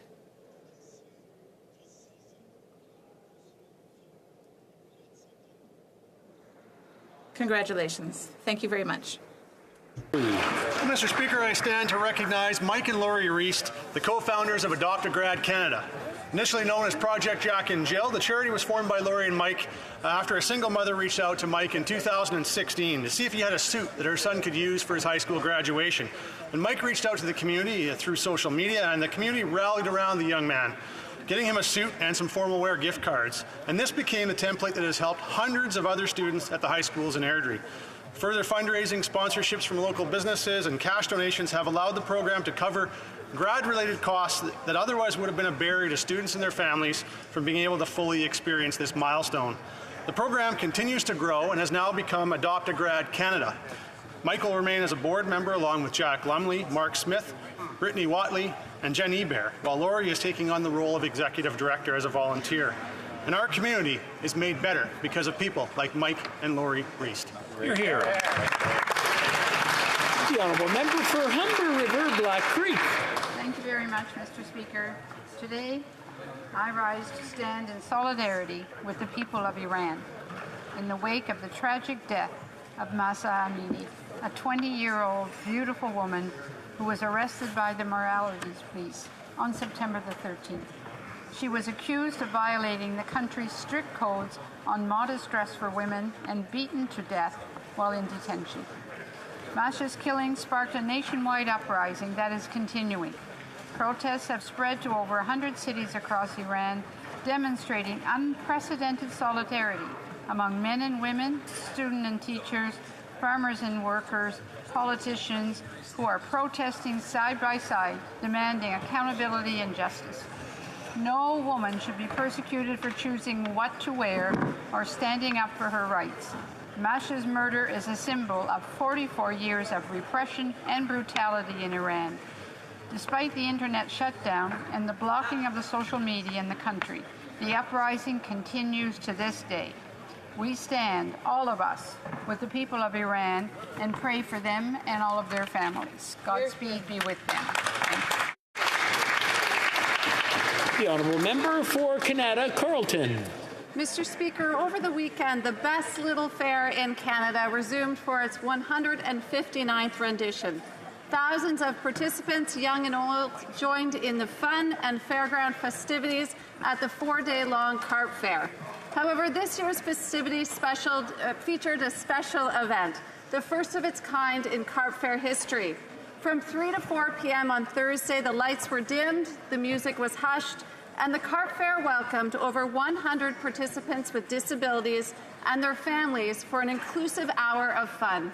Fair organizers worked hard to ensure that visitors with disabilities could avoid the long lines, flashing lights, and loud sounds that often preclude them from being able to join with the other children. It's thanks to the work of the Carp Agricultural Society's presidents, Brent Pelson and Krista Jeffries, and their board of directors, and hundreds of volunteers, that the Carp Fair remains a staple in the Canada Carleton community. Thank you to all for making the best little fair in Canada even better. Thank you, Mr. Speaker. The honourable member for Souris Moose Mountain. Mr. Speaker, the new Conservative leader will put the people first. Their paychecks, their homes, and their retirement, and their country, unlike this government. The people of Saskatchewan are sick and tired of this government promising support and then offering them absolutely nothing, and rural communities are going to be decimated because of it. While the minister talks publicly about his government's support for the workers who will be out of a job following the shutdown of coal-fired power in 2030, he has taken zero steps to provide them and their communities with the resources needed to avoid this catastrophe. A study showed the town of Cornack in my riding stands to lose $400 million in GDP, have a 67% loss in population, and an 89% loss in household income. Yet of the funds provided by this government, only 3.5% were for economic development activities. The minister put out an op-ed last week on how these workers need certainty, but he needs to put his money where his mouth is. He says he wants to kill the emissions, but he is killing an entire industry and communities instead. Honourable member for Nepean. Last week in my Nepean riding, Invest Ottawa's Area.X.O, in collaboration with our federal government, hosted an epic Canadian Smart Mobility Demonstration Day. This is first of its kind in Canada, which brought together hundreds of innovators, entrepreneurs, technology developers, smart mobility partners, and stakeholders from Canada's capital and across the country. They experienced more than 30 interactive smart mobility demonstrations hosted by Canadian entrepreneurs and companies, from connected and autonomous vehicles to drones, low-speed automated shuttles, Internet of Things, and smart city solutions. I was on the board of Invest Ottawa before entering politics. Invest Ottawa is doing a great job in promoting the knowledge sector in Ottawa and keeping Canada at the forefront of advanced technologies. Thank you, Mr. Speaker. The honourable member for Mission Matsqui Fraser Canyon. Mr. Speaker, the new Conservative leader will put people first. Their retirement, their paychecks, their homes, and their country. On home ownership specifically, we need to restore hope. Right now, youth and newcomers can't get a home, partially because local government gatekeepers block housing, with heavy fees and long delays for building permits, leaving us with the fewest houses per capita of any G7 country. A Conservative government will require big cities that want federal infrastructure money to speed up and lower the cost of permits and approve affordable housing around all new transit stations. We will sell 15% of the underutilized 37,000 federal buildings to turn them into housing and use the proceeds of sale to reduce our ever-large deficit. And we're committed to giving Indigenous Canadians more control over their housing needs. In other words, we got to get government out of the way and let Canadians build so we can have some chance of affordability once again. Thank you, Mr. Speaker. The honourable member for Yellowhead. Mr. Speaker, our new Conservative leader will put people's paychecks, retirement, and country first. Canadians have lost hope in this government on affordability and service levels. By choosing to retain and increase the carbon tax, this government has failed to secure a brighter future for Canadians, much less remedy the ongoing affordability crisis. This gross mismanagement resulted in long lineups at airports, passport offices, delays in processing immigration and firearms applications, and the list goes on. The Liberals have managed to hike the cost of everything while offering nothing to serve Canadians' needs. Limiting farmers' fertilizer use and imposing the carbon tax will mean less food production, higher costs for Canadians who are already struggling to afford groceries. Why is this government choosing to decrease availability of food altogether? The government can deflect, deny, and blame all they want, but the facts remain. They have insufficiently addressed the cost of living crisis. Too little, too late. The Honourable Member for Madawaska-Restigouche. Mr. Speaker, people in the Atlantic provinces and some parts of Quebec are slowly recovering from the destruction wrought by Hurricane Fiona. There are scenes of devastation everywhere. The storm deprived thousands of Canadians of power. There are roads closed, residents have been displaced, there's damage, and there have unfortunately been some deaths. Mr. Speaker, people saw their homes disappear in the water. Food and shelter for those displaced by the storm.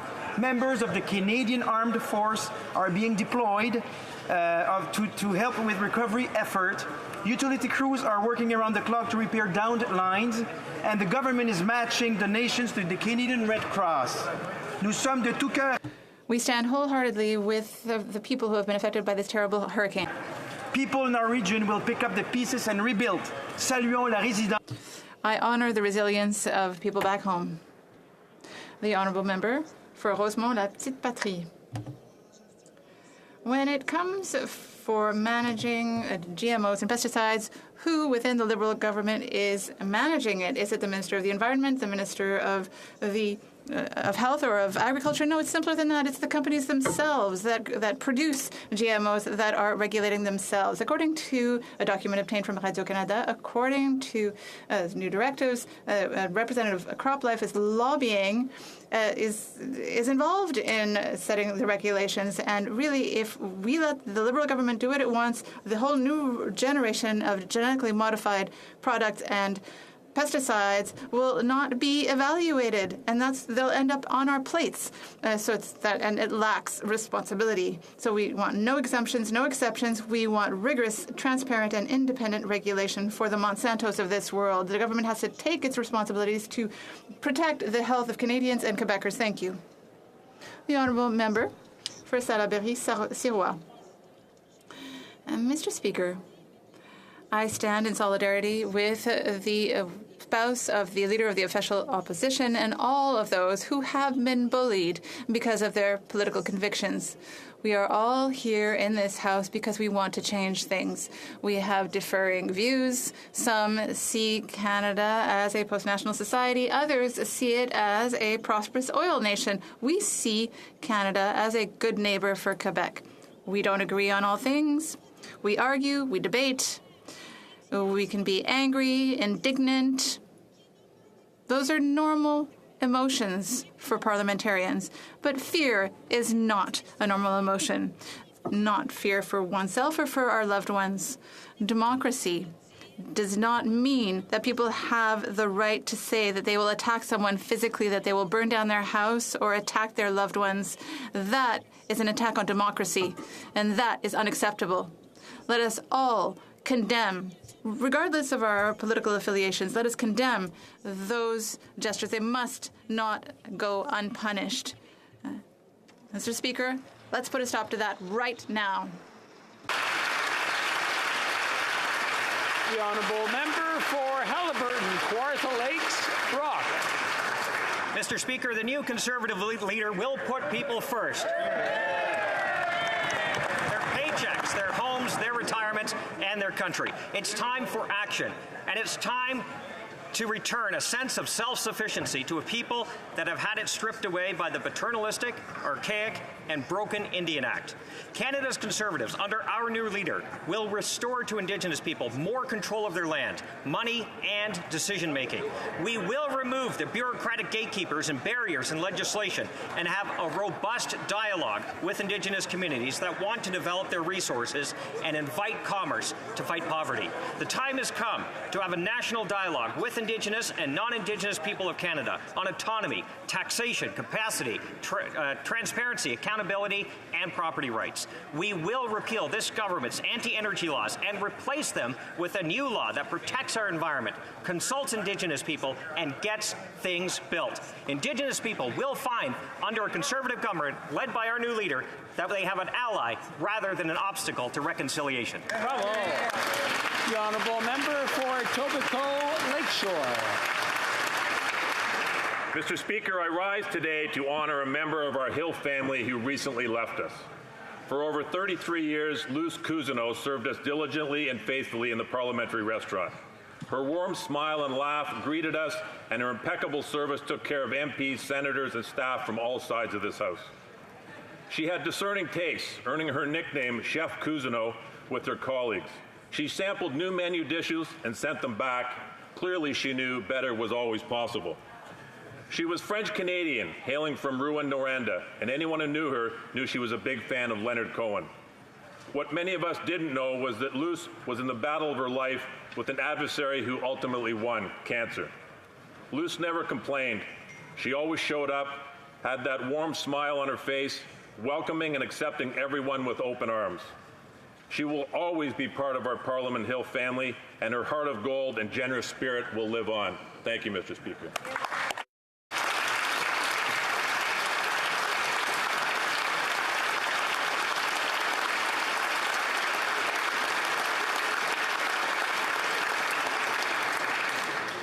Before continuing, I just want to remind the honourable members that the SO31s are 60 seconds. Not much more, not much less, 60 seconds.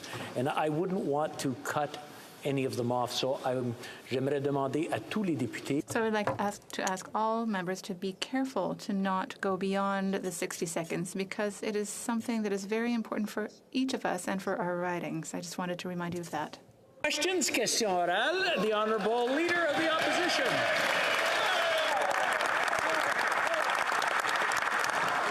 En ajoutant, by adding more to our national debt than all other prime ministers in the history of Canada put together, this prime minister has added $500 billion in inflationary deficit, which is increasing the cost of products and services we purchase.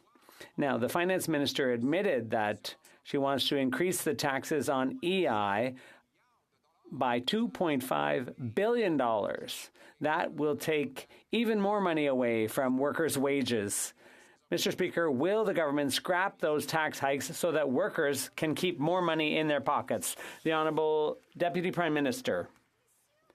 Mr. Speaker, it appears that the Conservatives now get it, that we need to help Canadians to help fight the effect of inflation. Better late than never.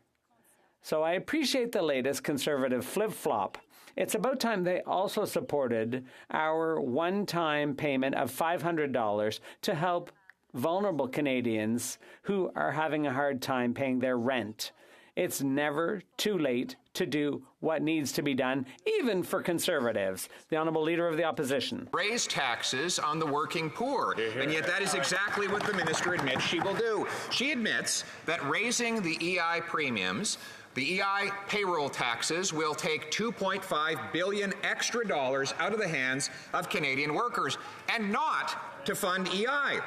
She also admits through her own public filings that the government will take $10 billion more in EI taxes than it will pay out in benefits, money that the Prime Minister will raid from the account and spend however he likes. Will the Prime Minister get his hands off the EI fund and the paychecks of our workers? Yeah. The Honourable Deputy Prime Minister. Speaker, the EI contribution rate today is 1.58. Next year, it'll go up to $1.63. Both of those rates are lower than the EI contribution rate was in every single year when Stephen Harper was Prime Minister. Yet the new Conservative leader, who was actually the employment minister during those years, now wants to slash our contributions. So who do the Conservatives think was the better economic manager, Prime Minister Harper or their new leader? The Honourable Leader of the Opposition. Well, we were terrific economic managers together, and we will be again. So I'm just getting a little practice in on answering questions, Mr. Speaker. We'll be doing more of it when we're in government soon. But in fact, EI payments have gone up for the average $60,000 a year worker from $930 when I was the minister to $948 now. That's a small increase, but the big $2.5 billion tax increase is just ahead. This minister admits the money won't even go to EI. It'll go to government spending. Why won't they get their hands off the EI fund and the paychecks of our workers? The Honourable Deputy Prime Minister. Mr. Speaker, in 2015, a Canadian earning $49,500 a year paid $931 in EI premiums. Next year, that same Canadian will pay $807. That's nearly $125 less than she paid when the Conservative leader was the minister in charge. So, yet again, Mr. Speaker, Canadians really need to understand whose policies do Conservatives support, Stephen Harper's or their new leaders? The Honourable Leader of the Opposition. And both. And the total payroll tax of a $60,000 a year earner went from $3,400 under the previous Conservative government to $4,168 today. And the reality is, none of that was necessary, and they want to use the money for anything but EI. Mr. Speaker, on top of that, now they plan to triple the carbon tax, raising gas, heat, and grocery costs and killing jobs for many people in many sectors. Their policy is paychecks down and costs up. And in fairness, they're succeeding at both. Will they stop that policy and cancel their tax hikes? The Honourable Deputy Prime Minister. Mr. Speaker, I've already explained that Canadians earning around $50,000 a year next year will pay $125 less in EI premiums. But now I want Conservatives to come clean on what they want to do to our pensions. Their proposal is an irresponsible scheme to eviscerate our pensions. As Rob Carrick pointed out, quote, Canada pension plan premiums are not a tax. The CPP is the bedrock of a Canadian retirement plan. The Conservatives want to undermine all of our pensions, but we won't let them. The Leader of the Opposition. That is absolutely false. Conservatives protected the CPP, increased benefits for seniors every single year we were in office, and did it without any tax increases at all. We can do that again. Everybody agrees we should keep contributing. Nobody agrees that we have to hike taxes on workers to do it. But back to the carbon tax. They want to triple this tax on groceries, gas, and heat at a time when Canadians can barely afford to pay their bills. They want to add 40 cents a litre to gas taxes right now with 40-year high inflation. Will the government cancel this tax on Canadian energy? The Honourable Deputy Prime Minister.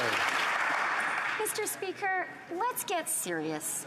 Canadians know this Conservative leader does not have a serious climate plan, and that means he doesn't have a serious economic plan.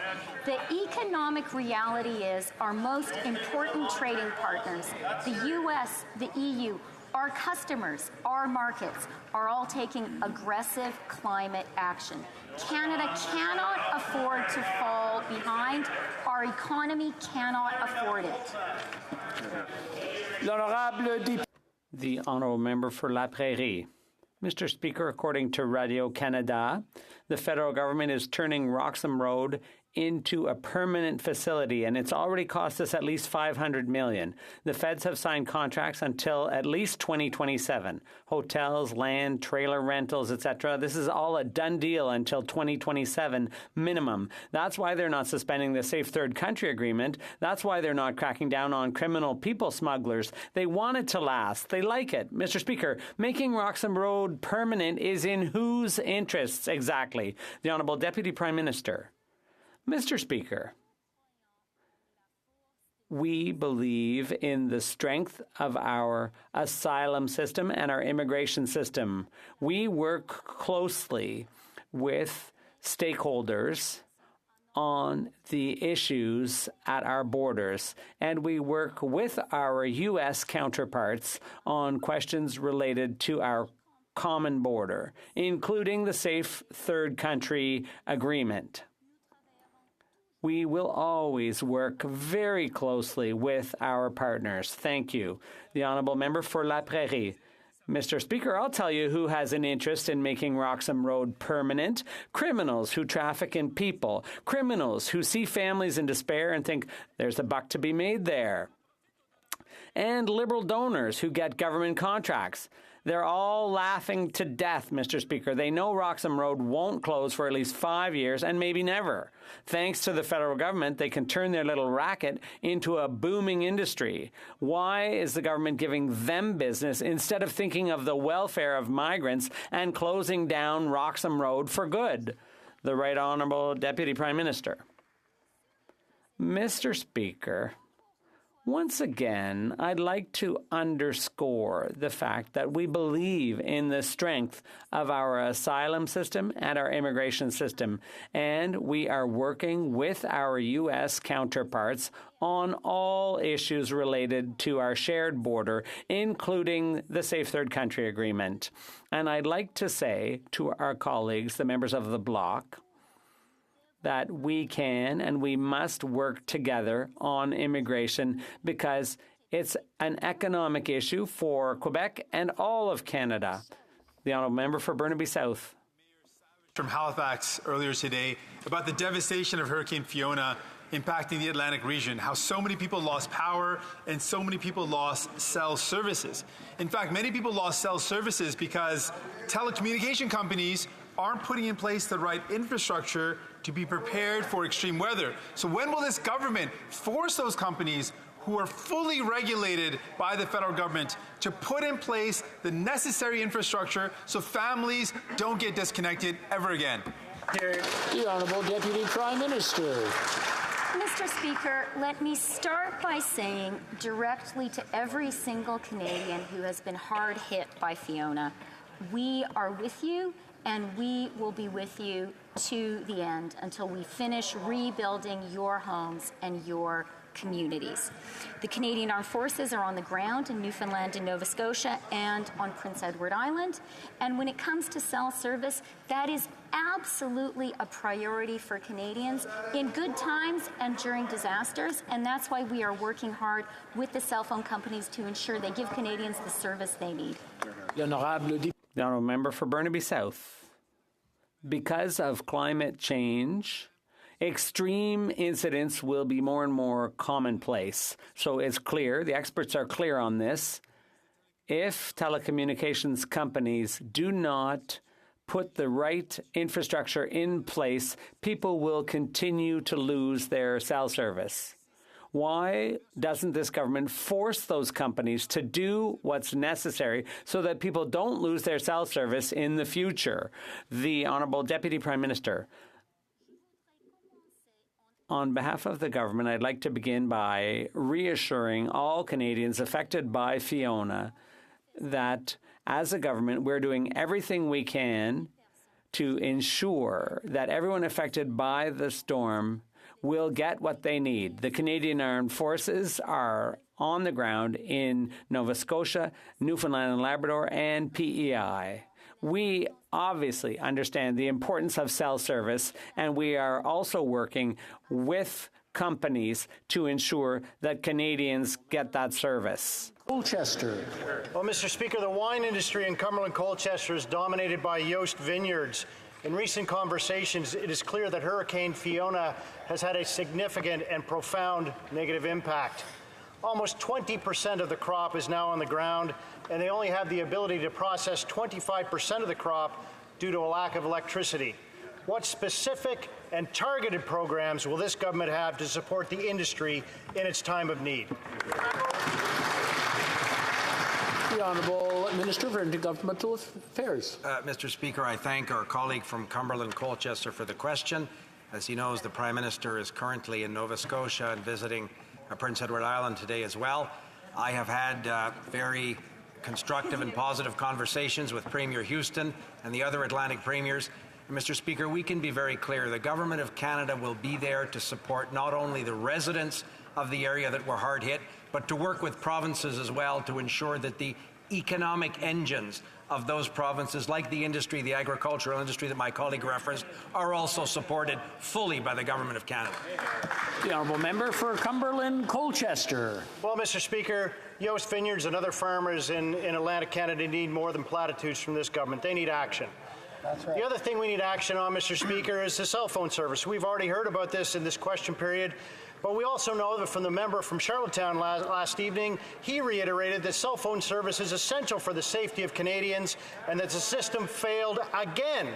The government knew after Hurricane Dorian 3 years ago that the system was tenuous at best, and once again, this government has failed to act. Atlantic Canadians need a concrete plan to ensure a reliable cellular service. What is the outline for this government for this plan? The Honourable Parliamentary Secretary.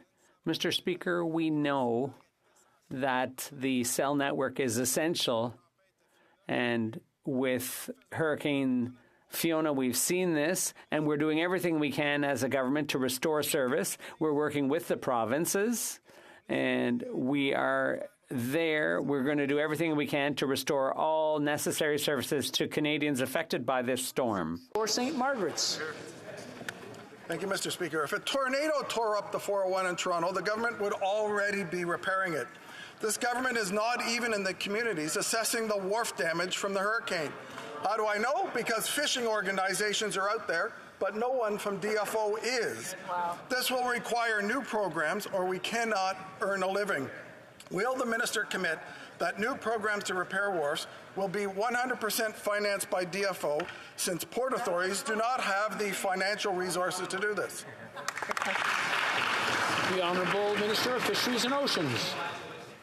Thank you, Mr. Speaker, and I just want to also express my just the shock at having seen the images in Atlantic Canada and Eastern Quebec, and my thoughts are with the families still struggling in those areas. I'd like to assure the member that DFO has already inspected 80 small craft harbors. We're on the ground. We're there for Canadians. We're there for fish harvesters, and we are committed to rebuilding and renewing this infrastructure so that they can do their jobs out in the fisheries. Well, member for South Shore, St. Margaret's. Since the hurricane, I've been speaking every day with fishermen and fishing organizations about the damage caused by the hurricanes and the needs of the industry to recover. As I said, it's clear that we need some new programs to deal with this. 4 days since the hurricane, and the minister is yet to call a single fishing organization in Atlantic Canada. How do I know this? Because I talk to them every day and she doesn't. How will the minister design new programs that respond quickly if she does not talk to the fishing organizations and the people most impacted? The Honourable Minister. Thank you, Mr. Speaker. And again, having chatted with MPs and ministers from that area, I am very much seized with how much challenge this is for people who have lost their homes. They may have lost their boats, their fishing gear, and there may not be adequate food in the grocery stores. So we are there, DFO, our staff, the Canadian Coast Guard, the Canadian Coast Guard College, and we were doing everything we can on the ground to support the people of Atlantic Canada and Eastern Quebec, and we'll continue to do just that. Thank you. The Honourable Member for Miramichi Grand Lake. Mr. Speaker, if the minister or her department had bothered to reach out to fishing groups about hurricane damage, she would know that lost gear from lobster fishermen in New Brunswick and PEI is over 50%. The season has 3 weeks left. Without traps, they cannot fish, and the need for support to replace these traps is immediate. Will the minister commit to immediate emergency support to replace this equipment, to finish out the season, and into what should be our proposed extended season? The Honourable Minister of Fisheries and Oceans. Well, thank you, Mr. Speaker, and I appreciate these voices of concern from the members opposite, and I can tell you the members on this side of the House from Atlantic Canada and Eastern Quebec have been on the ground. I've spoken with my parliamentary secretary. He hasn't slept for days, and I've heard about the devastation that people are experiencing. And I am in touch with fish harvesters, provincial ministers, caucus members, and we will be happy to hear what requests there are for extensions and consider them very seriously. The Honourable Member for Montmagny-Lillet, Kamouraska, Rivière-du-Loup. Mr. Speaker, now that Hurricane Fiona has blown through, hitting the Magdalen Islands hard, it's time for action. The extremely violent winds and rain left their mark. Buildings sunken, roads impassable, ports and boats destroyed. I know the people of the Magdalen Islands are resilient and they're helping each other in an admirable way. Will the government ensure that quick and easy help will be available to those who need it? The Honourable Minister. Mr. Speaker, the answer is yes. The Government of Canada will always be there to rebuild the infrastructure under our jurisdiction, and we will be more present than ever. We're going to work with the fisheries industries, with the provinces, and with the municipalities to ensure that we go further and that we rebuild community infrastructure, public infrastructure, that's essential to those communities, including in the Magdalen Islands and all throughout Atlantic Canada. The Honourable Member for Lac-Saint-Jean. Mr. Speaker, the feds could close Roxham Road tomorrow morning if they wanted to by suspending the Safe Third Country Agreement, but that's not what they chose. According to Radio-Canada, they've chosen to make Roxham Road permanent. All the deals have been signed to keep Roxham Road open until at least 2027. Mr. Speaker, making Roxham Road permanent also means making permanent the criminal smuggling networks that get rich off the desperation of migrant families. Does the minister realize the smugglers are popping champagne today, paid for with migrants' money? The Honourable Minister of Public Safety. Mr. Speaker, that's precisely why we're working very closely with the Government of Quebec. Our investments to strengthen the integrity of our borders and to ensure that those who abuse the system are brought to justice. So we're working with Quebec and the U.S. to ensure that our asylum system remains fair, equitable, and transparent. The Honourable Member for Lac-Saint-Jean. Mr. Speaker, every time the minister claims he's protecting refugees, but he's letting them get exploited by criminals and extorted and lied to, because the criminals don't tell them they've only got a 50% chance of being successful and of not being deported at the end of the process. The minister is protecting criminals, not refugees. We believe protecting migrants means allowing them to come through the front door at border crossings safely and without abuse. Why is the minister choosing Roxham Road and the smugglers' racket instead? The Honourable Minister. Mr. Speaker, we shouldn't suppose that each person entering at Roxham Road is a criminal. That's wrong, what the Bloc is saying. There are refugees who contribute. And what does he say to my honourable colleague from Dollard, who entered through Roxham Road and now is a very strong voice for their community? The Bloc should stop saying things like this, and we should be investing in our asylum system. Thank you. That's evidence that they really don't know what they're talking about. Other than the smugglers, the only winners from the choice to make Roxham Road permanent are those who get federal contracts. We know Roxham Road has already cost at least $500 million. We don't know the exact amount because the federal government refuses to disclose all its contracts. This is worrisome because among the contracts known to exist are 7 that were awarded without a call for tenders to the companies of 2 well-known Liberal donors. It sure pays to be Liberal, doesn't it? Will the government disclose all the contracts, all the amounts, and all its suppliers? The Honourable Minister. And to the member opposite for his question. Transparency and accountability are critically important to our government. And what we have done in terms of the Roxham Road situation is that we are delivering open, fair, transparent procurement processes while continuing to obtain the best value for Canadians. And of course, divulging confidential contract information would violate the agreement we have with the supplier. Thank you, Mr. Speaker. The honourable member for Haldimand, Norfolk. Mr. Speaker, life has become increasingly unaffordable for Canadians because of the Liberal taxes and skyrocketing cost of living. The average Canadian family now spends 43% of their income on taxes, which is more than they spend on food, shelter, and housing combined. A quarter of Canadians are even taking extreme measures of cutting back on food. Will the government end their planned tax increases on gas, home heating, and groceries and have some compassion for suffering Canadians? The Honourable Deputy Prime Minister. Mr. Speaker, we know that times are tough for Canadians. That's why we've put forward a fiscally responsible plan to support them. And here's some good news. Conservatives are starting to get on board with our plan. They announced on Sunday that they are supporting the GST tax credit. That's going to give up to $500 to hardworking Canadian families. It's time for the Conservatives to understand there's a lot of Canadians who need help paying the rent. The $500 one-time payment will help them.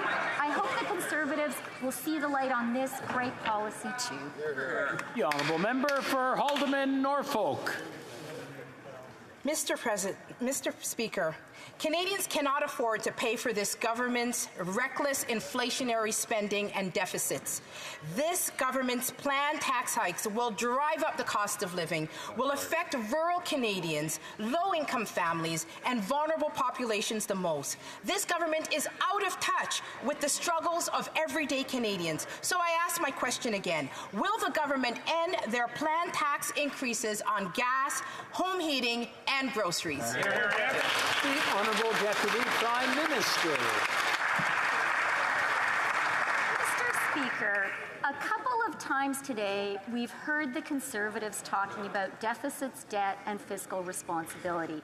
Now, I would say that's a bit rich coming from a party whose leader actually had the temerity to advise Canadians to invest in Bitcoin, which would have eviscerated their savings. But I do want to set the record straight on fiscal responsibility. Canada has the lowest deficit in the G7. We have the lowest debt to GDP in the G7, and we have a AAA rated credit rating. The honourable member for Haliburton, Kawartha Lakes, Brock.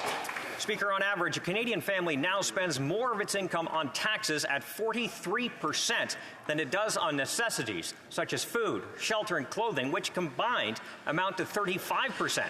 Families are growing increasingly desperate as they stretch out their paychecks to fight inflation, a weakening dollar, and out-of-control tax increases by this government. When will the Prime Minister listen to their pleas, take action to cap spending, and cancel their planned tax increases on gas, home heating, and groceries? The Honourable Deputy Prime Minister.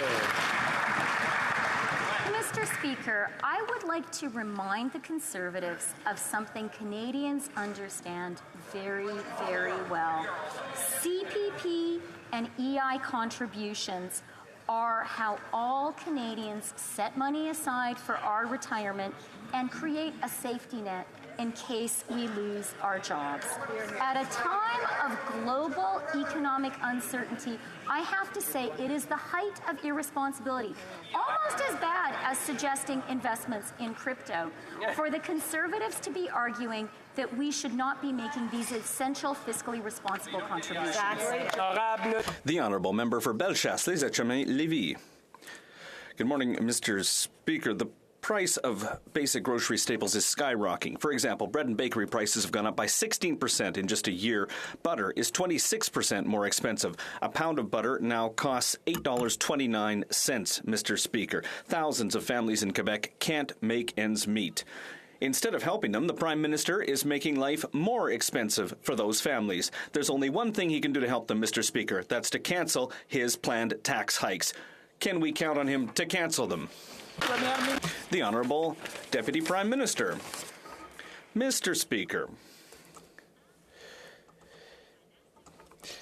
contributions to EI and to CPP allow us to create a social safety net for every Canadian and make sure that we can afford our retirements. In this time of global economic uncertainty, it's completely irresponsible for the Conservatives to suggest that our country should stop setting money aside for retirements and for rainy days. Maybe they just want to cut Canadians' pensions. For Victoria. Mr. Speaker, Big Oil has been making record profits off the backs of Canadians who are struggling, all while refusing to clean up their climate mess. The Environment Minister says he's not opposed to a windfall tax, but he's waiting to see if Big Oil will invest in climate action on their own. Instead, they're paying out huge dividends to their shareholders and bonuses to their rich CEOs. If the minister is waiting for Big Oil to do the right thing, he's going to be waiting a long time. Time is running out for our planet. Will the Liberals tackle corporate greed, implement a windfall tax, and make Big Oil pay their fair share? The Honourable Parliamentary Secretary to the Minister of the Environment. Speaker, I couldn't agree with the Honourable Member more. Energy companies are doing well, and they must put their shoulders to the wheel and invest in reducing pollution. But, Mr. Speaker, we're working on many fronts to reduce fossil fuel emissions. We're going to cap emissions from the oil and gas sector. We're going to be introducing a clean fuel standard. We're putting a price on pollution, and we're going to be eliminating inefficient fossil fuel subsidies in 2023, 2 years ahead of schedule. Thank you, Mr. Speaker. The Honourable Member for Rosemont-la-Petite-Patrie. Mr. Speaker, if the Liberals agree, well, they just have to do it. They just have to have the courage to go after the big oil companies. Mr. Speaker, price of groceries is skyrocketing while CEOs are lining their pockets with record profits. Last year, the CEO of Sobeys took home over $8 million, but instead of giving employees a raise or lowering prices, he took away their bonuses. It's shockingly shameful. The NDP is calling on a parliamentary committee to study the greed of companies that continue to raise grocery prices for Canadians. Does the government think it's okay that rich CEOs continue to make millions on the backs of Canadian and Quebec families? The Honourable Deputy Prime Minister. Mr. Speaker, we have been and continue to be completely determined to ensure that everyone pays their fair share in taxes. We are increasing in a permanent way taxes on the richest companies by 1.5%. And we have introduced a relaunched dividend, a dividend of 15% on excess profits from the COVID pandemic. That's action. Tense. Mr. Speaker, Hurricane Fiona has had a devastating impact across Atlantic Canada, particularly in communities in northern Nova Scotia, Cape Breton, Prince Edward Island, and western Newfoundland. Now, the government has committed to making sure that we are part of that rebuilding process of communities, and we're working with the Canadian Red Cross to match private contributions. But it is extremely important to make sure that we have support on the ground for helping with the cleanup and to restore electricity to those that need the help. Can the Minister of Defence, who is originally from Atlantic Canada and knows our communities well, provide an update to this House on the work of the Canadian Armed Forces to help support Atlantic Canadians in their time of need? The Honourable Minister of Defence. Mr. Speaker, as a Nova Scotian myself, I want to assure my honourable colleague and everyone in this House that the Canadian Armed Forces will be there for as long as needed. In Nova Scotia, the Canadian Armed Forces are removing debris and restoring roadways and bridges. In Prince Edward Island, the Canadian Armed Forces are assisting with restoring the power grid. And in Newfoundland, they're going door to door to check on their neighbours to make sure everyone is okay. Mr. Speaker, from the bottom of my heart, I'd like to thank the Canadian Armed Forces for all they do to keep Canadians safe in this time of need. Great work. The honourable member for Wellington, Halton Hills. Mr. Speaker, the weather is getting cool and people are starting to turn on the heat. Millions of Canadians rely on oil and propane to heat their homes. The cost of those fuels, however, has skyrocketed. It now costs upwards of $5,000, $6,000, or even $7,000 a winter to heat their home. And now the government has put on top of that a carbon tax that will cost upwards of $400 or $500 a winter. People are getting desperate. Will the government listen, including to the Premier of Newfoundland and Labrador, and cut the tax on oil and propane heat? The Honourable Government House Leader. As we watch yet another disaster unfold that is fueled by global climate change, as the world is called to act on climate change, playing games with misrepresenting climate action, when the member well knows that the money that is taken is given back to Canadians and that the action that is taken is essential so that we have less Fionas, that we have less disasters and less Canadians that are affected by global climate change. We have to take action, Mr. Speaker. The member for Wellington, Halton Hills. Mr. Speaker, that government is completely out of touch. Emissions have risen each and every year that this government has been in power, except for the year of the pandemic when they shut everything down. A third of Atlantic Canadians heat with oil heat. Over 1 million Ontarians, 10% of Canadian households. When will this government do what other G7 governments have done and provide relief on fuel taxes and cut the tax on oil and propane heat that people are so desperate to use this winter? The Honourable Parliamentary Secretary to the Minister of Environment.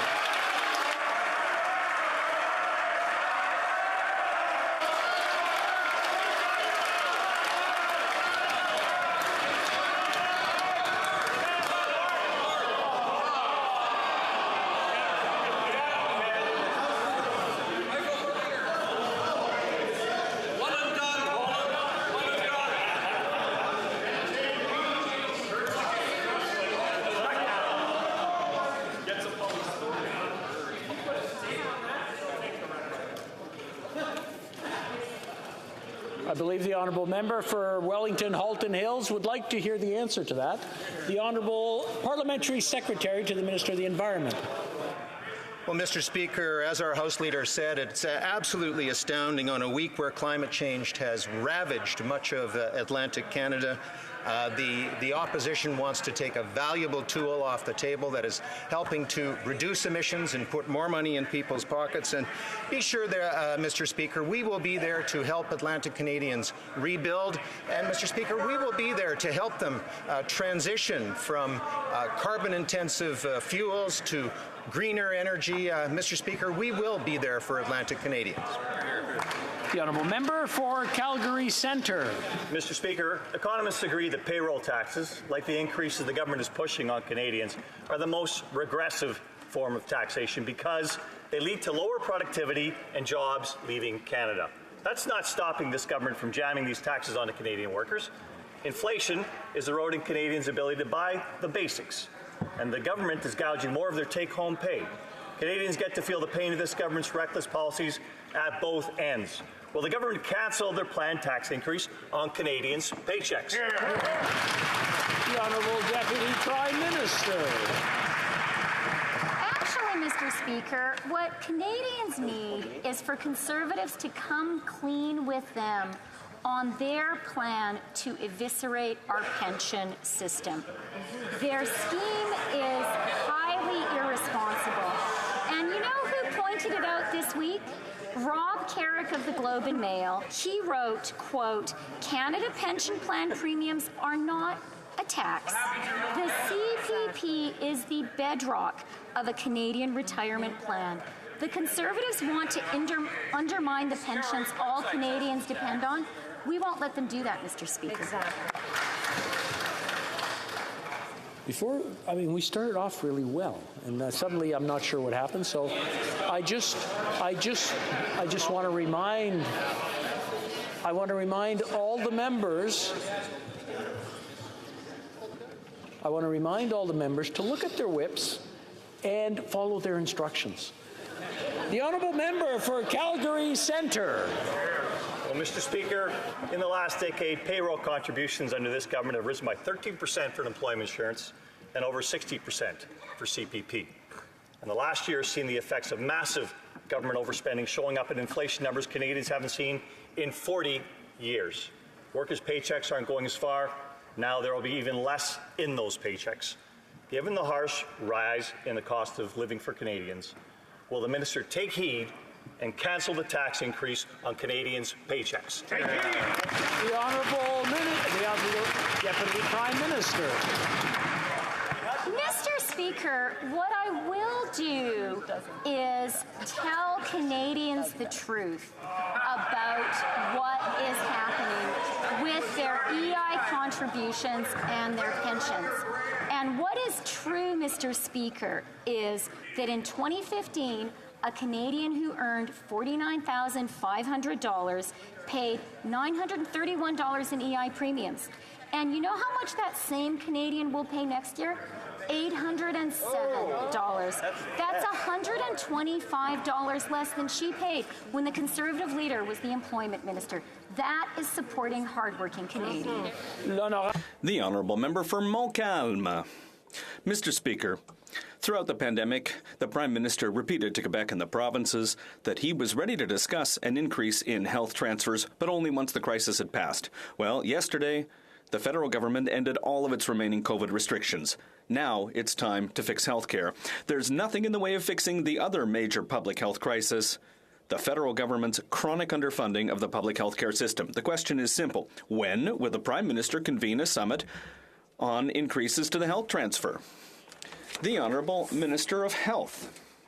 Thank you, Mr. Speaker. I'm very happy to hear this question from my colleague. It gives me the opportunity to say that, once again, next week I will be speaking with all of my health minister counterparts to say that I am ready to help them invest in dealing with the problems that we have around delays, surgeries, and diagnostics. We know that there's an accumulated effect of the COVID-19 pandemic, and we are ready to help with that. We need to make sure that Canadians have access to home care, palliative care, long-term care, and Canadians know this is important for Canada and for Quebecers.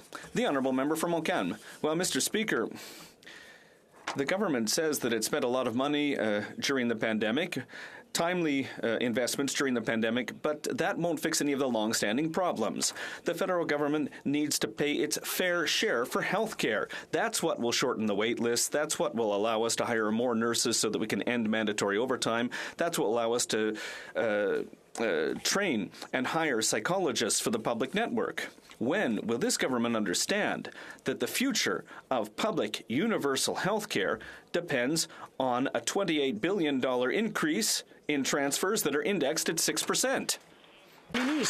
The Honourable Minister. Thank you, Mr. Speaker. And my colleague is right. The federal government did invest $73 billion in health care for Canadians throughout the pandemic, and that continues with vaccines which are still being sent to provinces with rapid tests, with the Paxlovid medication. As you know, Paxlovid is now available to the provinces and territories to help Canadians who are dealing with severe health issues related to the COVID-19 pandemic. We've also invested in personal protective equipment and many other things for the provinces and territories. London. Mr. Speaker, under this government, the cost of living is skyrocketing. But don't fret. This government has an affordability plan. The same government that got Canadian families into this affordability crisis. The truth, Mr. Speaker, families are spending more of their income on taxes rather than on food, shelter, and clothing combined. That is 43% of their income on taxes and just 35% on essentials. Mr. Speaker, will the government end their planned tax increases on gas, home heating, and groceries? The Honourable Deputy Prime Minister. Mr. Speaker, we understand that conservatives have seen the light when it comes to our plan to support Canadians with the cost of living. They kicked and they hollered at the beginning of this parliamentary session, but over the weekend they did a very conservative flip-flop, and they said, you know what, we're going to support the GST tax credit. They did the right thing, Mr. Speaker. I hope that this weekend we'll see them supporting another important measure, the $500 payment to support Canadians with the cost of housing. Member for Bow River. The average Canadian family now spends more of its income on taxes than it does on the necessities of food and shelter combined. Farmers in Bow River are paying millions in carbon taxes annually just to power their irrigation systems. Their hard-earned dollars are being siphoned off by the NDP Liberal government rather than being reinvested in local economies, local infrastructure, local goods. Will the government end their planned tax increases on gas, home heating, groceries, so farmers can get back to feeding the world, so Canadians can afford nutritious food? The Honourable Parliamentary Secretary to the Minister of Agriculture.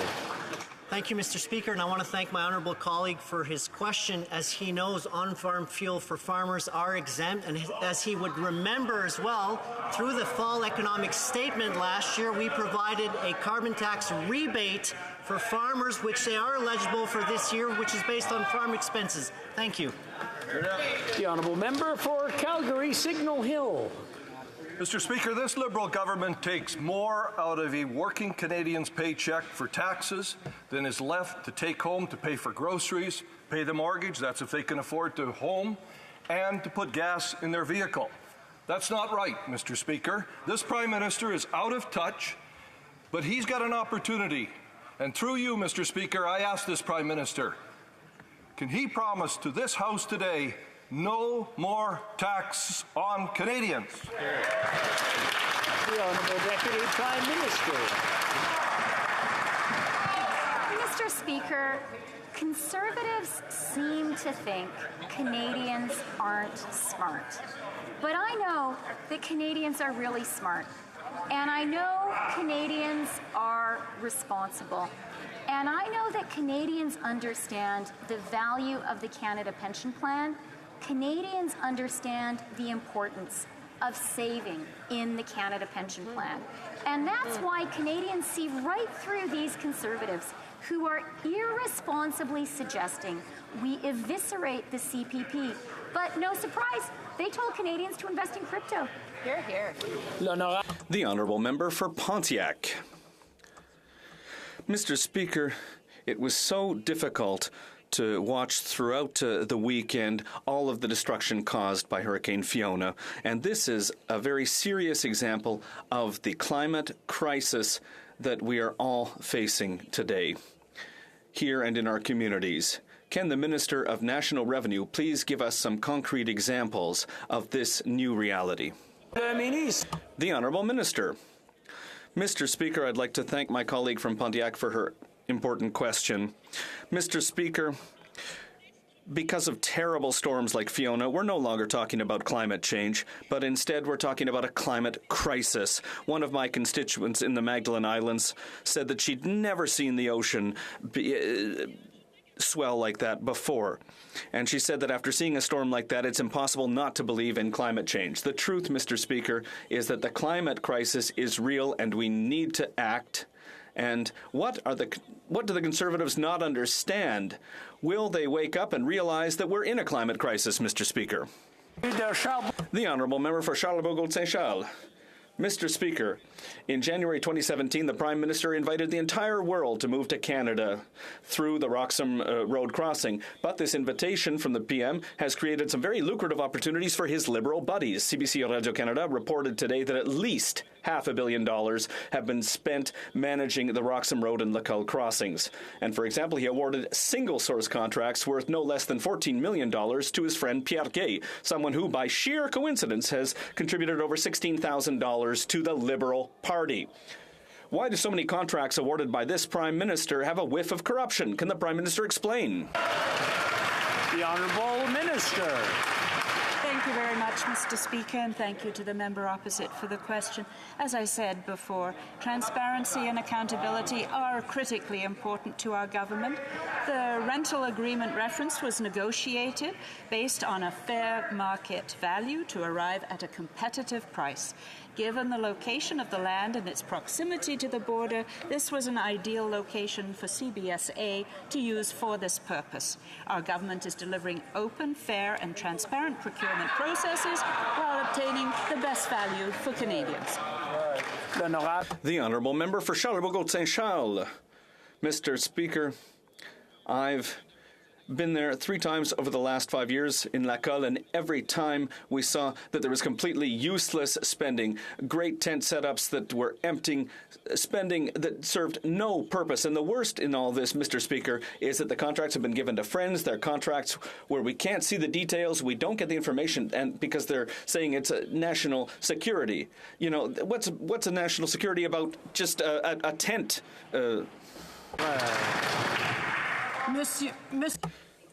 Mr. Speaker, listen, I'm really proud of the question that my colleague has asked because it gives the opportunity to talk about what we're doing, the agreements that we're working with. And I think earlier the member from the La Québécois made this reference, and let me be very clear. Our system for asylum seekers must be strong. There's no magic solution. And I know that they say we should suspend it. Well, suspending the Safe Third Country Agreement would do the opposite of making things safe. We need to modernize the agreement, and that's what we're doing, working with the United States. The Honourable Member for Calgary-Nose Hill. Today, the Liberals have falsely claimed that the immigration system is both fair and delivering value for money. I think the 2.4 million people languishing in the longest immigration backlog in Canadian history will be enraged by these talking points. This includes the family of Ayad, a 12-year-old torture survivor who's currently huddled alone in a refugee camp. Will the Liberals explain to Ayad's family how spending $500,000 to make it easier for people to skip the line in upstate New York at Roxham Road is both fair and delivering value for money? The Honourable Parliamentary Secretary. So, Mr. Speaker, I want to talk about some of the investment that we're making. And you know what, Mr. Speaker? I have to say, we have taken measures to reduce the wait time. We're doing more to tackle the backlog of the short term while making our system more sustainable in the long term. We're doing this by hiring 1,250 more staff. Mr. Speaker, we understand the value of immigration, and we will continue to be there in protecting our immigration system while continuing to invest to make sure that people who can come to Canada come as quickly as possible. The Honourable Member for Pierrefonds-Dollard. Monsieur le Président, according to the United Nations, the world is going through a global food crisis caused by war, climate change, and the COVID-19 pandemic. Canada, with its international partners like the World Food Programme, has worked tirelessly to combat food insecurity. Mr. David Beasley, the Executive Director of the World Food Programme, has been championing this cause during his ongoing visit to Canada. Monsieur le Président, le ministre du Développement... Mr. Speaker, can the Minister of International Development please tell us how Canadian is working with its partners in the World Food Programme to fight global food insecurity? The Honourable Minister. We'd like to thank the Honourable Member for this question. The climate crisis is causing a food security crisis for the most vulnerable around the world. Mr. Speaker, hunger leads to conflict. This is why Canada was the 4th largest single-country donor to the World Food Program in 2021, providing over $306 million in humanitarian funding for emergency food and nutrition assistance to people in need. And I want to take this opportunity to thank the members of the World Food Program and the many other organizations for feeding the most vulnerable on our planet. Thank you, Mr. Speaker. The Honourable Member for Nunavut. To you, families across Canada are struggling with food prices. Grocery costs are even worse in Nunavut. CEOs of big grocery stores get millions of dollars in bonuses, while families in the north are unable to access affordable, fresh food. This government refuses to listen to Inuit and fix the Nutrition North program. When will this government step up and finally implement a windfall tax on grocery stores making record profits and help Nunavut access the nutritious and affordable food they deserve? The Honourable Deputy Prime Minister. Mr. Speaker. Thank you, Mr. Speaker. I thank the member for the question, and I'd like to say that in Inuvik, approximately a month ago, we announced an expanded Nutrition North program with $164 million in new funding in partnership with Indigenous partners. The newly expanded program moves beyond simply a subsidy with a new Community Food Programs Fund to directly support community-led food security activities, and we are providing more funds directly to Indigenous partners through the Harvesters Support Grant, increasing access to traditional country foods through hunting, harvesting, and food sharing. Thank you. Well, member for Vancouver East. An Inuit woman who traveled to Ottawa to be a nurse died after just 4 days in the city. She was a victim of violence who had no access to safe, affordable housing. The Missing and Murdered Indigenous Women and Girls Inquiry final report cites housing 299 times. The minister was asked about it today, and he said, quote, "Words fail me." His words and inaction are failing Indigenous, Inuit, and Métis people. Will the minister ensure that is meaningful investments in a for Indigenous, by Indigenous, urban, rural, and northern housing strategy in Budget 2023? The Honourable Minister. I want to extend my appreciation to the Honourable Member for the really important question. And the case that she's referring to obviously touches all of us. When a member of our community is targeted and doesn't have access to safe and affordable housing and is on the street, it diminishes all of us, Mr. Speaker. We are committed to a for Indigenous, by Indigenous, urban, rural, and northern housing strategy. That is why in Budget 2022 we've dedicated $300 million as the first installment of what is needed, and which is a significant amount of money and investments that are needed to put in place serious investments in a for Indigenous, by Indigenous, urban, rural, and northern housing strategy. C'est tout le temps que nous avons aujourd'hui. This is all. Si je peux avoir deux. If I may have two questions before a call to order. The presence in the gallery of the Honourable Ashni K. Singh, Senior Minister of the Office of the President with responsibility for finance of the Cooperative Republic of Guyana.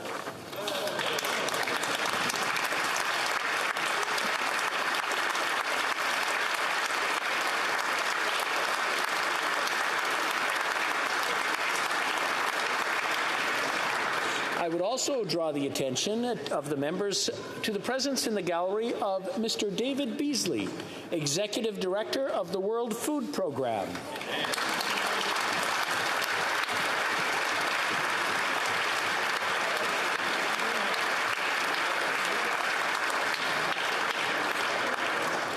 Et maintenant, nous allons continuer avec un... And now a point of order. The member for Lac Saint-Jean. Mr. Speaker, something unfortunate happened during question period. The Minister for Public Safety deviated my words on a very sensitive issue, Mr. Speaker. I think that it's important to be very careful. Hey, can I please take the floor, or... I was talking about illegal passes. And he insinuated that I said there was criminals. I would ask everyone to just 1 second. The honourable member will be able to continue in a few seconds. Everyone is leaving and they're chatting among themselves, and so we shall wait just a couple of seconds. The sound has died down. I therefore ask the member for Lac-Saint-Jean to continue. It's a sensitive issue.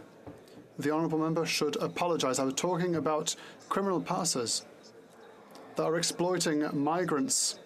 And he said, I said that criminals were crossing the border. Two completely different matters. On a sensitive issue like this, I want the honourable member to apologise for diverting my words. This is unacceptable.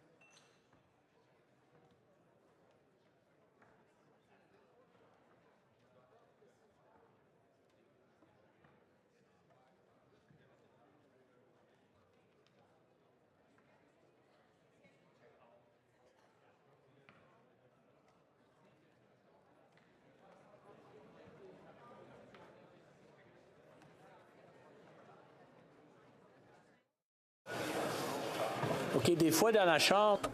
Sometimes, when there are questions, when there are words, sometimes we don't understand what people are saying. So I would like to remind members to be careful on what they hear and what they say.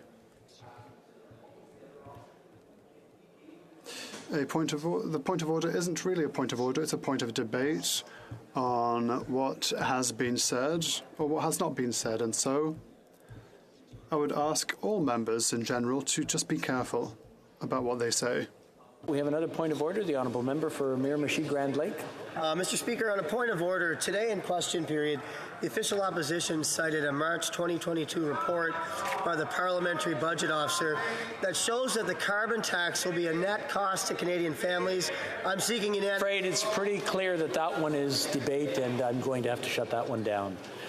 The honourable member has another point of order. Please. Matter arising out of question period. Today, the member from Glengarry Ruskell Prescott, who is also the Parliamentary Secretary to the Minister of Agriculture, falsely stated that all on-farm fuel is carbon tax exempt. He knows that's blatantly false.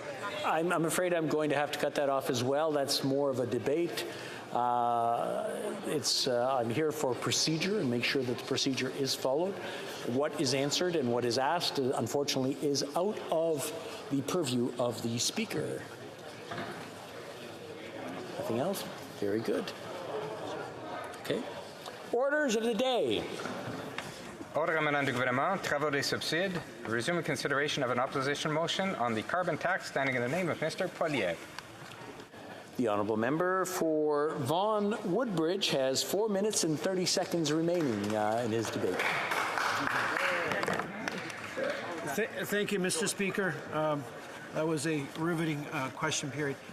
Mr. Speaker, as we all know, Canadians and countries across the world and citizens across the world are dealing with inflationary pressures, and our government has acted since day one, since 2015, to ensure we work hard and strengthen our middle class and obviously assist those that wish to join the middle class. And what we've put forward here in this legislature, in our parliament, is a number of measures to assist Canadians from coast to coast to coast. It's great to see that the opposition will be joining us and supporting us in terms of the GST tax credit, which will assist, again, nearly 12 million Canadians. It's great news. And allow for the doubling up of the GST credit for the next 6 months, and the payments will be received prior to the end of the year, which is obviously a big help for families as we enter the fall and Christmas period. Mr. Speaker, obviously we're putting forward the rental benefit, a $500 top-up again assisting 1.8 million Canadians, really those who need the assistance the most, seniors, people on fixed income, lower income families, and we need to be there for those Canadians. That's what this country is about, and that's what our government is about since day one, ensuring that Canadians have access to the resources they need to provide for their families while we continue to grow our economy, continue to generate the investments we need to create jobs for our citizens, which we've done so since day one, and which is in complete contrast to what I would call the anemic record of the prior government that we defeated in 2015. I would also like to comment in terms of the dental benefit, which I touched upon very briefly before question period started. As a member of Parliament, we deal with cases consistently, and those cases that really, leave an impact in terms of how can we help, not only for today, but going into the future. When we create a dental benefit for Canadians, especially for seniors, especially for lower-income folks, that they don't have to make that choice between going to the dentist and getting that dental work done, and then having to pay out of pocket, $500, $1,000, even more dollars in terms of getting assistance. And we're acting on that.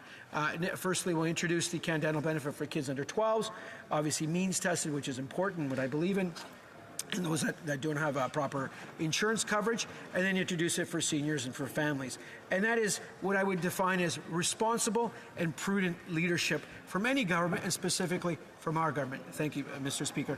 But going back to my original comment here, Mr. Speaker, I ran for office as an economist. I ran for somebody who worked in the global financial markets for over 20 years, and I ran as someone who grew up in a small town in northern British Columbia to immigrant parents who worked hard, who saved, who sacrificed, who did the right thing, but were provided the opportunity to push their kids forward and provided the opportunity to not only create a better environment and a brighter future for their children, but have the opportunity to do so.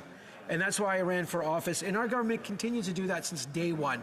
Whether it's redesigning the Canada Child Benefit, whether it's implementation of the Canada's Workers Benefit, which will see by the end of this year up to $2,400 more in the pockets of hardworking Canadians, again, means tested, helping literally 3 million Canadians since the inception of our changes.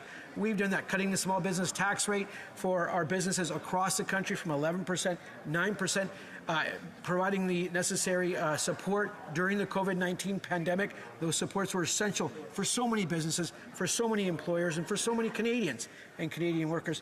And that is what our government has done since day one. Our fiscal position remains strong, Mr. Speaker, as we continue to deal with the issues of the day. Affordability is something that I know that all my residents are dealing with, the constituents are dealing with, and I ask the opposition parties to join us in pushing this legislation through quickly, efficiently, and ensuring that Canadians get the help that they need, especially folks, as I said, Mr. Speaker, on fixed income, seniors, and working families. Thank you, Mr. Speaker. I look forward to questions and comments. Thank you. Good. Questions and comments. Question commentaire. The honourable member for Kamloops Thompson Caribou. Thank you, Mr. Speaker. It's always a pleasure to rise on behalf of the people of Kamloops Thompson Caribou. Before asking my colleague a question, I do wish to recognize the passing of a friend from high school and former constituent, Daniel Letendre. I do wish his family all the best, and may eternal light shine upon him. Mr. Speaker, I heard my colleague speaking about small business tax cuts and things of that nature. Would he agree, though, that especially over the last 7 years, we have seen incrementalism come when we're dealing with paychecks? 1.5% on income tax here, a little bit more on CPP, a little bit more on EI, a little bit more on the carbon tax, because if you look at your take-home pay over the last 20 years, it's slowly dwindled and house prices have doubled under this government. How can we simply say, yeah, we're doing something for small business or for the ordinary Canadian, when incrementally the situation has gotten way worse, especially with inflation and rises in these types of expenses? Thank you. Honourable member for Vaughan Woodbridge. Thank you, Mr. Speaker. I do wish to indicate that the member from Kamloops Caribou, or if Tom's Kamloops Thompson, our two families have known each other for over 50 years since our parents, all our families immigrated from southern Italy to Canada, and I consider the member a great friend. I will say that our government has focused on returning money into the pockets of Canadians. We've introduced two tax cuts directly aimed to middle-class Canadians, one's in 2015, and the raising of the personal basic expenditure amount, basic personal expenditure amount, and we'll continue to return money into the pockets of hardworking Canadians from coast to coast to coast, including the residents of the members in the members' riding. Thank you. Questions and comments? Questions et commentaires. L'honorable député. The honourable member for Shefford. Thank you, Mr. Speaker. My colleague, who I thank for his speech, brought up the issue of dental care. What I'm fascinated by is that this is being held up as a solution to support seniors. Would my colleague not agree that before dental care, people need to eat, and what seniors really need is to not be split into two separate classes?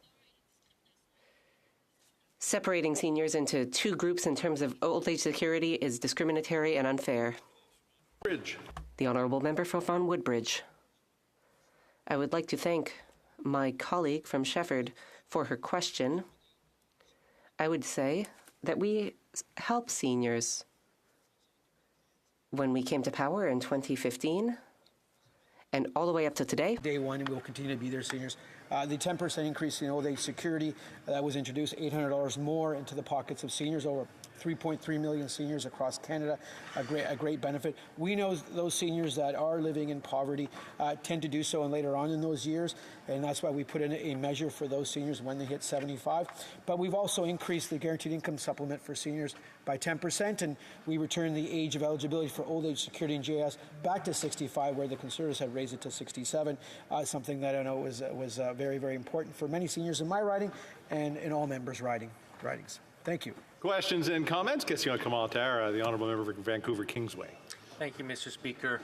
You know, I find it disturbing that the Conservatives today raise a question about the carbon tax at a time when people on the eastern seaboard of this country are suffering from one of the worst examples of a climate change caused crisis that climate scientists are absolutely ad idem on.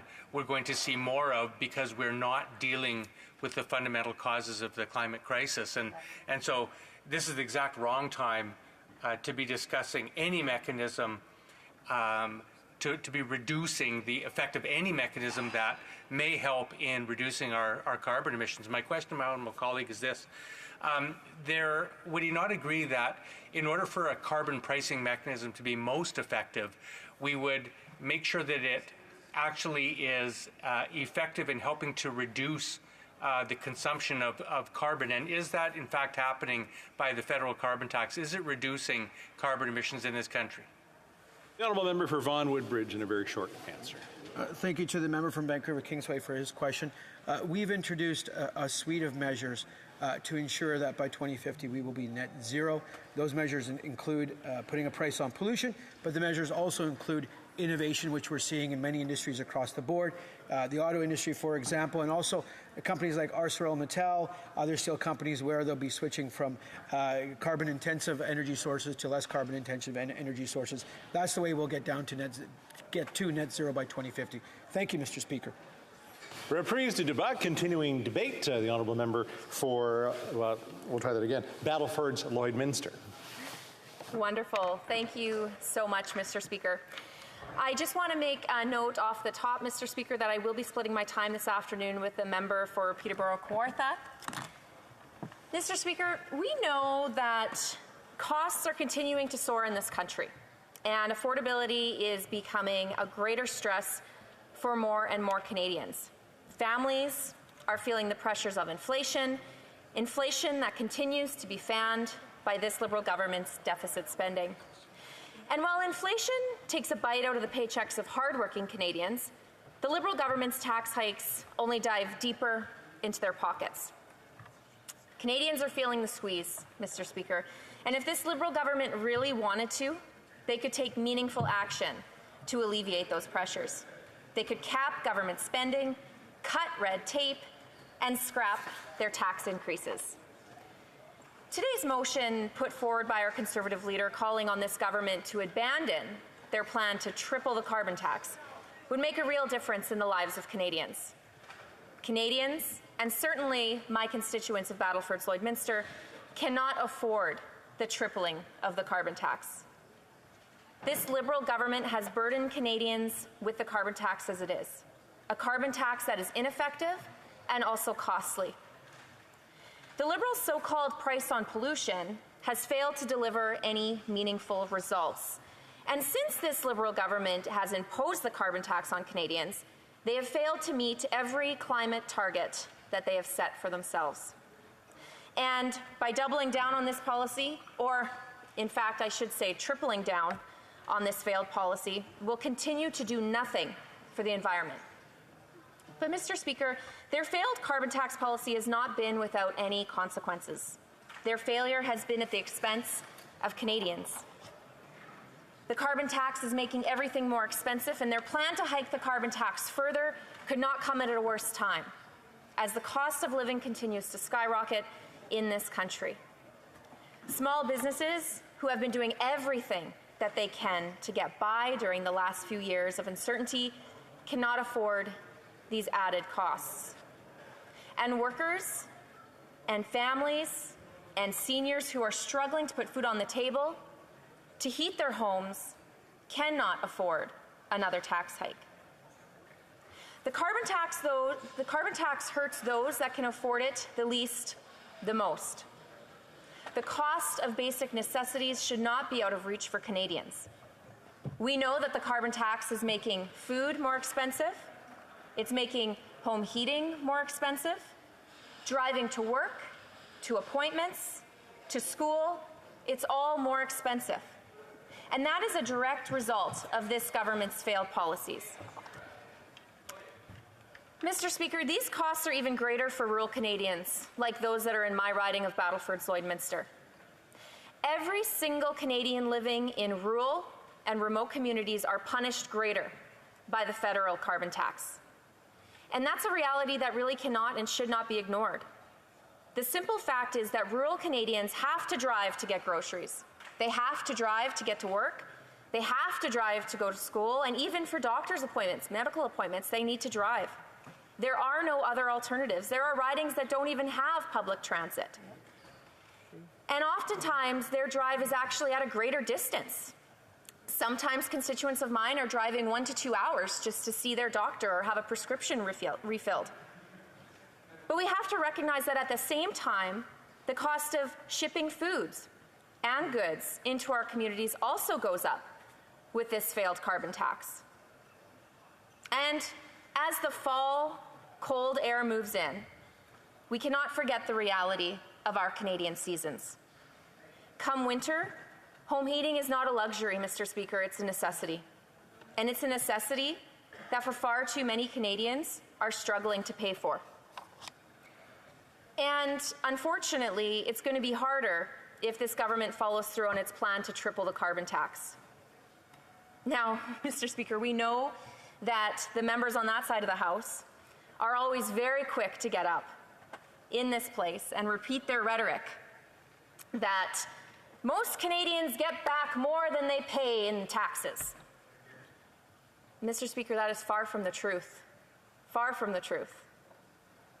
Liberal math fails to give a complete picture of the impact of their carbon tax.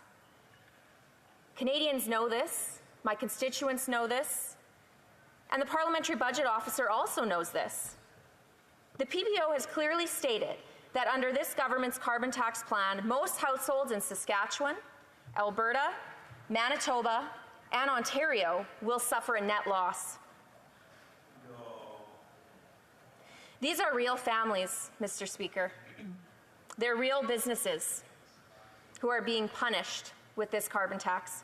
Many of my constituents cannot afford the carbon tax at its current rate, much less if it was tripled.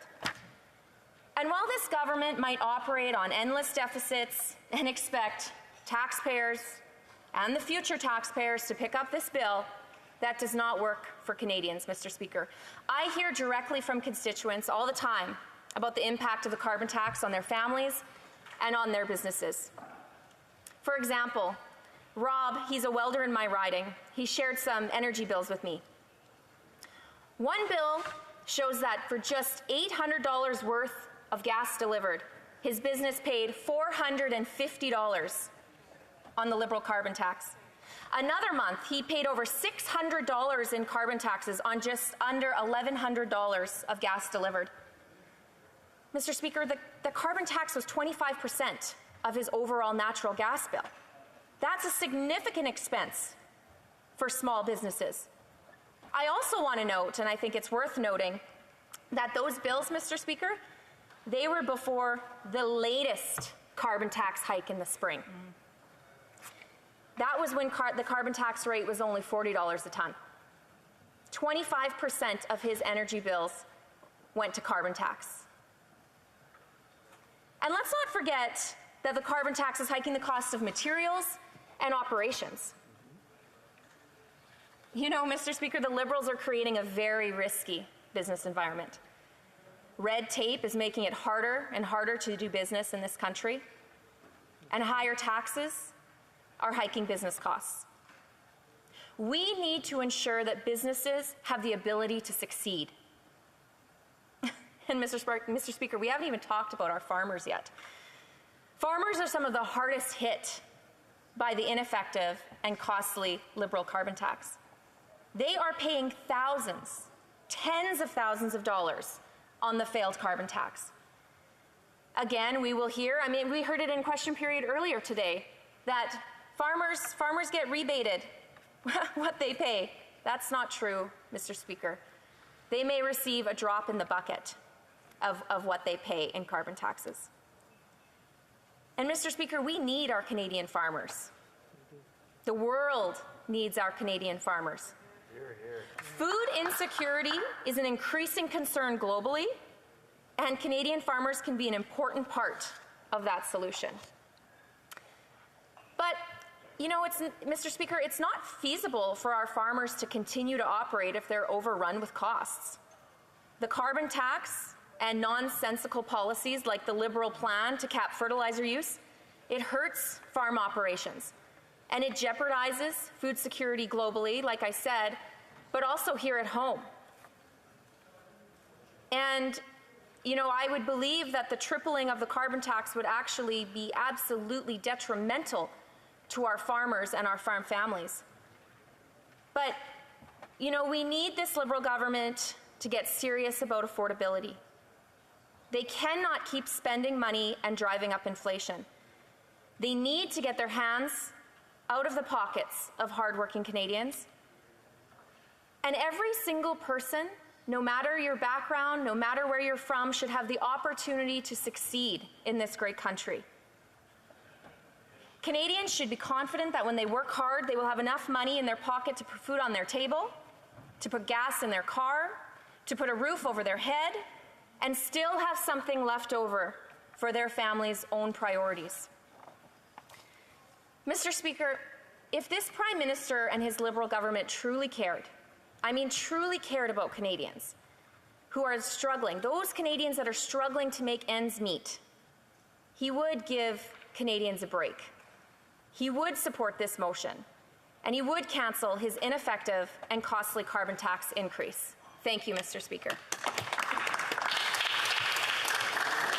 Questions and comments? Question commentaire, the Honourable Parliamentary Secretary to the Government House Leader. Yes, so thank you, Mr. Speaker. And you know, the Conservative Party's approach to the whole issue of price on pollution can be very confusing at best. When you take a look at it, the principle of a price on pollution actually originated in Canada out of the province of Alberta. There are many other provinces that have price on pollution. In fact, this very same Conservative Party has flip-flopped like a fish out of water on the issue, Madam Speaker. That's right. You know, some days they're in favor of it, some days they're opposed to it. New leader, new position. And then we get misinformation. My question to the member is, Will she not acknowledge what the parliamentary budget officer has stated? That a vast majority, 80% of the residents in Winnipeg North have a net benefit because of the price on pollution. Is she saying that the parliamentary budget officer is wrong?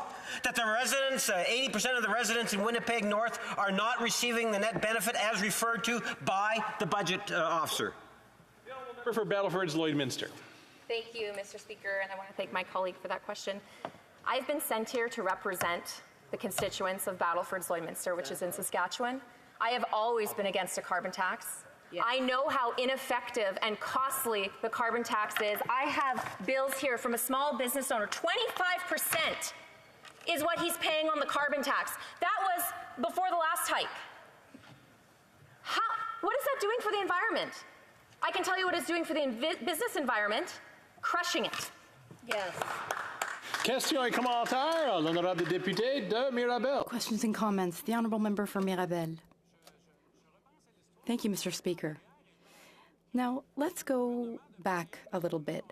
Back in time, under the government of Brian Mulroney, a price on pollution was used as a solution to reduce environmental problems, for example, acid rain. Why did this work under Mulroney as Prime Minister, but now, under these Conservatives, this same type of pricing mechanism, they're against it? Thank you, Mr. Speaker, and thanks through you to my colleague for that question. I guess what's perplexing about quote-unquote carbon pricing, carbon tax, is what is it doing to prevent disasters? What has the federally imposed Liberal carbon tax, because I come from a province that it has been imposed on, done for the environment? How come it didn't prevent Hurricane Fiona? Where are those tax dollars going? What is it doing? Nothing. Nothing. Question et commentaire. Questions and comments. The honourable member for London Fanshawe. Thank you, Mr. Speaker. Under the output-based pricing system, in fact, Canada's biggest polluters pay the lowest in terms of this carbon tax rate, and I wanted to hear what the member opposite has to say about that in terms of fairness and where we need to see, if they're so against ultimately this carbon tax, that where we need to see that corporate tax rate on the biggest polluters, where that needs to go. Thank you, Mr. Speaker. The honourable member for Battleford's Lloydminster. Thank you, Mr. Speaker, and I'd like to thank you, or through you, to my colleague across the way for the question. I think what needs to happen is the people that come to this place have to hear what their constituents are saying and bring that forward. I see on a first-hand basis how there are families that, because we have to drive where I reside, have to choose. That being said, I think we look at companies and technology like carbon capture, for example, and things that industry is already doing, that there are parties in this place that do not want to acknowledge the work that these energy companies or industry is already doing. It is only good enough if our energy stays in the ground and is not developed according to certain parties in this place, and that is unacceptable. Continuing debate, the honourable member from Peterborough, Kawartha. Thank you, Mr. Speaker, and good afternoon. As always, it is an honour and a privilege to stand in the House of Commons to represent the constituents of Peterborough, Kawartha. Today I rise to speak to the Conservative Opposition Day motion calling on the Liberal government to eliminate its upcoming plan to triple the carbon tax. Now, for those unaware, an opposition day is set aside a block of time on certain House sitting days when the opposition, the Conservative Party, can set the agenda. Most days, the government sets the agenda. Today is our day to fight for you, Canadians. And every day, but today especially, when we ask them to end tripling the carbon tax. Today especially. When Canadians are facing record-high inflation, a cost of living and mental health crisis, and a growing housing affordability crisis, an increase in the carbon tax completely lacks the compassion Canadians need and deserve at this time. This increase will mean that Canadians will pay more for groceries and home heating and add up to 40 cents a litre to the cost of gas. Let me repeat that, Mr. Speaker. 40 cents a litre to the price of gas. Fueling your vehicle isn't a luxury to Canadians and the constituents in my riding of Peterborough-Kawartha. For many, it's essential to get to work, school, to pick up groceries, and to take your kids, if you have any, to hockey practice, taekwondo, dance, and all of their other sporting activities, if you can even afford to put them in it. Now, one of the biggest lessons we've learned from this pandemic, Mr. Speaker, is that rural and urban Canadians have very different needs. Yet this Liberal government continues to punish those who have to drive to work or plow their field to feed us. The carbon tax disproportionately impacts those in rural ridings who do not have a choice in transportation. Now, the government argues that individuals will receive a carbon tax rebate. That's their claim to fame. You're going to get some of this money back. Don't worry. But, Mr. Speaker, the Parliamentary Budget Officer reported the carbon tax costs 60% of Canadian households more than what they get back in tax rebates. As I've said many times in this House, our current affordability crisis is a mental health crisis, and the two cannot be separated. Now, this week, the CBC published its first-person column, which amplifies personal stories that reflect contemporary Canada. Now, in the column, Danielle Barnsley shares the actual cost of the current affordability crisis. Listen to this. This is, quote, "Slowly, I watched the prices rise at the grocery store. The rising cost of gas. At first, I thought it was just me, not pinching pennies enough. It wasn't. I canceled subscriptions. I stopped eating out. When my kids are with their dad, I don't leave my house so that I can save gas money. It's like living in lockdown, but from poverty rather than the fear of the virus. I live off whatever non-perishables I have in the house, and somehow I've cut my grocery bill by 75%, but that has meant not getting as many healthier foods. The amount of fresh fruits and vegetables I buy has dwindled because it's simply not affordable. I've accessed the food bank sometimes when there just isn't enough. I can speak from personal experience as well. In my riding of Peterborough-Kawartha, when I drive by the Salvation Army, which is an incredible organization, the lineup every day is longer and longer for people accessing food banks." She also goes on to quote, "My kids come first, my bills come next, and I go last. Every nickel is accounted for. Every dollar is placed towards something. Yet even with all the ways I scrimped and saved, it hasn't helped. It used to be paycheck to paycheck, now it's paycheck to 10 days before paycheck. The average family of four is spending over $1,200 more each year to put food on the table. Grocery prices are up by 10.8%, the highest rate since 1981. Across the board, food prices are up by 9.8%. Nearly half of Canadians, are within $200 of insolvency. Mr. Speaker, taxing Canadians when they cannot afford to feed themselves or their family is not addressing climate change. It is causing further suffering and adding to our current mental health crisis. Canadians by nature are very good neighbours. We are kind people, we care about our country and our earth. But let's be honest, Mr. Speaker, we must meet people where they are. How can someone be the best parent, be the best partner, be the best employee, or the best steward of the land if they are barely surviving? We need to meet Canadians where they are at and invest in technology that fights climate change, not triple an ineffective carbon tax.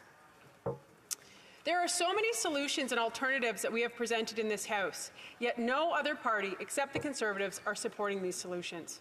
Small nuclear reactors, SMRs, regenerative farming, carbon capturing, investing in our own clean oil rather than dictator oil.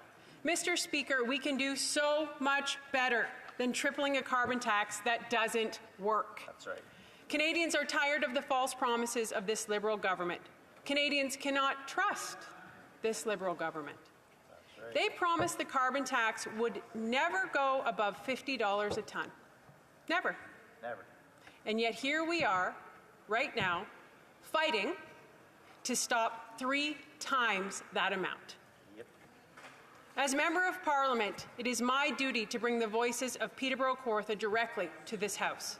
So I asked my constituents how the current cost of living crisis is impacting their day-to-day lives, and here are some of their stories.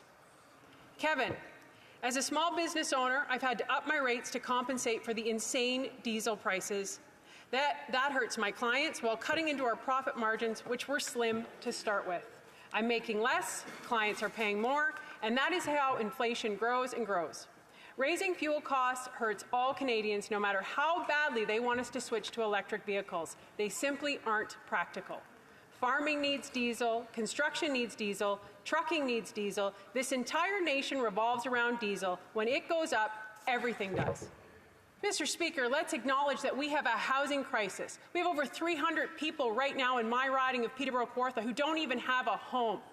If these costs, if this carbon tax is driving up the cost to build a home, how is that going to help our housing crisis? How is that going to help get more houses built? More quotes. Rent prices have gone crazy, $2,500 plus utilities. How do people afford to eat after they pay rent and utilities? No wonder mental illness is at an all-time high. People are stressed out. I just switched from wood to propane as I do it all on my own and not getting any younger. $1,500 a month to keep it at 58 degrees. On top of everything else going through the roof, I guess I will keep working 60 hours or more a week to make ends meet. More. As a two small business owners family, it's a struggle. Hard to make ends meet, but we take on extra jobs and become overworked. There's nothing else you can do. And here's another quote. Most of us aren't managing. We're sinking. Mr. Speaker, when we talk about the future of this country, how do you think these stories are impacting our children? When their parents are at the dinner table, so stressed, if there is even dinner, how does that impact the children in our country? This week, a local news outlet in my riding reported that post-secondary students were looking to access shelters and being turned away due to overcapacity. And a student was asking for advice about whether sleeping in a vehicle in Peterborough was safe. We have university and college students who cannot find housing. They are going to shelters that are already over capacity. And they want to triple the carbon tax. Mr. Speaker, we can do so much better than this. Canadians from coast to coast to coast are struggling with record-breaking inflation rates, with no hope for the future that if they work hard and save reasonably, they'll be able to get afford a house, feel comfortable, and financially secure. The hope of home ownership has gone out the window for our younger generation. Today, Conservatives urge this House to do the right thing, to meet Canadians where they are at, to give them the break they need, and to scrap this upcoming tripling of the carbon tax. Thank you, Mr. Speaker.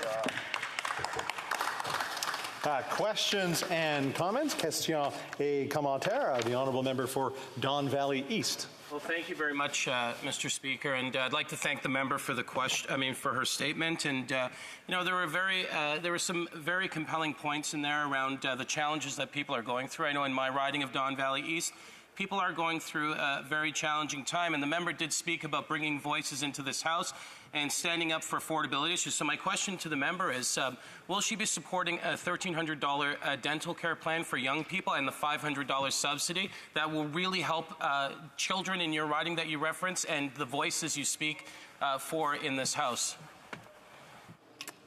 Don't forget about running. Don't forget about running things through the chair. The you back and forth. The honourable member for Peterborough Kawartha. Thank you, Mr. Speaker, and I thank the colleague across the way for the question. It is important to note what we are here to discuss today, and that is an affordability crisis. And the more we spend, the more that drives up the cost for people to live. There is no trust, as I mentioned in my speech as well, Mr. Speaker. A program designed to give free things. How do we trust a government that said they would never take the carbon tax above 50 tons? We are at they are positioning it at triple that. So, Mr. Speaker, we will continue to fight for Canadians, their mental health, and to be able to afford to eat and live. Thank you. Questions et commentaires, questions and comments. L'honorable député de Shefford. The Honourable Member for Shefford. Thank you very much, Mr. Speaker. I thank the member for Peterborough Kawartha. We work together on the Standing Committee on the Status of Women. I disagree with her today. She talked about greenwashing, green oil. In fact, my partner is an expert on this. He gives entire lectures on how those two words don't go together, green and oil. The Granby Community Group organized a march recently for the environment. If I set a goal, for example, to lose weight, but then I eat McDonald's for years and years, and then you take the money that you've saved from McDonald's and then buy salad or go to the gym. So it's illogical. It just punts the problem down the road. We need to solve the problem now. What the Conservatives are proposing for the environment is, as usual, a fake solution to a real and much more complex problem. Thank you, Mr. Speaker, and I thank my honourable colleague for the question. I think there are a lot of solutions that we can look at when we're talking about climate change, and it's investing in technology, not taxing people. As we've heard from many colleagues on this side of the House, this tax is not saving anyone. So why aren't we looking at small modular reactors? Why aren't we looking at regenerative farming? Why aren't we looking at sustainable farming? And why aren't we investing in local products here in Canada rather than relying on dictator oil? Thank you, Mr. Speaker. Questions and comments? Question commentaire. The honourable member for South Okanagan West Kootenay. Well, thank you, Mr. Speaker, and I'd like to thank the member for Peterborough Kawartha for her speech. She is also the Conservative critic for tourism. I'm the NDP critic for tourism. Here we are on World Tourism Day, so I thought I'd point that out. But, you know, this whole debate around the carbon tax as if it's what's driving up the price of gas that Canadians are rightfully concerned about. The price of gas, I was just in Vancouver, the price of gas was $2.33 a litre. 11 cents of that is carbon tax.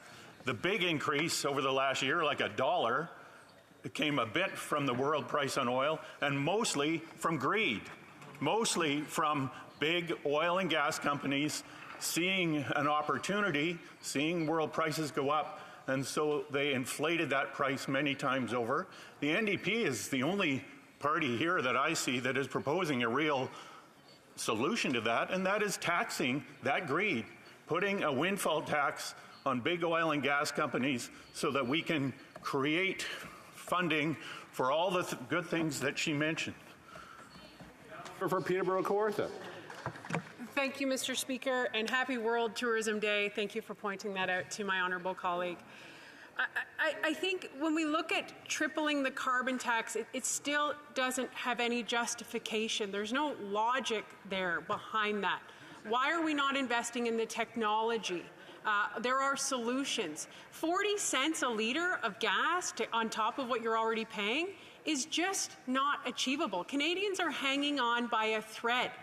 And if we really want to look at our future and our mental health crisis and this opioid and addiction crisis, we need to take care of what's in Canadians' bank accounts and let them be able to buy food and afford groceries. Thank you so much.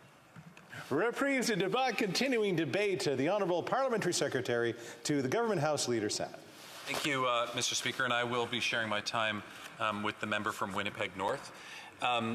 You know, here we are again, once again, debating this concept on a price on pollution.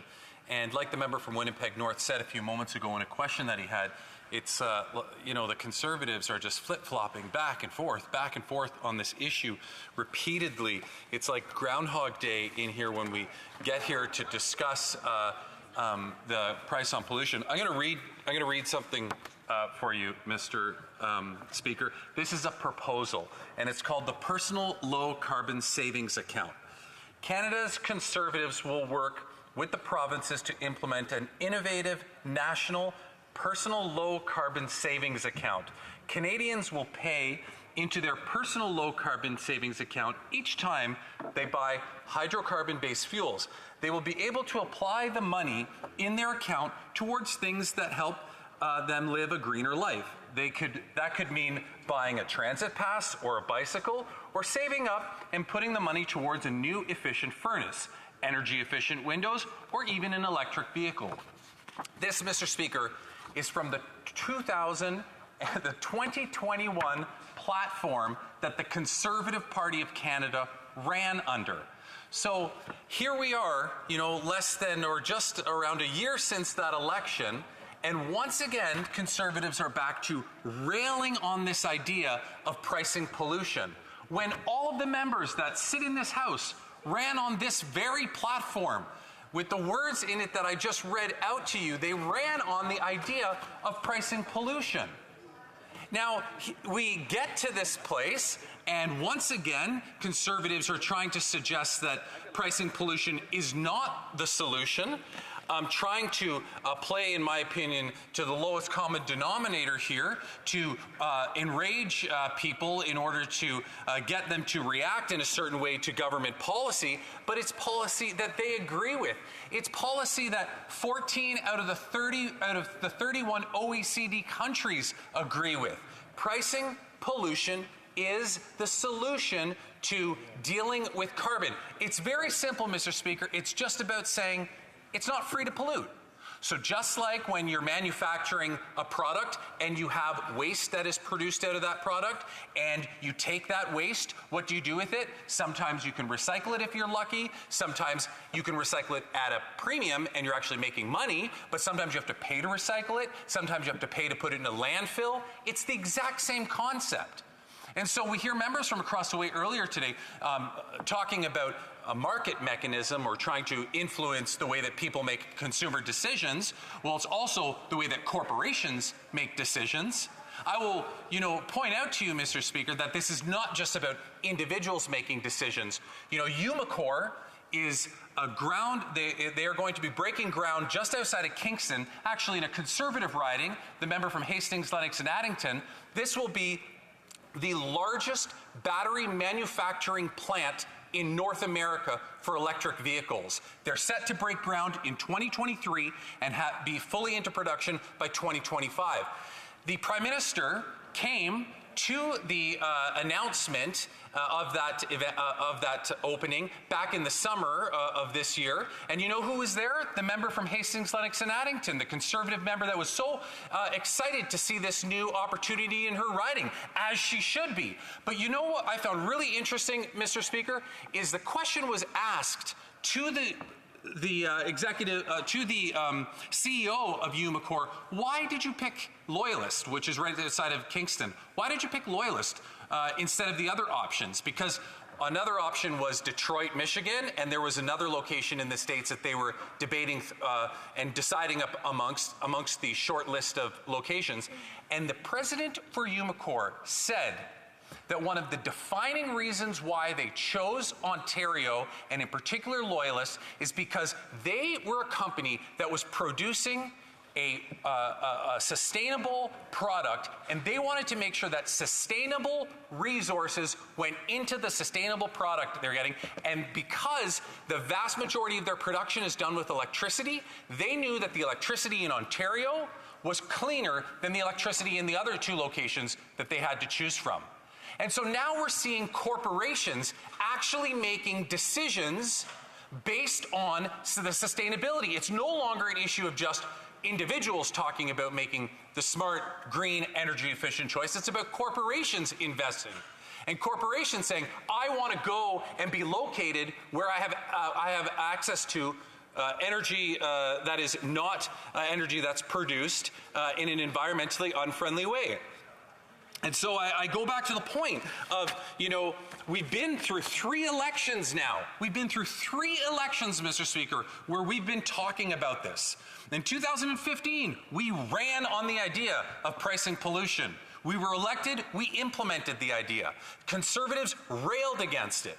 In 2019, the electorate had the opportunity to weigh in on that legislation, and the electorate decided that they were still in favor, that they were in favor of seeing through pricing pollution.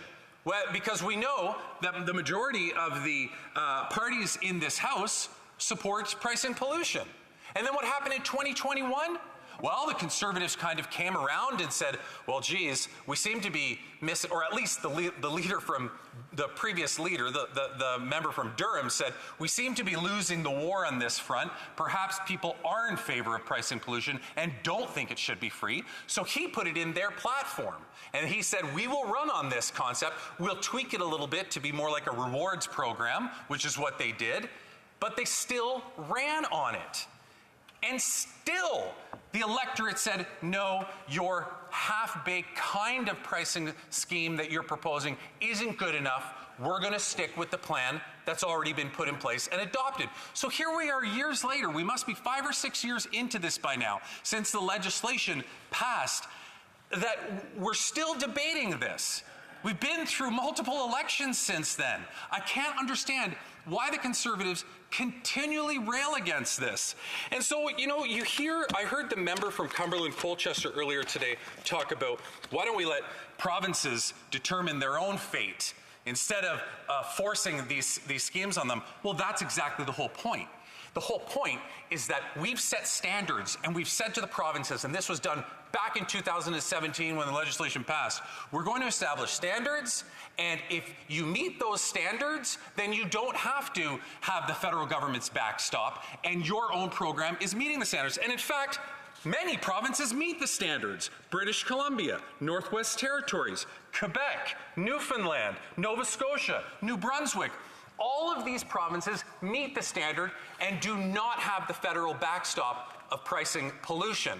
Some of the provinces are somewhat there, such as Alberta, Saskatchewan, and Ontario, and the balance don't have anything in place and therefore needed that federal government backstop. It's a way to be equitable across the country and all provinces and territories with regard to how aggressive we have to be on this. But it is about letting provinces determine their own path, providing they can meet those requirements, and that's exactly what we've seen. So for the member from Cumberland Colchester to somehow suggest that this isn't in the province's hands is just disingenuous. And I guess I will say for in the last couple minutes that I have, Mr. Speaker, one of the things that Conservatives routinely leave out of this debate is the fact that yes, the price of carbon will go up, but the rebate also goes up. And that's why this is a market mechanism. That's why this is not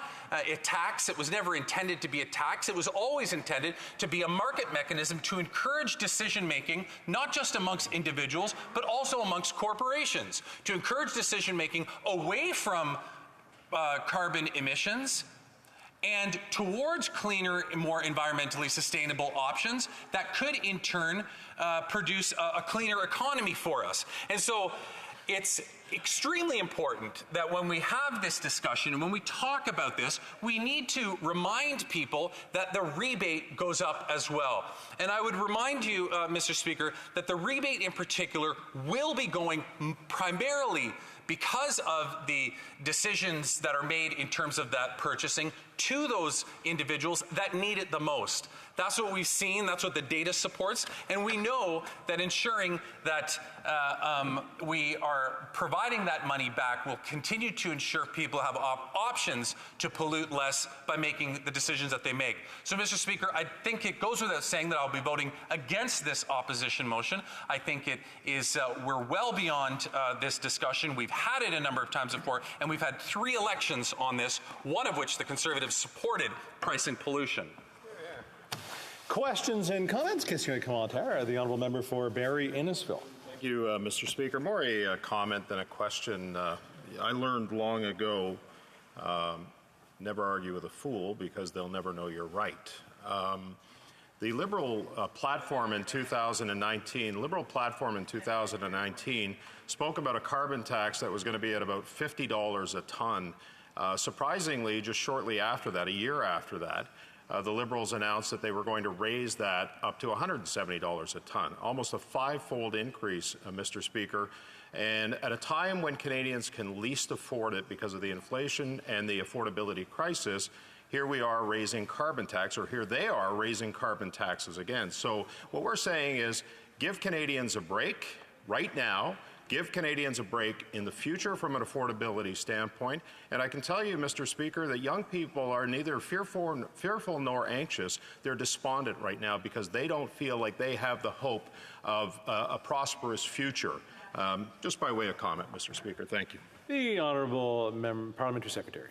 Well, that's great advice that he gave at the beginning there, Mr. Speaker, but yet I still come back here day after day and subject to it, and I guess I'll just have to deal with it because I keep doing it.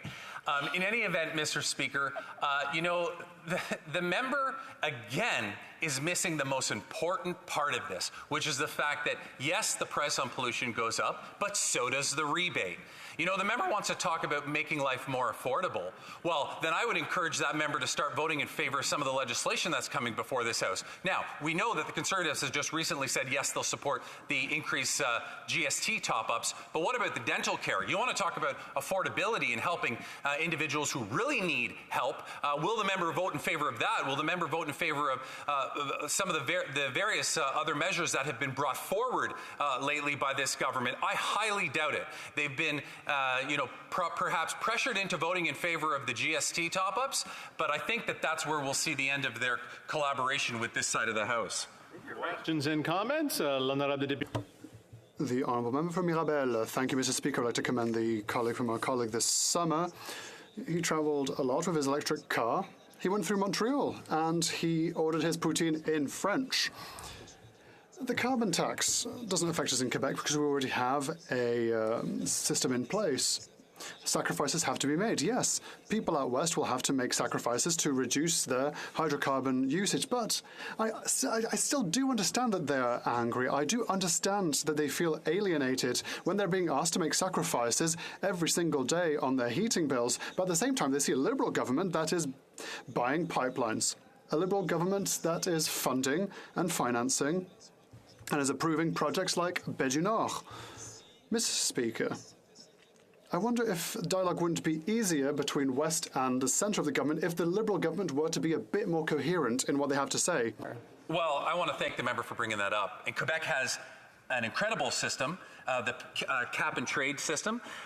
It was actually Ontario, under the leadership of an environment minister with my last name, that went to California back in 2006, 2007, that negotiated that deal with California to put California, Quebec, and Ontario in that agreement. Unfortunately, it was the first thing that Doug Ford threw out when he got into government. And I also want to commend the member for the initiative. He brought up my electric car and traveling through Quebec. Quebec has by far in this country the best electric charging infrastructure in the country. They are light years ahead of many of the other provinces, and we will see that Quebec will win the game as it comes down to this. Now, as he asks a question about, you know, what to do between the various different provinces and pipelines. Well, I am not personally not in favor of purchasing pipelines. I've made that case known. I've said it in this House before, and I stand by that position today. It's unfortunately perhaps one of the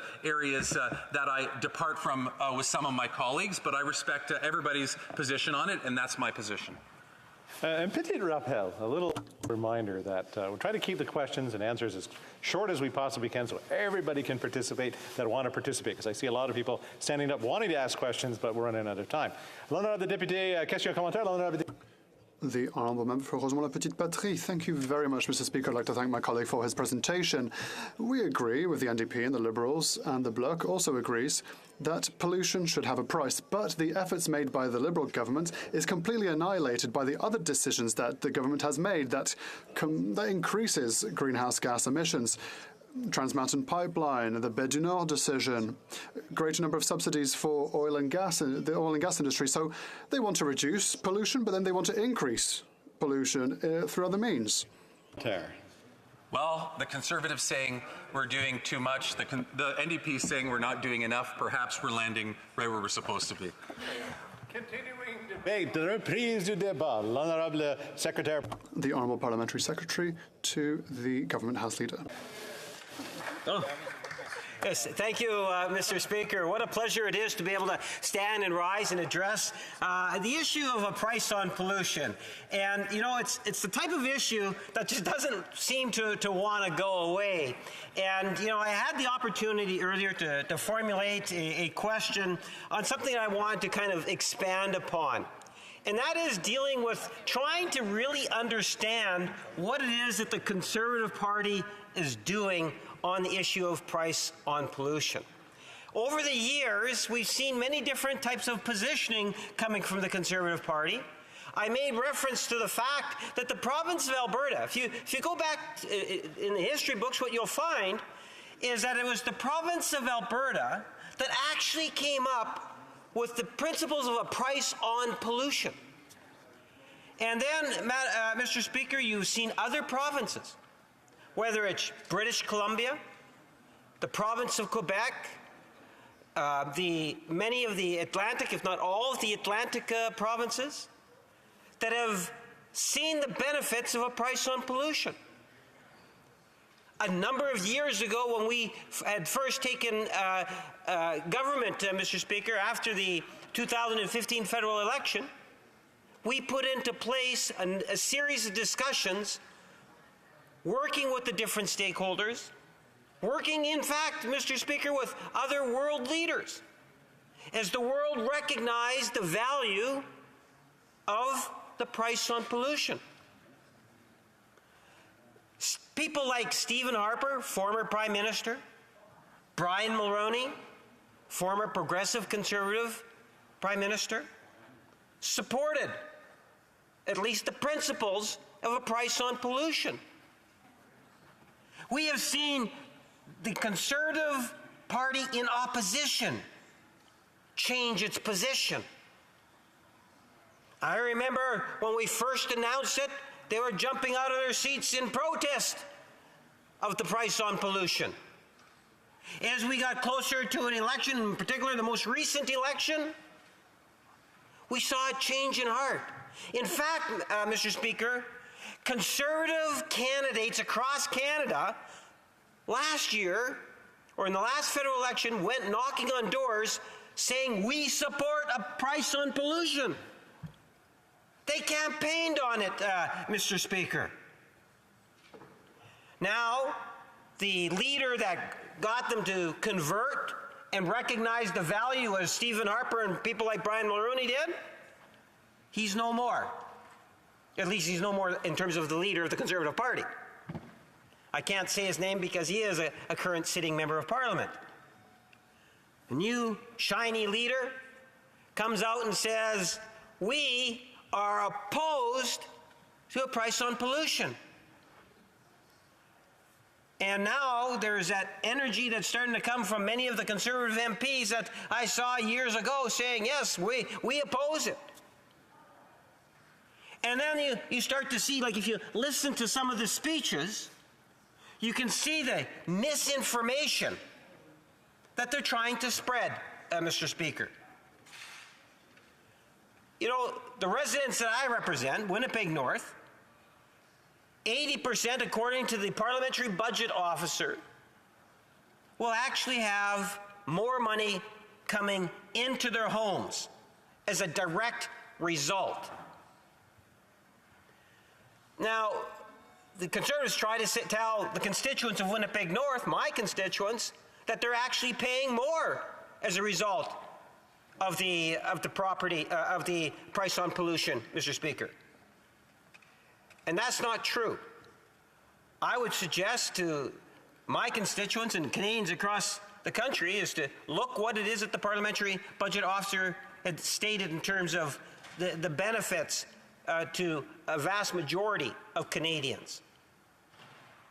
Look what other provinces are doing. So try to understand this one, Mr. Speaker. The Conservative Party of Canada says it's a bad policy, we want to get rid of it. Well, if they were successful, and heaven forbid that occur, Mr. Speaker, but if they were successful, they would get rid of the price on pollution. But that only applies to Ontario, Manitoba, Saskatchewan, and Alberta. Is the leader of the Conservative Party approaching the different premiers of our confederation saying, look, we're getting rid of it in Ottawa. We want you to get rid of it in those provinces? Does he plan on compensating those provincial governments in one form or another to encourage them to get rid of a price on pollution? Or is he just saying that in some regions of the country, it's okay to have a price on pollution, in other regions, it's not okay to have a price on pollution? If there was no federal price on pollution and the province of Manitoba at some point in time in the future was wanting to have it, would the Conservative Party say, no, you can't have a price on pollution? I don't believe that to be the case, Mr. Speaker. Their policy makes no sense. It really makes no sense at all. Over the years, if you listen to what's been said coming from the Conservative Party, you have to understand they're all over the place. And at the end of the day, it just makes no sense. I think they need to go back to the drawing board like their former leader, not the one before or before that, like the former leader, the one that campaigned in favor of the price on pollution in the last federal election. Go back to the drawing board. Maybe invite him in and allow him to participate in that discussion, Mr. Speaker. Because there need to be more consistent and understanding in terms of the long-term impact of the type of misinformation that they give, and even trying to deal with the issue that many of us have, that there are many climate deniers within the Conservative Party. Mr. Speaker, you know, we heard from the leader of the newly minted leader of the Conservative Party. And he talks, and many of their colleagues, you know, this new economic guru, not of sorts, Mr. Speaker, who actually made the statement, and my colleague from Kingston posed it in the form of a question, as did our parliamentary secretary to finance, or tourism. And that was, what about that advice to Canadians about cryptocurrency? That's right. Remember, he's running for the leadership, and there's two things that really stand out. One is that he was going to fire the governor of the Bank of Canada. That's right. I don't want to say any unparliamentary words, Mr. Speaker, but suffice to say, not a good idea. And then along with that, forget about the Canadian dollar. Invest in cryptocurrency. Now, he's contending to be the leader of the Conservative Party of Canada. Believe it or not, unfortunately, there will be some people that would have actually followed the advice, been intrigued by the statement, looked into it, Mr. Speaker. Yep. And I would suggest to you that many would have actually bought into cryptocurrency. And for those that did, today they're suffering great losses as a result of listening to the leader, to today's leader of the Conservative Party.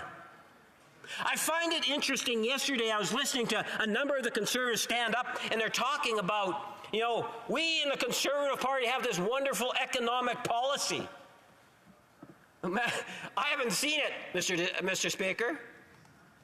You know, there's some room for encouragement, I guess, because you remember we talk about the GST rebate to support Canadians during this time of inflation, and I recognize that there's inflation. Yes, our inflation is lower than the United States and European Union, but we can always do better, and we're striving to do that, and one of the ways we're doing that is we introduce substantial legislation to provide relief to Canadians in all regions of the country. We have the bill C-31 on the dental. Conservatives are still outside. They still say it's a bad idea. They're the only party in the chamber saying it's a bad idea. But on C-30, they saw the light, Mr. Speaker. Originally, they were going to be against it. But I guess they did some math there, and they figured, well, you know, 11 million Canadians, we're giving them a financial break in regards to the enhanced GST rebate. So the Conservatives, over the weekend, have made the decision that they're going to support it. Let me give some words of encouragement. If they're genuine in wanting to support Canadians and help them deal with the inflation, why not do what you can to encourage the quick passage of the legislation? At least Bill C-30, after all. Apparently they support it now, Mr. Speaker. So there's some good, sound advice. I hope they take advantage of it. Thank you, Mr. Speaker. Questions and comments? Question and commentaire. The Honourable Member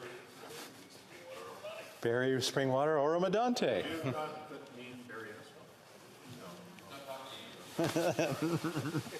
It's close, but not quite.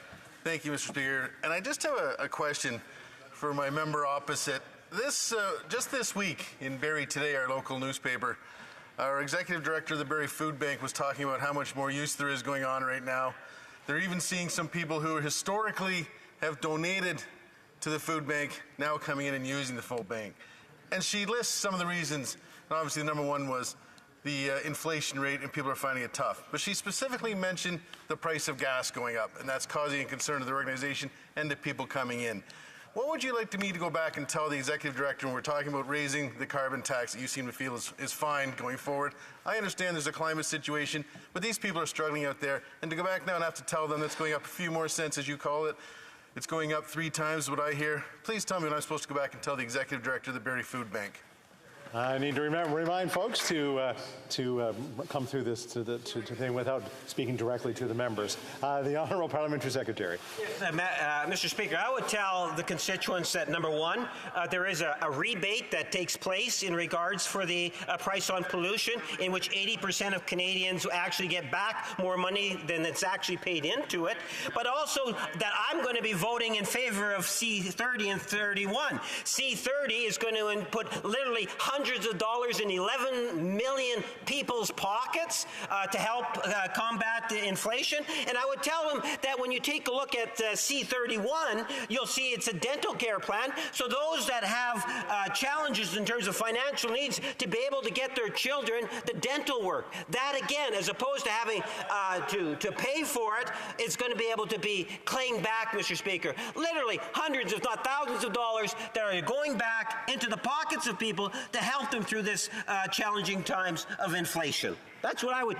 Questions and comments. The Honourable Member for Rivière-du-Mille. Very simple question, Mr. Speaker. We're talking about inflation. It's the subject of the day.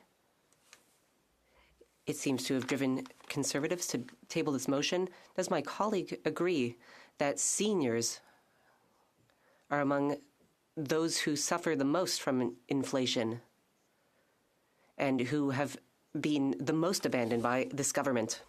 There.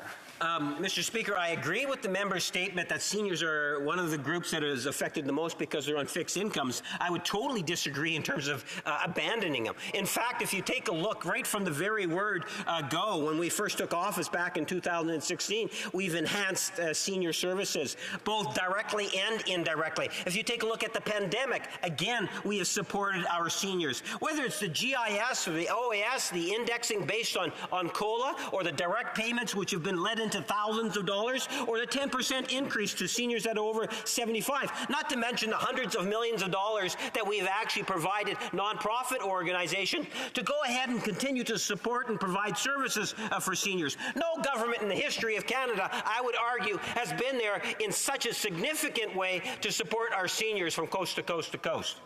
Questions and comments? The Honourable Member for Vancouver Kingsway. Thank you, Mr. Speaker. My honourable colleague spent some time talking about policy that makes sense. Well, it is true that the Liberals have talked a great deal about the climate crisis since 2015, but they haven't hit a target that they've set yet, and emissions are higher today than they were when they took office in 2015. Under the output-based pricing system, Canada's biggest polluters pay the lowest carbon tax rate. Oil and gas companies are only paying a tiny fraction of the cost of their pollution. 80 to 90% of emissions are exempt. Suncor only pays 1/14 of the full carbon price. And of course, this government bought and is building a TMX bitumen pipeline in the improved Bay du Nord, which will increase carbon emissions country. How can he tell Canadians that that makes any sense? Honourable Parliamentary Secretary, in under a minute. Yes, thank you, Mr. Speaker. Well, whether it's working with the provinces of Alberta in terms of the TMX, or it's working with the NDP provincial government of BC on LNG, making good on ideas that are going to have a positive income at the end of the day is something in which we are very much wanting to see take place, and that's one of the reasons why it's not short term. We should also be thinking long term. We have a commitment, and through legislation, to hit a net zero by 2050, and there's also then targets that are established. I believe it's for every 5 years, and there's a review process to ensure that we're able to maintain those targets, Mr. Speaker. So in the short term we're there, and in the long term we'll be there too. Thank you, Mr. Speaker. Reprise du débat, continuing debate. The Honourable Member for Central Okanagan, Similkameen Nicola. Thank you, Mr. Speaker. And first of all, let me start by saying I will be splitting my time with the Honourable Member from Foothills. I always learn so much when he's up on his feet, and I appreciate the opportunity to rise and to debate today. Because make no mistake, Mr. Speaker, inflation is a very serious concern. Inflation, as we all know, leads to the Bank of Canada raising interest rates, and that creates a whole new number of very serious concerns. Yesterday, before I began writing this speech, I came across a tweet from the Bank of Canada that said, and I quote, "The high cost of living is felt daily by everyone, particularly those with fixed incomes. To control inflation, we need higher interest rates to bring it down. By moving quickly now, we can avoid even higher rates later on." Mr. Speaker, I have spoken with many of my constituents at length about this issue and continue to hear almost daily from citizens about this serious concern. Let me tell you that based upon what I am hearing, parts of that tweet from the Bank of Canada simply are not accurate. When the Bank of Canada says, and I quote, "The high cost of living is felt daily by everyone," end quote, that's simply not true. For wealthy individuals, those who have no debt, they have told me that while they are concerned, they themselves are not impacted at all. Some have even suggested they are coming out ahead as their investments in some cases are now earning higher interest. Now, I don't bring this up to pick on the Bank of Canada, but for the bank to naively suggest that we are all in this together when it comes to higher cost of living, it simply doesn't affect people with more wealth that way. To the credit of the Bank of Canada, they do acknowledge that the higher cost of living does seriously impact those on fixed incomes, and that is absolutely true. However, there is another group of citizens the bank ignores, and that is those who carry debt with variable interest rates, also known as the working poor. To them, the higher costs of living are a serious concern. The only greater concern to them, and it is a much greater concern, is the higher interest rates from the Bank of Canada itself. Last week, I heard from a household in Kelowna. They now have to come up with an extra $900 a month to cover the higher interest rates on their mortgage payment. This is a family of four, and they do not have a spare $900 a month sitting around. Few working families, too. So, Mr. Speaker, I should also point out that the Liberal stress test itself, in some cases, forces people to take a variable interest rate because they do not qualify for a fixed.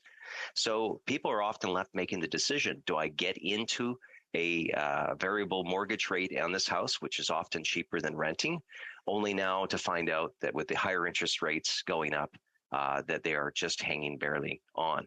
So what are they to do? They could try selling, although there's no guarantee that that would not leave them further in debt. But worse, there is nothing they can rent for any less than what they are paying now in a mortgage. And Mr. Speaker, they live in fear of the Bank of Canada will raise rates even further. And who can blame them for being fearful? Now, what does that situation have to do with our motion today? Well, as the Bank of Canada says in the same tweet, and I quote, "To control inflation, we need higher interest rates to bring it down," end quote. But here's the thing. According to this Liberal government, and we've heard this many times now, inflation has nothing to do with them. It is all related to supply chain problems outside of Canada, they claim. Higher gas prices, which we know is one of the stronger drivers of inflation, they blame Putin for that. That's what these Liberals say. So if the Liberals are telling us the truth, that all of this is due to factors outside of Canada, how does the Bank of Canada raising interest rates fix international supply chain problems or stop Putin? It doesn't, of course. But let us all stop for a moment to ask an obvious question. Given that we have all witnessed how dramatically rising gas prices can drive inflation, is it not a reasonable question to ask what factors drive the price of gasoline that this Liberal government can actually do something about? And it turns out we have an obvious answer here, the Liberal carbon tax. In fact, our very own Bank of Canada governor has written a letter to the chair of the Standing Committee on Finance. And in that letter, what does he say? Allow me to quote, Mr. Speaker. And I do quote, according to the bank's calculations, if the charge were to be removed from the three main fuel components of the consumer price index, gasoline, natural gas, and fuel oil, it would reduce the inflation rate by 0.4 percentage points. So just so we're clear, the charge, of course, is the charge of the Liberal carbon tax. So there you have it, Mr. Speaker. In writing from the Bank of Canada, the carbon tax at its current rate adds almost half a percentage point to our inflation. And as we know, this Liberal carbon tax is set to triple after the Liberals promised before the last election they wouldn't do that. Now, I can already hear the howls of outrage from some within the Liberal caucus. But the rebates will triple. Here's the thing. The rebates, as I have concluded recently in this place in a different speech, they may well help some to come ahead. As an example, for the finance minister living in Toronto without a car, she would likely come out a winner.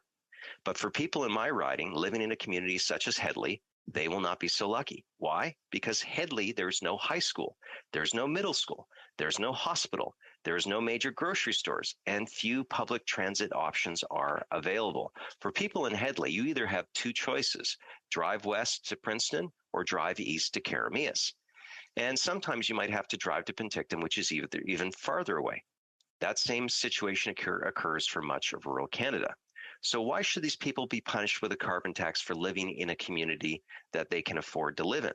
Why should someone be punished for trying to heat their home in the cold winter months with a carbon tax? Because people with older, poorly insulated homes that cost more to heat do get punished. And punished for what? In British Columbia, where we have Canada's oldest carbon tax, the emissions continue to rise. Not unlike federally, where this government has missed every single emissions target they've ever set. In other words, we have a carbon tax that inflicts financial pain as it does not treat people equally. It does not actually reduce emissions. And the Bank of Canada confirms it actually drives up inflation, which hurts everyone. These are facts that can be verified. Worse, our major trading partners, the United States and Mexico, they don't have carbon taxes. The United States has recently come out with its own plan to fight climate change. But of course, they're doing so with a focus on technological improvements and new standards, not a carbon tax. So for this government to say that any plan has to include a carbon tax to be taken seriously, how is this line of reasoning expected to be taken seriously when it comes to our largest trading partner like the United States refusing to add an inflationary divisive measure like a carbon tax? Why are energy companies like TC Energy focusing more on places like in Mexico than their home country, particularly during a moment when the world isn't clearly in need of more energy, not less? While North America has seen a drop in energy prices in recent months, one has to ask when the American Strategic Reserve by law has to start refilling, when demand will be both from the American federal government and the American consumers start rippling through our integrated energy markets here in Canada. Well, we have not have wished that we had done more work by Canadian companies and the government to secure our own energy security rather than the reserves of other countries like the United States and Mexico. It doesn't end there, Mr. Speaker. The last three lumber mills that shut down in BC, for that forestry companies that own them, they didn't leave forestry. Where they have opened 3 new lumber mills, all in the United States, where they pay zero carbon tax. They will also pay zero of the Liberals' increased payroll taxes as well, but that's a topic for a different debate. Recently, at the end of August, one of the largest recreational boat builders closed shop in Kelowna. They moved their operations down to Texas and perhaps Mexico. Guess how much carbon tax they will pay there? The answer, of course, is zero. So to recap, it is true that there are some problems outside of our control in Canada, but make no mistake, we have families here right across this country who are barely hanging on, who cannot afford another interest rate hike from the Bank of Canada. So what if there's something else we could do to help the cost of living? Well, there is something we can do, Mr. Speaker, and we can do it ASAP. Stop the government's plan to triple the carbon tax. This will do two things. It will help lower inflation and also to help increase affordability. It's for these reasons I will be supporting this motion. If you're not prepared to do those things for Canadians, so be it. However, do not pretend that all of these challenges are from outside of Canada, when indeed we do have a made in Canada solution. More so now as winter's coming. So I ask all honourable members to please consider voting in support of this motion. And I would also like to pass on my thanks for listening to my comments here today on behalf of my constituents. Thank you, Mr. Speaker. Questions and comments? Question et commentaire. The Honourable Parliamentary Secretary to the Government House Leader. Thank you very much, Mr. Speaker. In his discussion today, the member said that supposedly any plan has to have a carbon tax. That's simply untrue. Quebec doesn't have a carbon tax. Quebec has used a very progressive system of cap and trade that was done through collaboration actually with Ontario and California, as I indicated earlier in my questions and comments. The United States, several jurisdictions have various different forms of pricing pollution. One of them I just mentioned. In fact, 14 out of 31 OECD countries have some form of pricing pollution. So for this member to make the comment that any system has to have a carbon tax to be effective is just not the reality of what's going on in Canada right now, despite the rest of the, including the rest of the world. The Honourable Member for Central Okanagan, Similkameen Nicola. So I find it interesting that the member raises the Quebec cap and trade system. It's a really good thing to focus on, because as the carbon tax increases in other parts of the country, tripling and causing all sorts of economic hardship for families as well as for industries, I should add, Mr. Speaker. But if the Quebec cap and trade system doesn't increase, then it will be out of sync with the government's own stated plans. The second to that point, though, is if the cap and trade is artificially raised by the government of Canada, either through a second carbon tax or by pressuring the government of Quebec, you will not have people in the American markets purchasing them in Quebec markets. And that will nullify that system and make it so it's impossible for Quebecers to be able to carry on with the system. So the government needs to start actually deciding which is more important, to have affordability to deal with inflation and to allow for proper functioning of some of these markets. They're just talking about more intervention, higher prices, and more inflation for everyone. Question et commentaire, l'honorable député. Questions and comments. The Honourable Member for Shefford. Thank you very much, Mr. Speaker. I thank my colleague for his speech, but I'm very tired of hearing the same old thing from the Conservatives. It's like when your sister plays the same song in her room and you don't like it, and she plays it over and over and over, and you're just thinking, can you play something else now? The member for Kingston and the Islands said that in Quebec, the tax doesn't apply. And I don't have people coming up to me in the streets asking me about the carbon tax. What Canadians really want is concrete, tangible action to fight inflation. So I'm really discouraged because the Liberals are just letting things go on. They're not taking any action. The Conservatives are also disappointing because they're questioning the independence of the Bank of Canada, but then they want more restrictive monetary policy. Then the NDP wants to implement measures that would make inflation even worse. I feel like my political party is the adult in the room. We're the ones putting forward real solutions to fight inflation, like, for example, addressing the labor shortage. That could help deal with inflation, Mr. Speaker. Thank you, Mr. Speaker. And while I certainly listen to this member when she stands up to speak to her on behalf of her constituents, I find her to be a very strong member and with firm things to say. But to trivialize other legitimate points of view in a democracy and to say that one person is an adult in the room trivializes everyone else, and I think is actually unbecoming of her as a member and of this place. So look, she can disagree that my constituents believe that these kinds of policies are inflationary and causes affordability issues, but I don't think she should trivialize them and say that somehow that she's the only adult in the room. I think there's room in this country for many adults with distinct ideas on how this country should be managed. Questions and comments? The Honourable Member for South Okanagan, West Kootenay. Well, Thank you, Mr. Speaker, and I'd like to thank my neighbour from Central Okanagan, Smilkameen Nicola, for his speech. And he started off well, pointing out that inflation does hit lower-income Canadians more than it hits higher-income Canadians. But he seems to forget that we are debating his party's motion here, which is about the carbon tax. Right now, we've seen in British Columbia, our home province, his and mine, the gas prices increased about $1 a litre this year. 2 cents of that increase was from the carbon tax. The bulk of that increase was not from the price of oil, it was from greed. It was from big oil and gas companies seeing an opportunity, putting up the price of oil by a tremendous amount, fueling inflation, and now he says that the federal government can't do anything about that. Well, it can. It can put a windfall tax on those profits from greed, and take that money, billions of dollars, and distribute it in various ways to the people in Canada who are suffering now because of that rising cost of fuel. Honourable Member for Central Okanagan, Similkameen Nicola, a very short answer. Well, Mr. Speaker, I would certainly say this member raised the fact that there was a price jump in British Columbia and the Lower Mainland by 25 cents. That's because of a shortage of ethanols as more governments start to pull in and draw on that limited resource for ethanol requirements.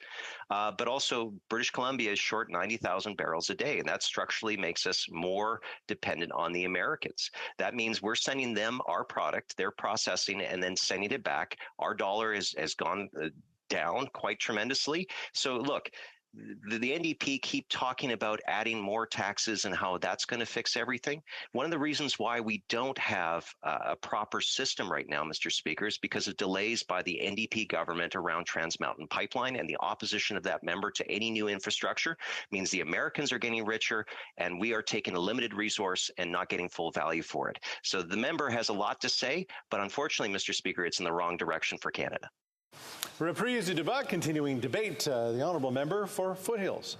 Thank you very much, Mr. Speaker. And it truly is an honour to speak in support of our Opposition Day motion for the Liberals not to increase the carbon tax. And I just want to give you a couple of quotes from agriculture producers that I met with this summer, including a farmer in Ontario who told me the only threat to the success of his family farm is Liberal government policy. A Saskatchewan farmer: "When it comes to farming, I feel like I'm digging my own grave to follow my dream." In fact, a recent survey showed that Canadian farmers, the biggest stressor to farm families is not commodity prices, it isn't weather, it's government policy and regulation. I would say for the first time, Canadian farmers see their government as an adversary, not an ally. This is having a huge impact on the financial and mental health of our Canadian farmers. According to a survey on farmer mental health by the University of Guelph, 75% of farmers have mid to high stress levels, and farmers are 4 times more likely to commit suicide than any other part of the general population. This is the kind of stress and anxiety that our Canadian farm families are facing. And their number one stressor is government policy and regulations imposed on them by the Liberal government. And let's take a moment to look at a couple of those things before I get into the depth of the carbon tax. Last November, the Minister of Environment and Climate Change announced there'd be a fertilizer emissions reduction of 30%, with no consultation and no idea exactly what that would mean. But now that's putting further pressure on Canadian farm families on what they're going to do to make themselves economically viable, as they are going to be taking away some of the most important tools that they have. Why is this government not looking at our Canadian farm families, the hardworking Canadian farm families, our innovators, our agri-food businesses, and our researchers, who are a critical part of the climate change solution? Instead, they're almost looking at them with disdain, instead of looking at them as part of the solution. For example, in 1981, the average farmer was getting about 27 bushels to the acre. Now they are getting more than 50. But the kicker on that is they're doing that on less than half of the acreage, significantly reducing their carbon footprint. Did they get any credit for that whatsoever? No.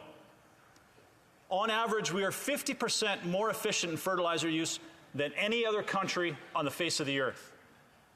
Do Canadian farmers get any credit for that? No. So instead, when it came to this fertilizer emissions reduction policy, here's the narrative the Liberal government should have had. When the European Union started making massive cuts to fertilizer use and livestock production, that's their decision. But the Liberal government should have said, okay, you have an issue in the European Union. Why not look at what we're doing here in Canada? Why not look at our innovators, our farmers, our experience, our technology, practices like precision farming, variable rates, 4N nutrient stewardship. Show Canadians just how impressive Canadian agriculture is. But instead, their fallback every single time is to look at Canadian farmers, much like they do our energy workers, as the enemy, rather than part of the solution. And even so, the parliamentary budget officer said that even if you increase the carbon tax to $170 a ton, do you know what the impact on and emissions from agriculture is? Zero. The reason is there's no other options. Our farmers, certainly right now, that many of them are in the combine, they can't fuel that with anything other than diesel. They can't put as one of my Liberal colleagues told me a few months ago, they can't put a solar panel on top of that machine. It runs 24/7. They don't have any other options. This is what they do to ensure that they can not only feed Canadians, but feed the world. And now I'd like to focus on the carbon tax specifically. And we heard it again today in question period.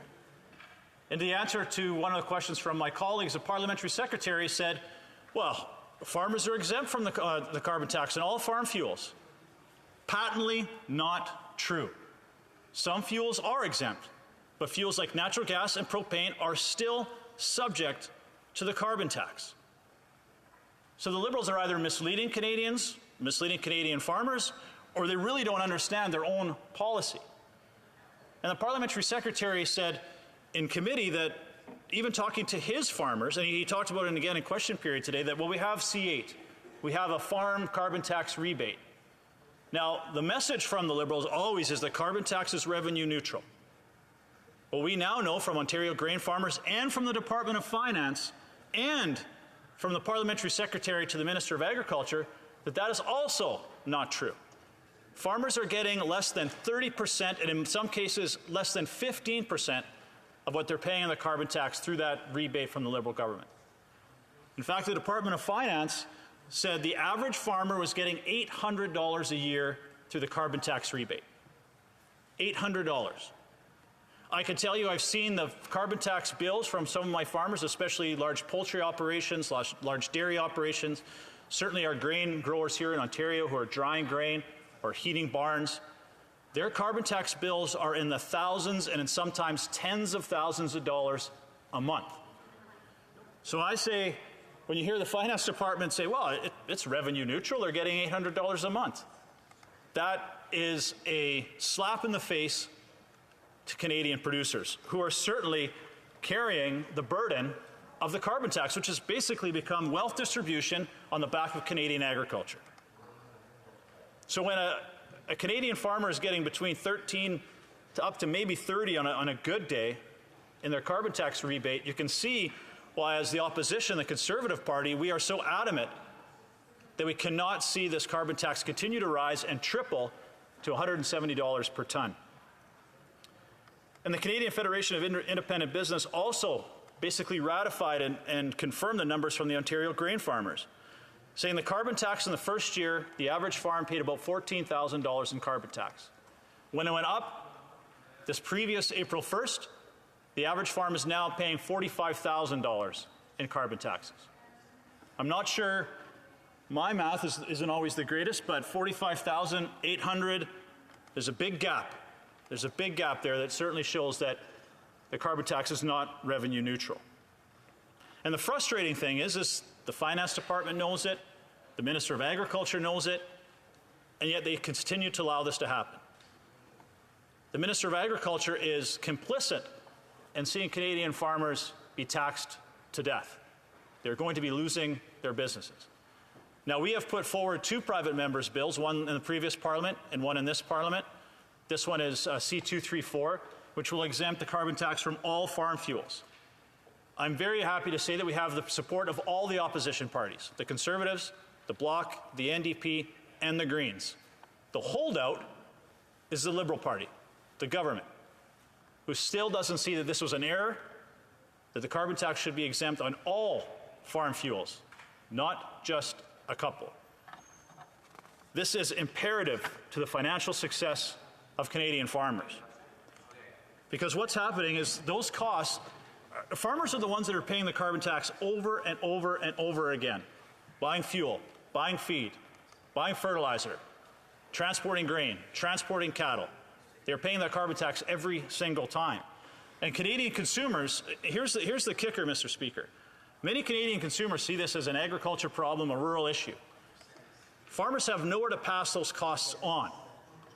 The result of that is when we are seeing food prices up more than 10%, the highest rate of inflation on food in more than 40 years. This impacts every single Canadian in every single corner of this country, as many Canadians are unable to put food on the table. And by tripling this carbon tax, is what we're asking the Liberals not to do in a time of record inflation. They are demanding Canadians to pay more to fuel their out-of-control spending. They're demanding seniors pay more. They're demanding youth pay more. They're demanding single mothers to pay more. They're demanding our small business owners to pay more. And they're certainly demanding our Canadian farmers to pay more. It is nonsensical, especially in a time of global food insecurity, where we need our Canadian agriculture to be pumping on all cylinders, firing on all cylinders, to meet the demand that we're going to see not only here at home, but around the world. So I'm asking my colleagues from all parts of this House, support our Opposition Day motion to ensure that the financial and the mental health of our Canadian farmers is first and foremost, because they are part of the solution. They are not the problem. Thank you very much, Mr. Speaker. Well done, Questions and comments? Question et commentaire. The honourable member for Pickering-Uxbridge. Thank you, Mr. Speaker. And to my honourable colleague, on this Opposition Day motion, I'm wondering if this is just a sneaky way to put in place the Conservatives' carbon tax plan. And my colleague earlier referred to the 2021 Conservative platform that spoke about the carbon tax that the Conservatives, had they been elected, would have implemented.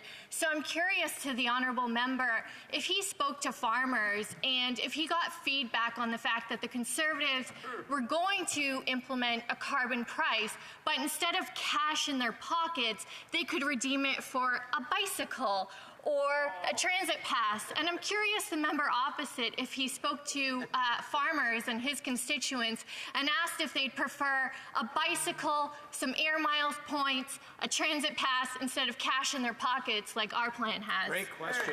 The honourable member for Foothills. Well, I speak to farmers every single day. I'm not sure if my colleague can say the same. But here's where the Liberals are so out of touch.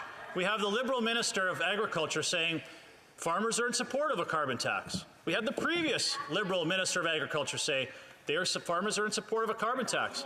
I can tell you, I have not talked to a single farmer in Canada, or a ranch family, or an agri-food producer, or a processor that supports the Liberals' carbon tax plan. This puts them out of business. This puts Canadian food security at risk. And this is why we are asking in our Opposition Day motion, at the least, the Liberals can support our PMB C324 to exempt all farm fuels from the carbon tax. Questions and comments? Question et commentaire. L'honorable député. The honourable member for Rosemont-la-Petite-Patrie. Thank you, Mr. Speaker. I thank my colleague for his speech. As I said earlier today, I feel like we're having deja vu. Here we are talking again about carbon pricing and the carbon tax. I feel like whenever the Conservatives don't know what to talk about, they come back to this topic. I can't hear anything. I can't hear a thing. I ask the member to please start his question again. The honourable member for Rosemont-la-Petite-Patrie. Thank you very much, Mr. Speaker. I thank my colleague for his speech, but I'm having a deja vu. Conservatives are still talking to us about the carbon tax, about carbon pricing. I feel like whenever they don't have anything to talk about, they talk about the carbon tax, and it seems to me that we've already settled this matter. The climate crisis is serious, and the carbon pricing is one of the few tools that the government has that is actually helping. If we get rid of this, then our GHG emissions will rise. It will be dangerous for future generations. The NDP has made other solutions which are a lot more tangible and will help those who need help the most. The Honourable Member for Foothills. Mr. Speaker, and I would have to question the premise of his question in that this is one of the tools that the government has that is working. It is obviously not working. Emissions under this government have gone up every single year, despite them increasing the carbon tax. So I'm not sure what data he is looking at that says the Liberal carbon tax that is supported by the NDP coalition government here that shows it is working. And I think it just shows how out of touch the NDP party is, that they don't understand the impact that this is having on Canadians. Certainly, he must be going back to his riding and talking to his own constituents who can't afford to put food on the table, can't afford to fuel their vehicles, and now wondering how they're going to heat their homes. But he wants to double down on a failed policy when Conservatives were looking at constructive ideas like technology over taxation. We do have time for one more quick question. L'honorable député de... The Honourable Member for Saanich Gulf Islands. President. To my honourable friend from Foothills, I appreciate very much him correctly stating green policy because we do support Bill C-324. We think that what happened here was the government's intention was to not put a carbon tax on farm fuels. And then we had that extremely fluky weather situation. We had farmers with wet grains, and they had to spend a lot more money than usual to dry the grain, and to catch the additional costs of that fuel should have been covered in exemptions. So we completely support the member. One quick point as well, green policy is to ban the importation of all foreign oil. That's been our policy for many years, and the Honourable Leader of the Official Opposition misstated it earlier today. Honourable Member for Foothills. Thank you very much, Mr. Speaker. I have a lot of respect for my colleague, and if she keeps talking like this, she may as well cross the floor and join the Conservative Party. But I want to thank her, honestly, in all seriousness. I do want to thank her for supporting C-234, and I agree with her. I do believe that is how this came about. But it wasn't fluky weather. It was winter. And our farmers face winter every single season. When temperatures are low, I know during calving season we're heating barns to bring calves in, and I know our farmers across the country are having to dry grain most years, and that is an increased cost that they are going to be facing, which again puts their financial health at risk. I apologize, something I should have done before we get going. Pursuant to Standing Order 38, to inform the House, the questions to be raised tonight at the time of adjournment are as follows. The Honourable Member for Sherwood Park for Saskatchewan on taxation, the Honourable Member for Spadina Fort York on immigration, refugees and citizenship, and the Honourable Member for Regina Louvain on agriculture and agri-food. Resuming debate, the Honourable Member for Saint-Hyacinthe-Bagotte. Thank you, Mr. Speaker. Thank you. Let's start with the obvious. Inflation is real. It's a glaring problem. Some people are even talking about a recession. The Premier of Quebec, Mr. François Legault, estimates that we have about a 50% chance of ending up there. And when we have a pro-independence Premier, François Legault, said that if a slowdown or a recession were to occur, Quebec would be on its knees under Canadian federalism. He was quite right.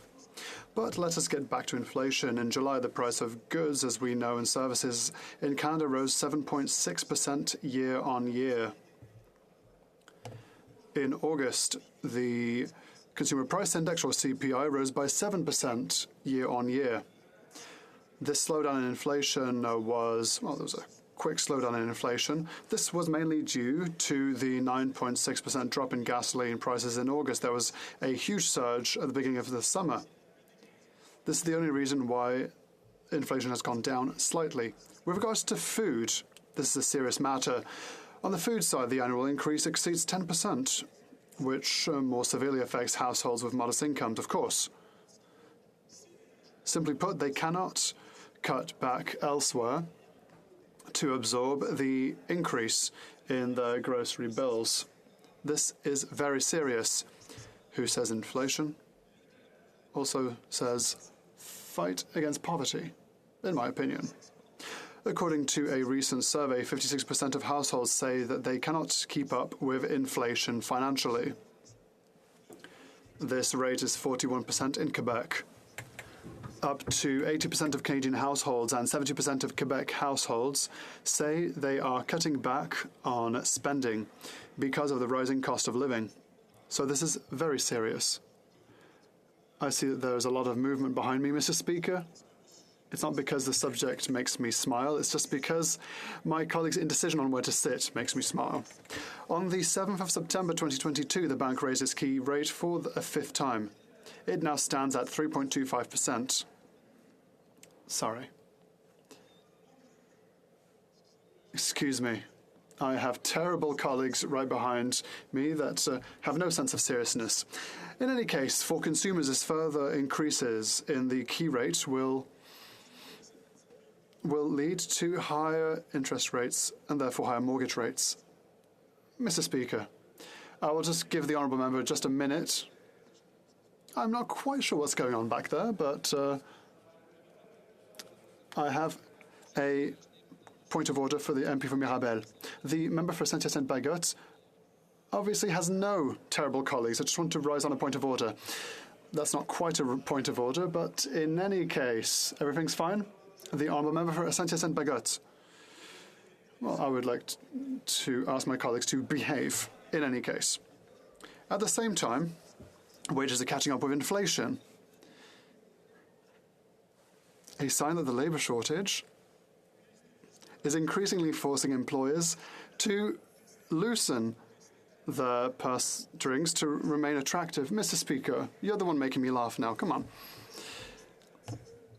So to remain attractive and to continue to attract labour, they have to increase their rates of pay. The Canadian government only started talking about this last month. There was nothing in last spring's budget to address it, nor was there anything new in the Deputy Prime Minister's June 16 speech to Toronto's Bay Street Empire Club. So we agree with the Conservatives that the Liberals have a certain laissez-faire. It's true, there is laissez-faire, although we will not start a childish campaign including the Prime Minister's name with a poor wordplay with the word inflation. But the problem lies both in the analysis of causality and in the solutions. Contrary to what the leader of the official opposition said when the member for Richmond-Athabasca left the Conservative caucus, not adhering to the Conservatives' false solutions is not the same as opposing the fight against inflation. Let's be clear. The motion explicitly targets the carbon tax. In Quebec, it does not affect us because we know that we have the carbon exchange system, the father of which is a well-known Conservative. No other than Jean Charest. One wonders how the proposal will truly help anyone in Canada or Quebec, apart from the companies operating in the oil and gas sector and the political interests of the Conservatives. Conservatives who are trying to make, Mr. Speaker, a profit on the suffering of the population. The recent spike in the price of crude oil this summer has already benefited them greatly. This is clear. It greatly profited them, those in the crude oil industry. The motion is even based on a falsehood, because erroneous words are attributed to the Parliamentary Budget Officer, who did not state that the carbon tax is currently causing a loss for 60% of households. Rather, it is said to have an effect between 2030 and 2031 at a price of $170 per tonne. Moreover, the tax remains progressive because of the rebate. Lower income families generate a net gain. Excuse me. This is not to say that it does not cause problems, this carbon tax, particularly in terms of inequality between SMEs, which are subject to it, and large carbon emitters, which, quite the contrary, are entitled to relief programs.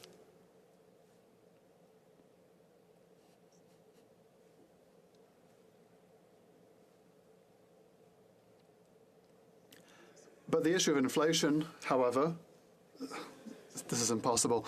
The issue of inflation clearly cannot be limited to simplistic and electoral solutions.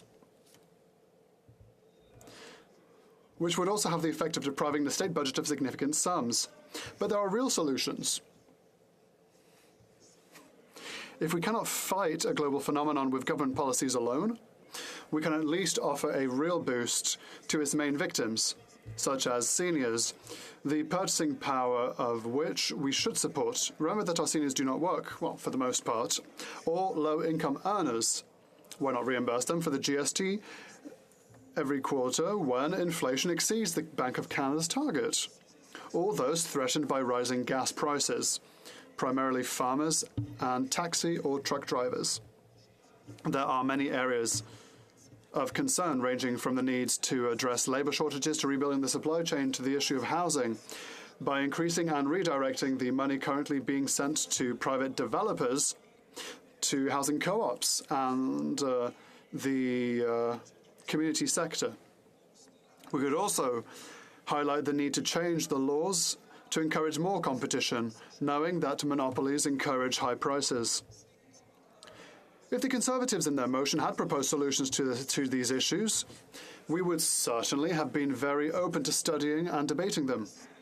Had they concocted a motion that identified these as the central issues, the issues that I've just mentioned, that fixed them as central issues, then they would have found allies in us.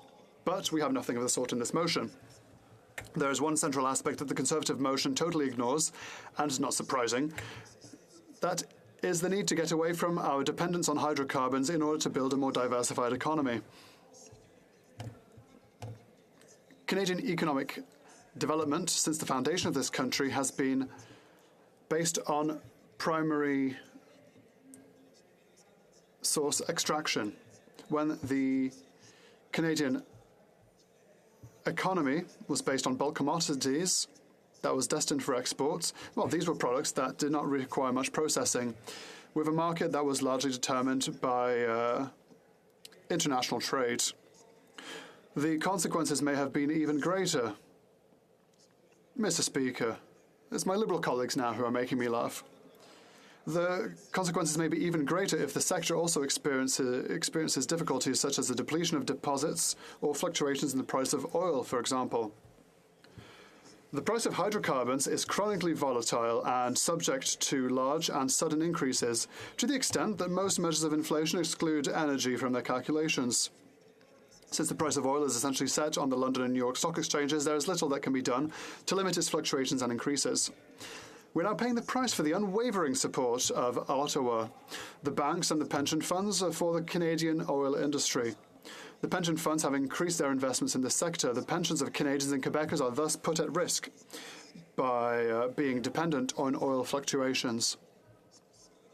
It's not as profitable as that. For years, the share of foreign companies investing in Canadian oil has been steadily decreasing, bringing in very few royalties. Shale oil, for example, represents a very bad development opportunity, and Canada seems to be locked into it. When we see that we are one of our greatest tragedies, that in the global market, in the heart of this great geopolitical struggle, we are only a minor player, unable to influence the game. We can see the trouble that can be caused by an obstinacy to put all one's eggs in the same basket. And we're prisoners of this. If prices go up, investments are pouring in, of course. But if the price goes down, then there'll be more consumption from consumers or from companies. It's what we call a lose-lose solution. So we need a solution that unravels enduring prejudices rather than relying on them for political gain. However, in the current order of things, this motion is not worth even a single Bitcoin. Thank you, Mr. Speaker.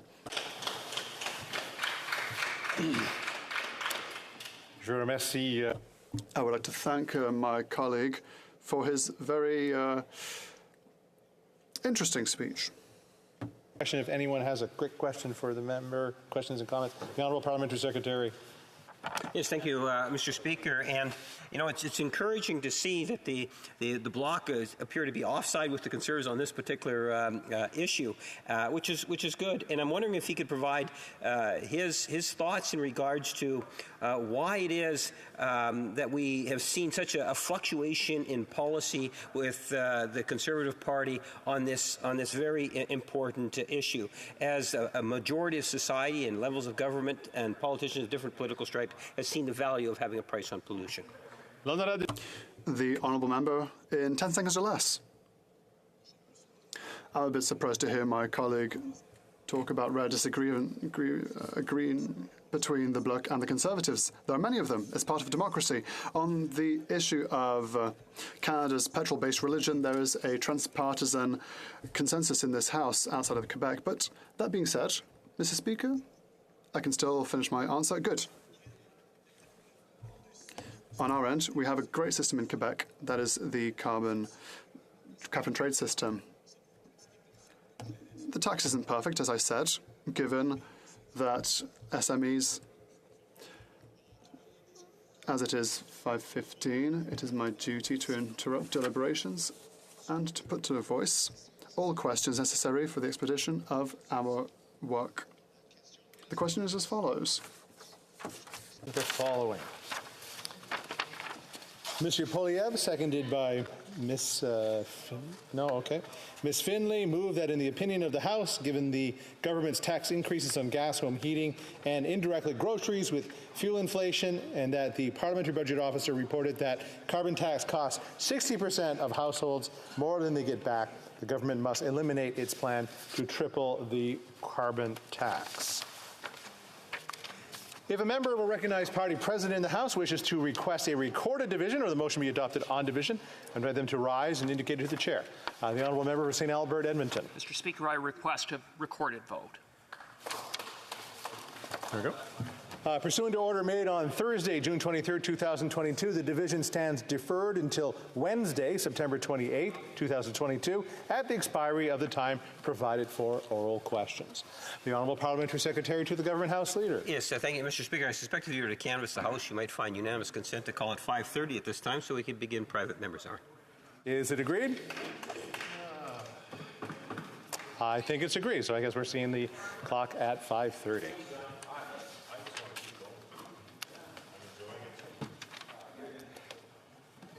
So, orders of the day. Yeah. Private members' business. Reprise du débat en deuxième. Resuming debate, second reading of Bill C-252, an act to amend the Food and Drugs Act. In the name of Ms. Latanzio. And I believe the floor was free, and the honourable member for St. Albert, Edmonton has the floor. Thank you very much, Mr. Speaker. I rise in opposition to Bill C-252, legislation that seeks to amend the Food and Drugs Act, and more specifically seeks to impose an advertising ban on unhealthy food and beverage products to youth under the age of 13. This bill is substantively similar to Bill S-228, introduced in the 42nd Parliament, which I similarly opposed. The objective of the bill is a laudable one. After all, obesity is a real problem in Canada amongst young people.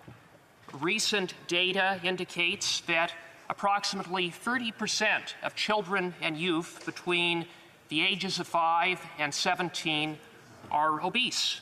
That's not good. That's a problem, and it is one that we must work towards addressing.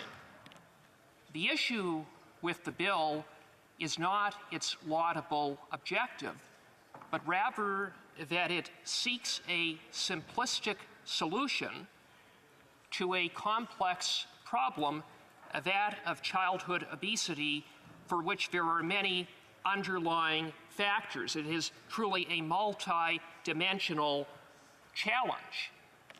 The idea proposed in the bill, Mr. Speaker, is not a new one. Similar advertising bans have been implemented in other jurisdictions, including in the province of Quebec, in the case of Quebec. the law has been on the books for more than 40 years. Unfortunately, the data from jurisdictions that have such bans in place demonstrate that the intended purpose of reducing childhood obesity has not borne out. In the province of Quebec, 40 years on the books, what has happened in the last 40 years? Childhood obesity has gone up, not down. If it worked, you would expect to see it go down, but that has not happened. Looking at other jurisdictions within Canada, we see that these types of bans have not had their intended impact, having regard for a province like Quebec, which has a ban, and provinces like Alberta that do not. For example, the Canadian Community Health Survey indicates that my province of Alberta has a similar level of childhood obesity as that of the province of Quebec. So, Mr. Speaker, given that this has been tried and tested in other jurisdictions and has not worked, it's difficult to see how implementing this nationally will suddenly work. I don't believe it will. The evidence isn't there, and on that basis alone, this bill merits to be defeated. But let me stress that this is not just a bill with a laudable objective, with a solution that hasn't worked, but maybe, hopefully, it will work, so let's give it a try. No, Mr. Speaker, this bill, if passed, will have very serious repercussions to key sectors of the economy, reducing GDP, costing jobs, and ironically, adversely impacting youth amateur sport. With respect to some of the economic concerns of this bill has the potential to have major ramifications when it comes to food and beverage advertising writ large. And that is as a result of vague language in the bill. More specifically, the bill would seek to ban advertising directed primarily at persons under the age of 13. Advertising directed primarily at. What does directed primarily at mean? The bill doesn't specify. It doesn't provide any clarity. Instead, it is left to regulators at Health Canada to fill in the blanks. That simply is not good enough. It's not good enough that we would be voting on a bill that seeks to impose an advertising ban without understanding exactly what it is that we are banning. When the previous iteration of this bill, namely S-228, was studied, key stakeholders, including the Retail Council of Canada and Restaurants Canada, expressed concern that this bill could result in a sweeping ban of all food and beverage advertising, adult and child-directed alike. This concern was informed by indications that Health Canada would be taking a broad view in terms of interpreting what constitutes child-directed marketing. Madam Speaker, to mitigate against unintended consequences, these and other stakeholders put forward recommendations to tighten up the language, to incorporate more precise language into the bill. That precise language recommended by key stakeholders remains absent from this version of the bill, and so the very issue that was raised with respect to S-228 remains a problem with respect to Bill C-252. With respect to amateur sport, this bill could prevent or at the very least diminish, corporate partnership and sponsorship of youth amateur sport. Sponsorship such as Timbits Hockey and Timbits Soccer. McDonald's Canada sponsors more than 50,000 kids to play hockey. That could be shut down as a result of this bill, having regard for the broad definition of advertisement under the Food and Drugs Act, coupled with the vague language in the bill. Indeed, when Bill S-228 was studied, Hockey Canada and Canada Soccer expressed real concern that millions of sponsorship dollars for their organizations would dry up. And so, Madam Speaker, it is a bit ironic that a bill that seeks to reduce childhood obesity would have the effect of taking away programs and opportunities for young people to participate in amateur sport, which is a tried, tested, and proven way to stay healthy and avoid obesity, in contrast to this bill, which is a tried, tested, and failed way to reduce childhood obesity. And so, Madam Speaker, in closing, let me say that Bill C-252 is just another Liberal government knows best bill. It puts power in the hands of regulators instead of putting power in the hands of parents. We on this side of the House as Conservatives trust parents, not bureaucrats, to make the best decisions, including health decisions for the children, for their children. And so, for that and the reasons that I've outlined, I will be opposing this bill. Hear, hear. Resuming debate, the Honourable Member for Mirabel. Thank you, Madam Speaker. It's great to see you here in the House, and I hope you had a wonderful summer. I imagine your summer was like mine, solving issues getting passports, but it's always a pleasure to help constituents. We are now looking at a bill with laudable intentions. Bill C-252, which would ban food and beverage advertisements to young children. And I'm happy to speak on this bill because I'm probably going to be the one studying the bill in clause by clause at the Health Committee. There's some elements that I look very much forward to exploring. I will get into that later. But first, let us recognize the problem of obesity. According to Quebec's National Director of Public Health, this is a growing trend. 52% of the population is overweight, 18% are obese, and among children aged 2 to 17, the percentage rose from 15 to 26%. So the diagnosis is clear. Governments and politicians need to act, and that's what this bill proposes. And it proposes to do so without regulating absolutely everything. We all know the consequences of childhood obesity and obesity in general. It's not a perfect cause-effect relationship, but we know there's an epidemiological link with cardiovascular disease, diabetes, musculoskeletal issues, certain cancers, Madam Speaker. And it is even more important to prevent this, given that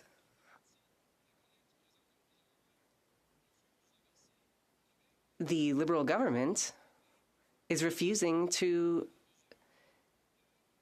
transfer sufficient funds to the provinces for them to support their populations through their health systems. So I would encourage the sponsor of the bill to put pressure on her government. Her riding is not far from mine. I'm sure her constituents are also concerned about health transfers. At the Quebec National Assembly, the MNAs are unanimous when it comes to health transfers. But all that having been said, there is a lot of good in this bill.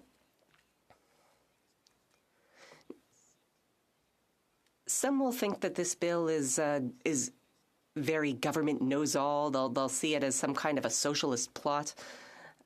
I'm sure we'll get that from the conservative benches. Oh, we have a baby here in the House. They'll need to be protected by the bill. Young children are unable to distinguish between information and propaganda when they watch TV. This came up at the Health Committee. It is only when a child reaches 4 or 5 years old that they are able to distinguish information from persuasion.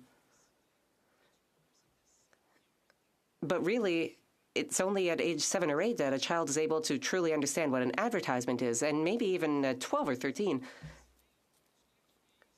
So these advertisements are not trying to convince consumers through logic. They're not trying to help them make an informed decision. No, we're talking about advertisements here that are trying to win over people who are too young to make informed decisions.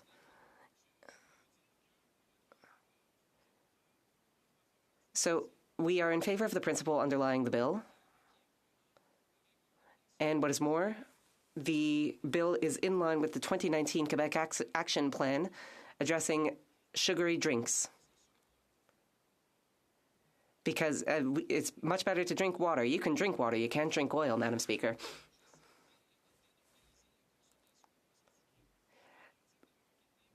There's an effort to denormalize marketing techniques selling sugary drinks, because there is a cause-effect relationship. Now, some people are saying, oh, in Alberta, we're as skinny as you are in Quebec. And Quebec has advertisement regulations and Alberta doesn't. But this sort of argument doesn't stand. It's a very wobbly argument. We're talking counterfactuals here. I haven't heard any proof that this bill is going to make things worse. And, of course, Quebec wants to discourage the consumption of sugary drinks. Here in the bloc, we are communicating the desires of the Quebec National Assembly, of the Quebec people, and this bill is in line with the Bloc Québécois mission. We are willing to support this bill at second reading and send it to committee. This bill is also consistent with WHO recommendations, because, of course, the Quebec government isn't the only government in the world that has weighed in on this question. It's not a Quebec issue. This is an international issue. The WHO has said that given the overwhelming power and effectiveness of these advertisements, action needs to be taken. So the WHO has recognized the link between advertising and consumption. It's not a perfect link, but there is a link, and action needs to be taken. So this is a bill that aligns with Quebec policy, it aligns with the WHO, and it aligns with previous block of votes. C-237 was passed unanimously by the House. So we try to maintain positions expressed in previous votes, and that will lead us to vote for this bill.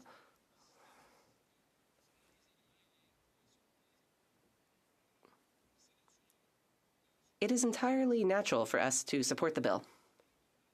I encourage all colleagues,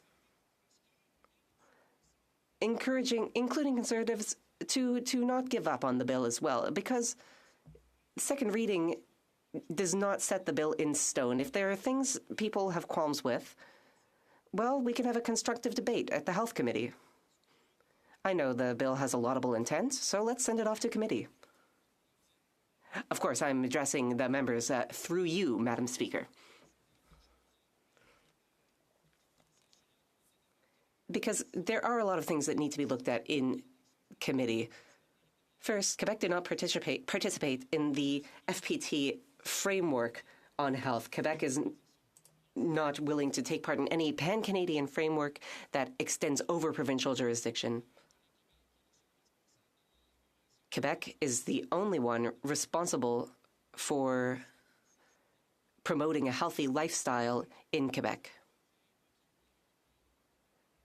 Having said that, I don't think this bill does tread over into provincial jurisdiction.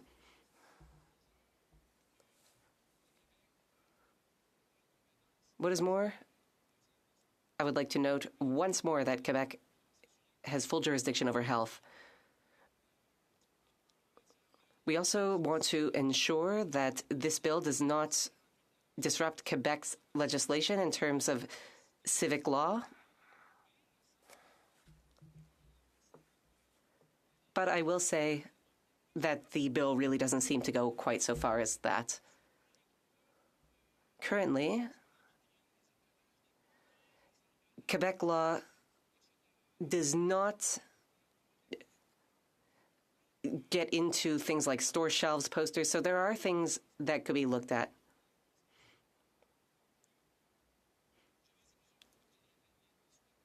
Again, I will note that the objective of this bill is laudable. It is laudable public health aims. The reasoning behind the bill is sound. Now, again,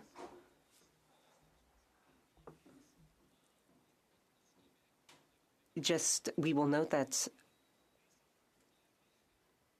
there's some possible jurisdictional issues, but it's worth looking at because the health of our children is of vital importance. I would like to vote in favor of this bill so we could study it, and I would encourage all my colleagues to do the same. Resuming debate, the honourable member for Vancouver Kingsway. Thank you, Madam Speaker. I'm pleased to rise today and support this bill at second reading, Bill C-252, which would amend the Food and Drugs Act to prohibit marketing foods and beverages that contribute to excess sugar, saturated fats, or sodium in children's diets in a manner that is directed primarily at persons who are under 13 years of age. Madam Speaker, poor nutrition and unhealthy food and beverages are key contributors to poor health in children. Good eating habits and avoiding unhealthy food are key preventative elements of health policy, not only for our children, but for generations to come. New Democrats have been calling for a ban on junk food advertising targeted at children for many years. We believe that it's wrong to let wealthy corporations manipulate our children's eating habits, particularly to the detriment of their health. New Democrats want every child in Canada to develop a healthy relationship to nutrition and the foods they consume. We are calling for the establishment of a national school nutrition program to give every student access to healthy, nutritious food and to make healthy eating a daily lesson for our kids. Madam Speaker, the data is clear. Numerous studies have found strong associations between increases in advertising of non-nutritious foods and rates of childhood obesity. One study by Yale University found that children exposed to junk food advertising ate 45% more junk food than children not exposed to such advertisements. In Canada, as much as 90% of the food marketed to children and youth on TV and online is unhealthy. Now, by way of background, there is strong agreement among leading Canadian pediatric and allied health organizations that the impact of food and beverage marketing is real, significant, and harmful to children's development.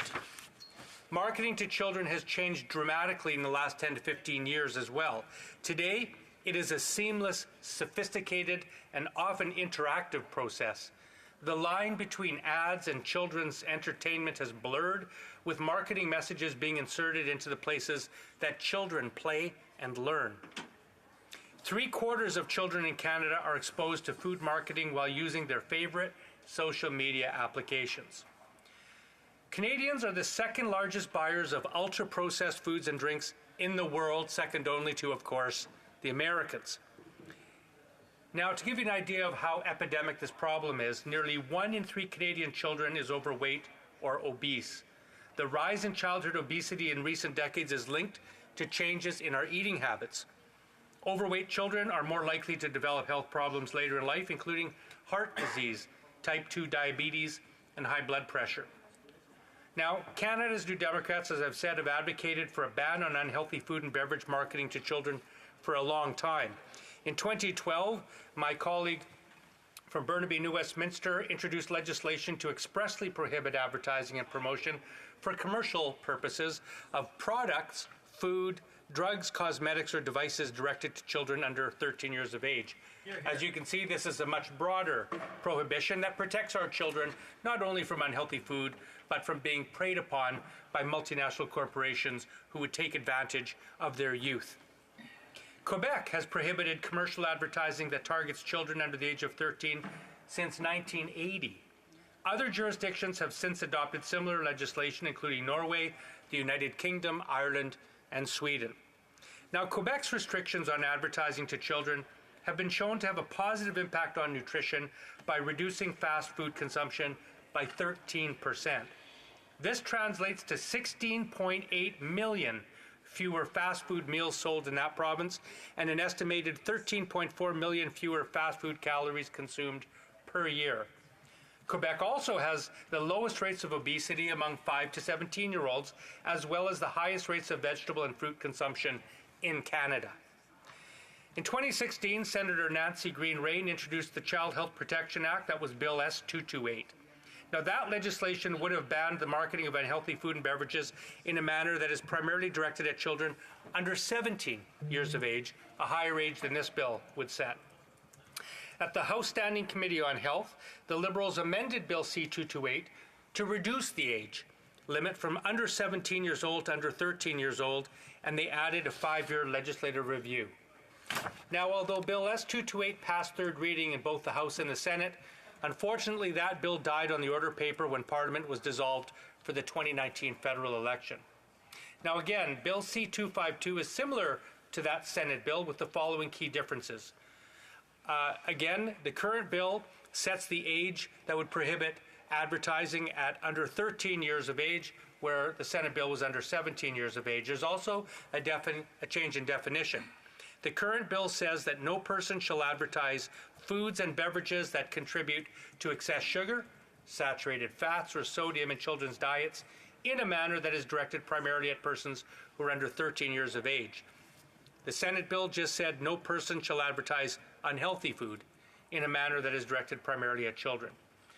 And finally, of course, this bill before us today has, once again, a 5-year review that would focus on whether, after this bill became law, there is an increase in the advertising of foods and beverages that contribute to excess sugar, saturated fats, or sodium in children's diets in a manner that is directed primarily at persons who are 13 to 16 years of age. Now, I want to pause for a moment there, Madam Speaker, and make a comment on that. There is a healthy debate, I think, about this bill, about what the proper age we should set at. Again, the Senate bill was more ambitious, saying let's not let advertisers advertise to children under 17. This is under 13, and one of the concerns, of course, is that advertisers who are extraordinarily sophisticated, we're talking about large multinational, multi-billion-dollar conglomerates who make a lot of money peddling chocolate, sugary beverages, etc. to children, whether or not they will instead shift and focus their advertising on 14 to 17-year-olds. So I think this is a healthy way to compromise by having a study that'll look and monitor carefully to see if in fact that does happen, because if it does, then this House could then adjust our legislation in 5 years on an empirical basis to cure that mischief. Now, previous health minister's 2019 mandate letter did direct her to introduce new restrictions on the commercial marketing of food and beverages to children. The current health minister 2021 mandate letter instructed him as well to support restrictions on the commercial marketing of food and beverages to children. The Liberal 2021 platform pledged to, quote, introduce new restrictions on the commercial marketing of food and beverages to children and establish new front of packaging labeling to promote healthy food choices. So we are happy then to see this legislation before the House. Unfortunately, it's done through private members' legislation and not, as stated repeatedly in the mandate letters and in the Liberal platform, by the government itself. No matter, as long as it passes, that is what's important. But it is curious, Madam Speaker, why this current Liberal government has not kept its word in its mandate letters and in its platform and introduced legislation itself. Now, industry organizations, including the Association of Canadian Advertisers, the Canadian Beverage Association, Food and Consumer Products of Canada, and Restaurants Canada, have called legislation like this a significant overreach, and they claim that legislation like this would lead to serious consequences for the economy. On the other side of the coin, Canadian pediatric, child advocacy, and other health experts are strong supporters of this bill. New Democrats want to stand unambiguously on the side of child health and welfare, not corporate profits. And we want children to develop a healthy relationship to nutrition and the foods that they consume, rather than being manipulated by sophisticated marketing campaigns, especially when it will affect their health. Now, over 120 organizations and children's health advocates across Canada have called on this government to restrict food and beverage marketing to kids. The Stop Marketing to Kids Coalition is governed by 12 steering committee member organizations, and this ranges from the Heart and Stroke Foundation to the Childhood Obesity Foundation, the Canadian Dental Association, the Canadian Cancer Society, Diabetes Canada, and Dietitians of Canada. Madam Speaker, the pervasive marketing of unhealthy foods is a contributing factor to the growth of childhood and adolescent disease. Sex and gender differences come into play in the design of and response to these marketing strategies, contributing to the perpetuation of stereotype behavior and generating disparities in food choices and health that particularly hurts girls. Madam Speaker, studies have demonstrated that this intervention, as is present in this bill, will result in overall cost savings and improved long-term health outcomes, with greatest benefits of all to the most socioeconomically disadvantaged. Madam Speaker, let's do this for our children. Resuming debate, the Honourable Leader of the House and the Leader of the Government in the House. Madam Speaker, there have been consultations among the parties, and I hope that if you seek it, that you will find unanimous consent to adopt the following motion: that notwithstanding any standing order special. There haven't been consultations. I think the Honourable Leader of the House and the Leader of the Government in the House will have heard the noes. But I will let the Honourable Leader conclude the presentation. Yes, the Honourable Parliamentary Leader for the NDP, yes. Thank you very much, Madam Speaker. A tradition in our House is that we hear the motion. I would like to hear the motion that the... I just said that I invited the Honourable Leader of the Government in the House to read... Point of order, Madam Chair. Point of order. Point of order. The Honourable Member for Sherwood Park v. Saskatchewan. Thank you, Madam Chair. I would like you to review the fact that previously in this session, the Speaker has himself ruled that if there are noes, there is no right to complete a presumption of unanimous consent when members have already made clear. The Speaker specifically, if I can finish... May I interrupt the Honourable Member? There was no ruling per se. There was a recommendation to do that. No. There was a recommendation to do that. There was a recommendation to do that, not a specific ruling. The Leader of the Government in the House. Much, Madam Speaker, that notwithstanding any standing order, special order, or usual practice of the House, later today, the House shall continue to sit beyond the ordinary hour of daily adjournment until 12 midnight for the purposes of considering Bill C-30, an act to amend the Income Tax Act, temporary enhancement to the Goods and Services Tax Harmonized Sales Tax Credit, at second reading. And if the debate tonight no member rises to speak, the question be put at recorded division, be deemed requested, and deferred until tomorrow at the conclusion of oral questions, and the House be deemed adjourned until the next sitting day, and that the debate pursuant to Standing Order 38 not take place. Hear, hear. Well, let's work. All those opposed to the honourable members moving the motion will please say nay. Nay. The House has heard the terms of the motion. All those opposed to the motion will please say nay. That's it. Nay. Nay. Okay. The Honourable Parliamentary Secretary to the Minister of Canadian Heritage. Thank you so much, Madam Speaker. You know, it's truly disappointing to see this. This is the we're ready to work for Canadians. We are ready to stay here to midnight to discuss important issues for Canadians, to get the relief that the Conservatives have been demanding. Conservatives have saying we need relief. Canadians need relief on inflation, and yet here's an opportunity to debate that. Here's an opportunity to get that relief to Canadians faster on a bill that they support, but they would rather play parliamentary games than help Canadians, and that's a shame, Madam Speaker.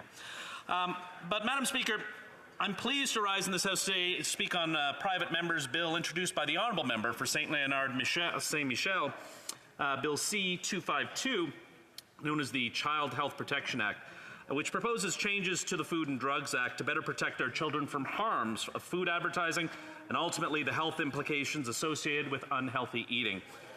Healthy eating is a key priority for our government. It is for that reason we have worked since 2016 to implement a robust set of initiatives through the Healthy Eating Strategy. The strategy has been the cornerstone of our plan to promote healthy eating for all Canadians, including, and very importantly, our young ones.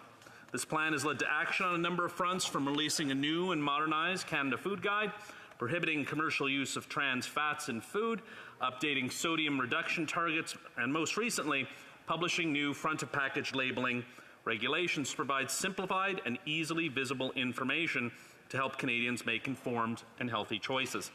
These policies are having and will have a real and tangible impact, but promoting healthy eating is a complex and ongoing effort, and we can't stop here. Members will know that our government has made clear on our commitment to protecting our most vulnerable populations by supporting restrictions on the commercial marketing of food and beverages to children. The sad reality is that the current food environment continues to pose real challenges for families in being able to make nutritious food choices, including the impact on children by food marketing techniques. This is why our government believes in demonstrating strong leadership in this area. Our actions are guided by the recognition that a healthy population is key to reducing vulnerability to public health events and protecting our healthcare system. In addition, a healthy population is central to long-term growth and prosperity of Canadians today and well into the future. I'm pleased that a number of my colleagues in this House share our government's concern about childhood obesity, diet-related chronic disease, and the risks to long-term health, and rightly so. We know that one of the consequences of unhealthy eating is chronic disease, and that's on the rise. Diet-related chronic diseases such as type 2 diabetes, hypertension, cardiovascular diseases, and some cancers are now a leading cause of morbidity and mortality in Canada. And most concerning is that these diseases are starting to affect children. Obesity, although a multifactorial condition, is influenced by a range of factors, including environmental and individual factors. Diets with excess intakes of sodium, sugar, and saturated fat are key risk factor linked to obesity and other diet-related diseases. Studies have shown that most children in Canada are consuming excess amounts of some or all three of these nutrients. Given what we know about the number of interconnected factors that influence our diet, our government believes in taking a comprehensive approach to tackling the issue, and food advertising is an area of high priority. Research has shown us that all age groups of children are particularly vulnerable to food advertising. Food advertising influences their attitudes, preferences, purchases, requests, and consumption patterns, their overall health. The more children are exposed to food advertising, the more likely they are to request those foods. In Canada, children are exposed to food advertising through the day in a variety of settings, including in their home, schools, restaurants, grocery stores. Unsurprisingly, television has long been an important source of exposure to food advertising. Despite our change in technology and media consumption habits, it continues to contribute significantly to children's exposure. In fact, data collected through Health Canada's monitoring estimates that children between the ages of 2 and 11 are seeing up to 33 food ads per week on television. The popularity of smartphones, tablets, and computers and other devices has made it easier for advertisers to reach children and amplify their messaging. A study published in 2019 estimated that children in Canada aged 7 to 11 saw approximately 30 food ads per week on social media apps alone. The vast majority of these ads were for foods that contain excess sodium, sugars, and saturated fat. In fact, more than 90% of them. Advertisers typically employ strategies that are strongly appeal to children, such as featuring characters from children's programs and movies, offering incentives like free toys and featuring celebrities, athletes, and influencers popular with children. Not only that, the emergence of sophisticated digital advertising technology over the last decade has enabled industry to reach specific audiences with precision, and children are no exception. Digital advertisers are able to analyze, access, and utilize a wealth of data to increase the reach and effectiveness of their advertisements, including users' interests, location, demographics, information, emotional state, and much more. These advances are further exacerbating the need for government to step in and help children make healthier eating decisions by restricting food advertising directed at them. Restricting the advertising of certain foods to children is not a novel idea. Over the years, public health experts and advocacy organizations have continued to tell us the government intervention is required to protect children in Canada. When looking at our counterparts internationally, many countries have already taken action or are currently moving to restrict food advertising to children to protect this vulnerable segment of their populations. So we recognize the truly global aspect of this issue. This is paramount that we do more to protect our children from the influence of food advertising. Beyond the very obvious impacts, beyond the various health benefits, there are very strong economic imperative for doing everything we can to promote healthy diets. We anticipate Canada's life expectancy will be reduced 3 years due to excess weight and obesity by 2050. The economic burden of obesity is also significant. The OECD reported that obesity accounted for 10.6% of all Canadian health expenditures and one of the highest rates of all countries analyzed. Before the COVID-19 pandemic, the World Obesity Federation estimated that economic burden of diet and chronic diseases, obesity and other modifiable risk factors at $26.7 billion per year, rising to $33.7 billion per year by 2025. Overall, the evidence is crystal clear. Obesity and diet-related chronic diseases lead to decreased life expectancy, increased economic hardship, lower educational and employment outcomes, and decreased labor force productivity. Our government is committed to promoting healthy eating and supporting Canadians in making healthier food choices. We recognize the need to take action now and prevent disease in the future. Generations of Canadians will remain productive members of society and enjoy good health.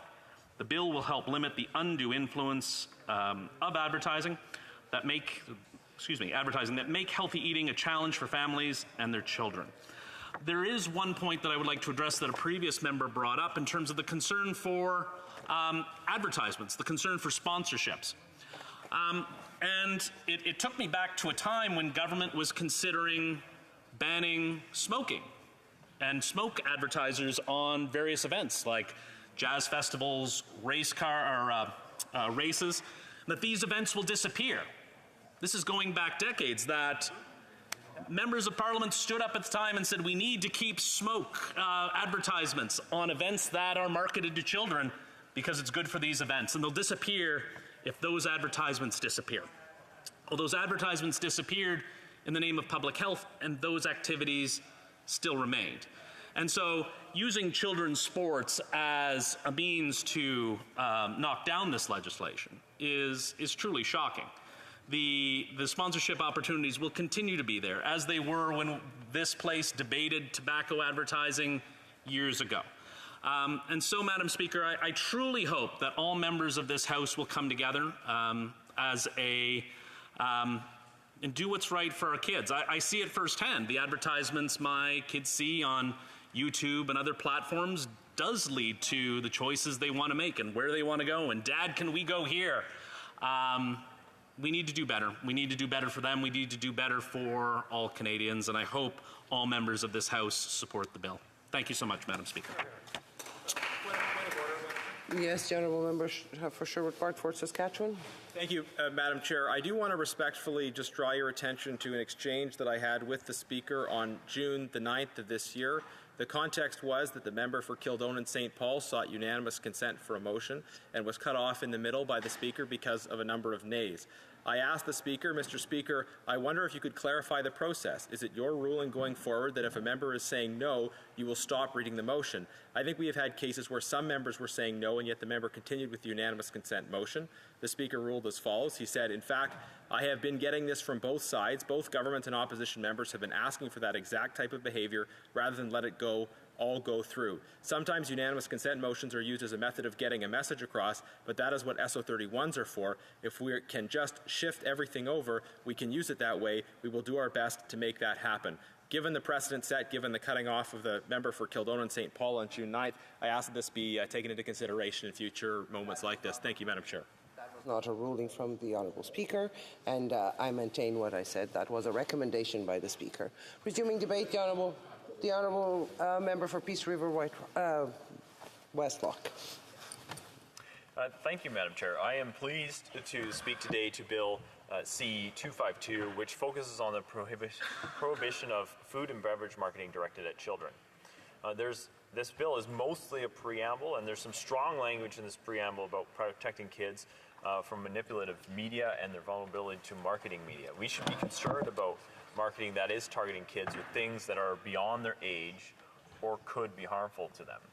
So what about sexually explicit material and its impacts on kids? Numerous studies show that the harmful impact of the exposure to pornography and hypersexualized media can have on kids, including mental health issues such as depression, loneliness, and self-esteem, increased likelihood of accepting sexual violence or rape myths, increase of girls being sexually harassed and boys committing sexual harassment.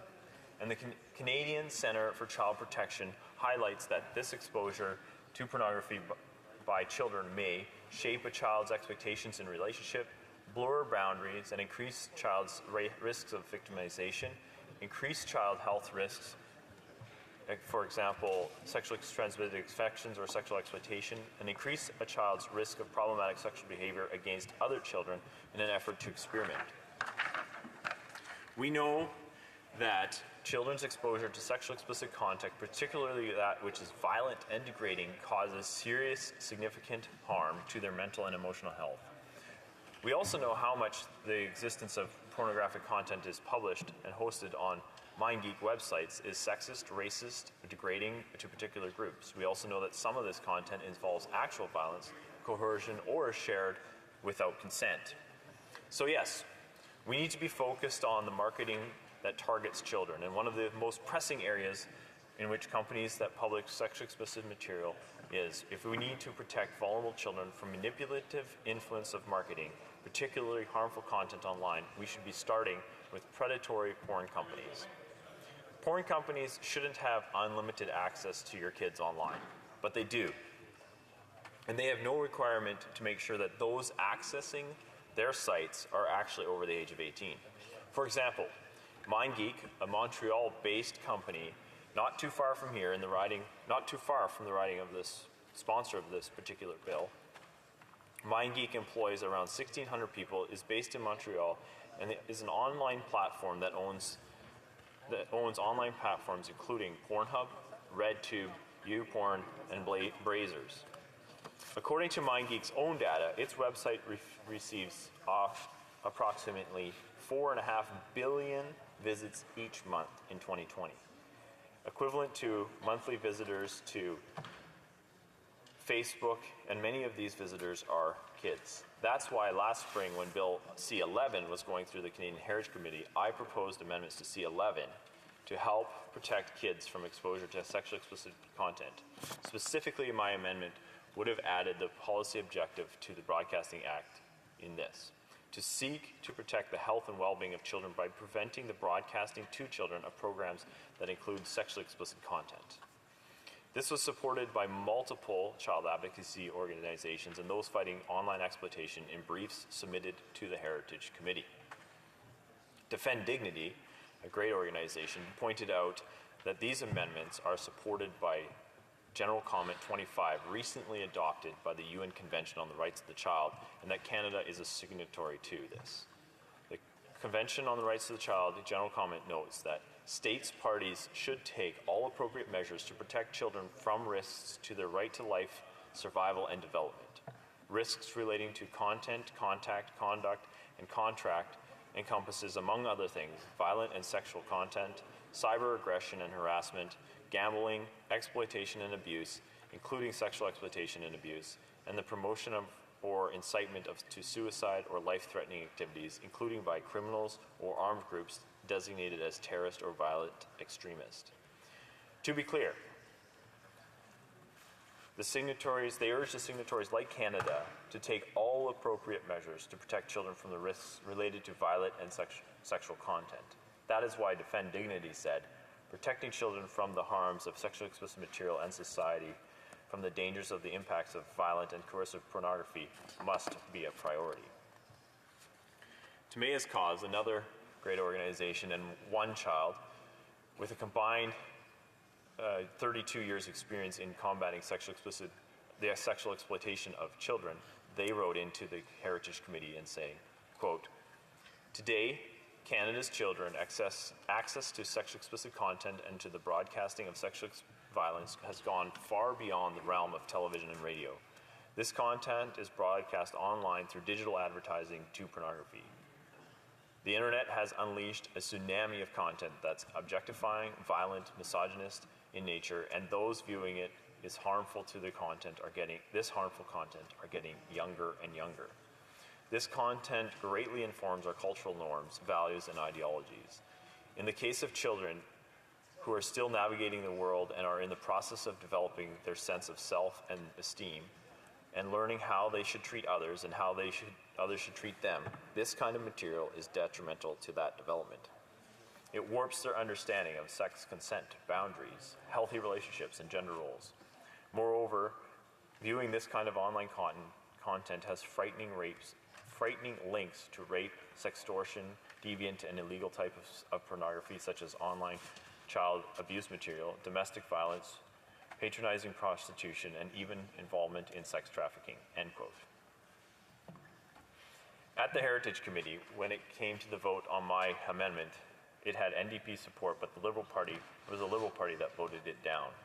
It was puzzling that the Liberals who want to control the posts of regular Canadians and now target food advertisers, but porn companies get a free pass when it comes to our kids. I'll say this again. Predatory companies like MindGeek shouldn't have unlimited access to our kids online. This isn't new. Over 2.5 years ago, we wrote to the Prime Minister asking him for help to stop this. We got no reply. Then 2 years ago, we MPs and senators from across party lines wrote the Justice Minister, and this was followed by a New York Times expose titled, "Why does Canada allow this company to profit off of videos of exploitation and assault?" Then we had an Ethics Committee study last year that the sponsor of this bill sat on, with 14 recommendations supported by all parties, and still no attempt by the government to provide oversight to a part of the internet that has caused so much pain and suffering to women, youth, and vulnerable individuals. Now, there is a courageous independent senator who's taking on the predatory porn companies like MindGeek with the goal of keeping kids safe online. She has introduced Bill S-210, Protecting Young Persons from Exposure to Pornography Act, in the Senate, which would require all companies that publish sexually explicit material to verify the age of the consumer. The preamble of Bill S-210 states, "Whereas the consumption of sexually explicit material by young persons is associated with a range of harms, including the development of pornography addiction, the reinforcement of gender stereotypes, and the development of an attitude favorable to harassment and violence, including sexual harassment and sexual violence, particularly against women. And whereas Parliament recognizes that the harmful effects of the increasing accessibility of sexually explicit material online for young persons are an important public health and public safety concern, and whereas any organization making sexually explicit material available on the internet for commercial purpose has the responsibility to ensure that it is not accessed by young persons." This bill is at committee in the moment in the Senate and hopefully headed to this House soon. And when it gets here, I hope it will have strong support amongst all the parties. When it comes to Bill C-252, I support the intention and the aims of this bill, and I commend the member for St. Leonard St. Michael for her efforts. As a parent, we want our children to be healthy and to protect them from marketing that could be harmful. The striking difference between Bill S-210 and Bill C-252 is that the former is a clear framework put in place and has a clear framework put in place to do what it aims to do. And I don't see that in Bill C-252. It's written in a way that could actually I don't believe that it's written in a way that could actually accomplish what it claims to do. We know that Quebec passed this similar legislation in 1980 to ban advertising aimed at kids under 13, and it has largely been ineffective in lowering child obesity rates. I also believe that parents should be able to make informed food choices for their families and have affordable access to nutritious food. The latter, which has become incredibly difficult due to the inflation crisis caused by this Liberal government. To be successful in this, we need corporations across all sectors to look forward to work with members of this House and across the economy to ensure that we have parents and corporations working together to encourage healthy living. Thank you, Madam Chair. L'honorable député d'Abitibi-Témiscamingue. The honourable member for Regina Luan. Permission for asking UC, unanimous consent. Thank you, Madam Speaker. This House with unanimous consent to support the province of Saskatchewan's environmental plan. Saskatchewan's plan mirrors the plan of other provinces that this Liberal government has accepted. Therefore, based on fair and equal treatment of provinces within the Dominion of Canada, Saskatchewan's plan should be accepted and approved by the government of the day. Does the honourable member have unanimous consent? The honourable member doesn't have unanimous consent. The honourable member for Abitibi-Témiscamingue will have 3 minutes for his presentation. Well, thank you for your generosity, Madam Speaker. Currently in Quebec, more than half of the population is overweight, and 18% are obese. And my apologies to the interpreter for the speed, but this obesity affects 6% of 12 to 17-year-olds and 70% of 18 to 34-year-olds. Just like my colleague for Saint-Hyacinthe-Bagat, these statistics show the extent to which obesity sets in early in the lives of some citizens. We must take this problem seriously. How can we act, Madam Speaker? Well, first of all, the living environments of our young and not-so-young people, such as schools, public places and workplaces, must facilitate healthy choices to move to eat well and, above all, to reduce the consumption of sugary drinks. Why point the finger at sugary drinks? Simple, because their volume of consumption is huge, and the amount of people with diabetes has doubled since 2000. Science shows that being overweight and especially obese increases the risk of developing chronic diseases such as diabetes, hypertension, heart disease, and certain cancers. It is estimated that the health care costs associated with obesity are nearly $3 billion. Not to mention the impact of sugar and the acidity of sweetened beverages on dental health. This might make the agreement between the NDP and the Liberals out of date. For the industry, commercial advertising aimed at children has an important economic interest. According to the Coalition québécoise sur la problématique du poids, we know that children have an economic power because they would seem to influence more than 40% of the family's purchases. Furthermore, in 2006, Canadian children spent almost $3 billion on spending money. Children are more vulnerable for marketing because they are unable to recognize the commercial nature of our advertising. And more importantly, because advertising builds brand loyalty among current and future consumers. The Pepsi Diet advert was the most difficult one to vanquish, so congratulations to those who have been able to do so. Can I conclude, Madam Speaker? Thank you. In conclusion, we have to protect children from marketing. That is why Bloc Québécois will vote for this bill. Provinces like Quebec need to have its jurisdiction. We have clear labelling and informative labelling that will give counterweight against heroes and colours. We propose to make obligatory labelling of consumer goods, like GMOs, for example. It shouldn't be left at the discretion of companies. The federal government needs a traceability project in order to have good consumer information and to promote local purchasing. Thank you, Madam Speaker. I would like to thank the honourable member for his comprehension and the honourable member for the conclusion. Pleased to rise in the House today in support of my private member's bill C-252, known as the Child Health Protection Act, which aims to help the youngest and most impressionable Canadians maintain and improve their health by restricting the advertisement of certain foods to them. I am confident that the honourable members in this chamber can agree on the harms that the diets with excessive amounts of sugar, sodium, and saturated fats can have on the health of Canadians.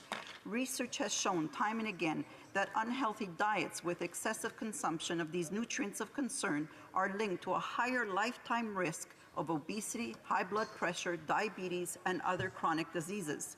We also know that developing healthy eating habits early in life is important to help protect children from developing these health problems in adulthood. Each year, hundreds of millions of dollars are spent on food advertising in Canada by the food and beverage industry. Evidence shows that the food and advertising strongly influences children's food preferences and consumption patterns. Children in Canada are exposed to thousands of food advertisements every year across their daily settings, and unfortunately, most of these ads are for foods that contain excess sodium, sugar, or saturated fats. Opportunities to advertise to children have expanded with television and digital media. Children today are more digitally connected than ever before. Their screen time has increased, and advertising directly to them has become easier. Tackling chronic diseases and maintaining public health is a whole of society issue, and everyone has a role to play. Since 2007, some of the largest food and beverage companies in Canada have been self-regulating certain types of food advertising to children. Recognizing that the current self-regulatory initiative did not go far enough, some industry associations have recently introduced a code. The code outlines criteria that the food and beverage industry will use to determine which advertisements are considered primarily directed at children, and it is the same industry that will determine the nutrient criteria in order to assess which foods are subject to the self-regulatory restrictions. Although the proposed code is a step forward, it clearly demonstrates that the industry acknowledges the health consequences that food advertising can have on children. But let's be clear. We know that voluntary codes are not enough to tackle and solve the issue. The first challenge of solely relying on industry self-regulation is simply that they are voluntary in nature. This allows restaurant and food companies and advertisers to abstain from signing on or simply withdraw their adhesion at their convenience. Also, criteria used for these codes often omit to stipulate important advertising techniques, tactics, and sources of exposure that are known to appeal to and/or influence children. There is also a lack of transparency in the enforcement of these codes, with no enforceable sanctions for non-compliance, and more importantly, it does not provide an independent monitoring. It is clear from experience that self-regulatory initiatives do not go far enough to safeguard the health of our children. Canada's experience with industry-led self-regulatory initiatives have been similar to those of the United States, Australia, the United Kingdom, and Spain. Research in each of these jurisdictions has clearly shown that self-regulatory marketing codes have limited impacts in curtailing children's exposure to the marketing of food and beverage products. Consequently, the UK and Spain are pursuing new mandatory restrictions following the observed limited impact of self-regulatory initiatives. This government agrees and believes industry self-regulation is not enough in order to protect children from being exposed to the harmful and incessant advertising of certain foods. Honourable members, the Minister of Health's mandate includes a commitment to protect vulnerable populations, including our children, from a range of harms, such as the stream of commercial messaging and endorsements that trigger the most basic eating instincts, especially for foods containing excess levels of sodium, sugars, and saturated fats. Supporting Bill C-252 is well aligned with this commitment and will help address many of the shortcomings of the current landscape of the industry-led self-regulating codes. Madam Speaker, our children, just like the one that's in the gallery with us today, are our priority, and concrete action is needed now in order to ensure that they are not subject and do not succumb to the aggressive advertising of foods that contain excess level of nutrients of concern and which pose unnecessary risk to their health and to the health of future generations. Thank you. La question est la The question is as follows. Ms. Latanzio, seconded by Ms. Romanado, moves that Bill C-252, an act to amend the Food and Drugs Act,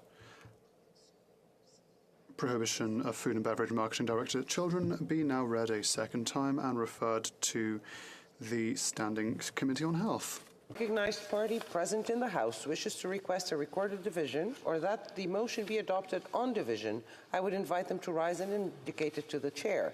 The Honourable Member for Saint-Léonard-Saint-Michel. Madam Speaker, I will request a recorded vote. Pursuant to order made on Thursday, June 23rd, 2022, the division stands deferred until Wednesday, September 28, 2022, at the expiry of the time provided for oral questions. À l'ordre. À ce moment-ci.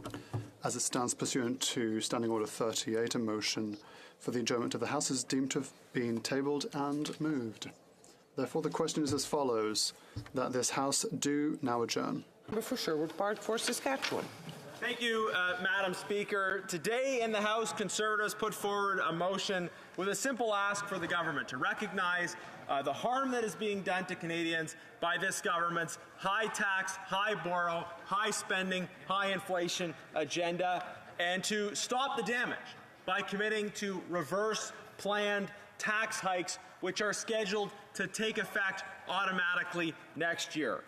We have been very clear that Conservatives are calling on the government to stop these automatic tax changes. Now, in particular, tonight I want to focus on the issue of the carbon tax, because there has been so much, dare I say, misinformation from the government around the carbon tax and around the actual record on the environment. Earlier today, the Parliament Secretary misstated the record by implying that emissions went up under the previous government. Actually, emissions went down under the previous government. And in every single jurisdiction across this country, emissions either went down or they went up by less than they had in the previous decade. So a carbon tax is not necessary, and what we're seeing with this government is it's not effective at reducing greenhouse gas emissions. Liberals continue to double down on a failing strategy. They've said that raising taxes is somehow an environmental plan. And when it's shown not to work, when they're missing their environmental targets, their solution is even more taxes. Madam Speaker, the definition of insanity is doing the same thing over and over again and expecting a different result. And yet on this issue of a so-called environmental plan, the government thinks that if their current taxes haven't worked to achieve their environmental objectives, they're going to pile more and more taxes on and expect a different result. Projections are from various quarters that this carbon tax is going to triple under this government, and Canadians simply can't afford that. As a basic show of good faith, the government should listen to Canadians. They should listen to provincial premiers. Not only Conservative provincial premiers, even I think in the case of one Liberal premier who's saying that now is not the time for the government's planned carbon tax hikes to go ahead.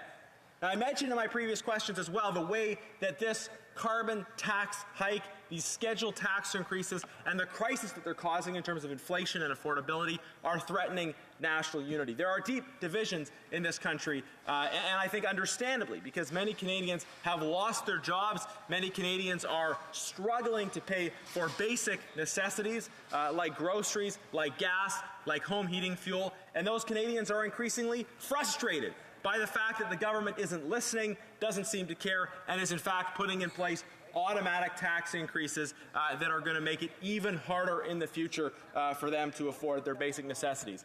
This is causing a national unity crisis. This is causing further deepening divisions within our country, Madam Speaker, and the government is simply failing to listen and respond. So the first step the government needs to take, recognizing this reality, we're calling on the government to support our proposal, which is to immediately reverse their planned automatic tax increases. The government scheduled tax increases for next year. The government has said that they're going to put forward. We are calling on the government to stop this, to give Canadians the relief that they are asking for, to start allowing our country to heal, to start allowing Canadians to be able to see hope and opportunity, that they'll actually be able to afford their basic necessities. Look, there's more that we need to do, of course, to make life more affordable, but a first step would be for the government to stop the damage, stop increasing taxes. Honourable Parliamentary Secretary to the Deputy Prime Minister and Minister of Finance. Thank you, Madam Speaker, and through you I wish to give virtual greetings to my friend from Sherwood Park, Fort Saskatchewan. We are seeing higher inflation rates and higher costs of living around the world as a result of many factors, which include the war in Ukraine, global supply chain bottlenecks in large part due to the pandemic, and global energy market uncertainty. That being said, inflation in Canada at 7% has slowed and is now more than 1 percentage point below its June peak. Moreover, it is lower here than among many of our peers, like the United States at 8.3%, the United Kingdom at 9.9%, and Germany at 7.9%. Elevated inflation is not a unique Canadian problem, but we are uniquely positioned to deal with it. We have the lowest debt to GDP ratio in the G7. We have a AAA credit rating. And according to the International Monetary Fund, Canada will have the fastest growing economy in the G7 both this year and next year. This means we can build a comprehensive affordability plan for Canadians while continuing to reduce our debt to GDP ratio. And that is exactly what we are doing. Our affordability plan is a suite of targeted inflation relief measures totaling $12.1 billion in new support for those Canadians who need it the most. This is about balancing fiscal responsibility with compassion. We know that the pandemic has been a major shock to the economic livelihoods of Canadians, Canadian businesses, and we know that recent global events have pushed us even further. It is important that we address these challenges while not adding further fuel to the inflationary fire. Let us be absolutely clear. The suite of measures that comprise our affordability plan will support Canadians without increasing inflation. Many economists, including the former Deputy Parliamentary Budget Officer, the University of Calgary's Lindsay Tedds, and Alberta economist Trevor Toom, have all agreed that this support package for Canadians is non-inflationary. Now, let's turn to fighting climate change and our national price on pollution. First of all, fighting climate change is an absolute necessity for the future of our planet, and let's also acknowledge that the effects of climate change are also an inflationary pressure on our economy. It is well known that having a national price on pollution is a highly effective market mechanism for reducing greenhouse gas emissions while making life more affordable for the majority of Canadians. Through debates all this session, Conservatives have tried to correlate the massive increase in the price of gas with the federal carbon price. This is simply not true. In 2019, the carbon price was approximately 9 cents per liter in British Columbia. Today, it is 11 cents per liter. That means that although gas prices have increased by more than $1 per liter, only 2 cents of that increase can be attributed to the price of pollution in BC over the last 3 years. Further, because the carbon price in British Columbia is provincially administered, if the federal carbon price was eliminated, as the Conservatives are suggesting and the member opposite is suggesting, this would result in zero savings for residents of British Columbia. Instead, it would simply mean that other jurisdictions like Alberta and Saskatchewan would do less to fight climate change. In jurisdictions like Alberta and Saskatchewan, where the federal carbon price is in place, it is important to know that approximately 90% of direct proceeds are directly returned to residents, and that the fee is revenue neutral to the federal government. Further, with the climate action incentive, carbon pricing actually makes life more affordable for 80% of Canadian households. I hope that the member opposite will share this information with his colleagues and convince his caucus to go back to supporting carbon pricing, as they previously did less than 12 months ago. Thank you, Madam Speaker. The Honourable Member for Sherwood Park, Fort Saskatchewan. Madam Speaker, the Honourable Member entirely misses the point. Higher taxes are not an environmental plan. They haven't worked, and the government thinks that even more higher taxes, further increasing the taxes, are somehow going to achieve a different result. It won't. Let me put to the member something that's very obvious that even proponents of carbon taxes just generally admit, which is that the very purpose of a carbon tax is to increase the price of gas. That's why people support it. Who support it? They say it would be better if we had a higher price of gas because it would deter people from driving. That's the argument for it, right? So for the member to say, well, it's totally incidental to the carbon tax policy that there happen to be higher gas prices, that's the point of the policy. Of course, there are other inputs to the price of gas, but the price of gas would be lower if the government wasn't intentionally increasing it through a carbon tax that has as its very purpose the increase of the price on gas. This is obvious, and what everybody admits. Parliamentary Secretary. Thank you, Madam Speaker. Our government does understand that Canadians are feeling the effects of elevated inflation. They feel it particularly at the gas pump and when they reach for items at the grocery store. I would encourage all Canadians to read or listen to my previous speech to fully understand the Liberal plan to fight inflation, to make life more affordable, and to grow an economy that works for everyone. Canadians can count on us to continue supporting them through this inflationary crisis while remaining prudent fiscal managers. Thank you, Madam Speaker. The honourable member for Spadina-Fort York. Madam Speaker, on April 28th, I asked the Minister of Immigration, Refugees and Citizenship on how I should respond to constituents who are experiencing severe delays in processing immigration applications and the pause on express entry draws. People have had to put their lives and careers on hold as they wait for rescue from IRCC purgatory. Madam Speaker, 4 months after my question, I guess the government was finally embarrassed enough to take some action to address the over then 3 million backlog. And the minister announced a 10-point plan on August 24th. But sadly, it was just more smoke and mirrors. It's been over a month now since their plan was announced. And let's look at the numbers. As of the end of July, over 50%, over half of applications in IRCC's inventory were considered backlogged. Let's put that percentage into context. There are 2.4 million total applications in all IRCC inventories, with 1.3 million cases exceeding their own service standards. Is this what amounts to progress? Moreover, this government has set a 20% backlog target. Seriously, Madam Speaker, a backlog target. This is no game. The government is dealing with people's lives, and their continued failure has real consequences for highly skilled foreign workers that we need, who are being left in limbo. Their continued failure is hurting our nation's businesses as we face a labor shortage, and it has real financial and business implications for our nation's economic prosperity. If the government thinks it's worthy of a gold star for doing its job of processing applications while also accepting a 20% backlog, they are simply delusional. Failing at 20% is still failure. Worst of all, Madam Speaker, the government is projected to not even meet their own target of failing at 20%. Citizenship applications are projected to fall shy of the target with a 25% backlog by December of this year.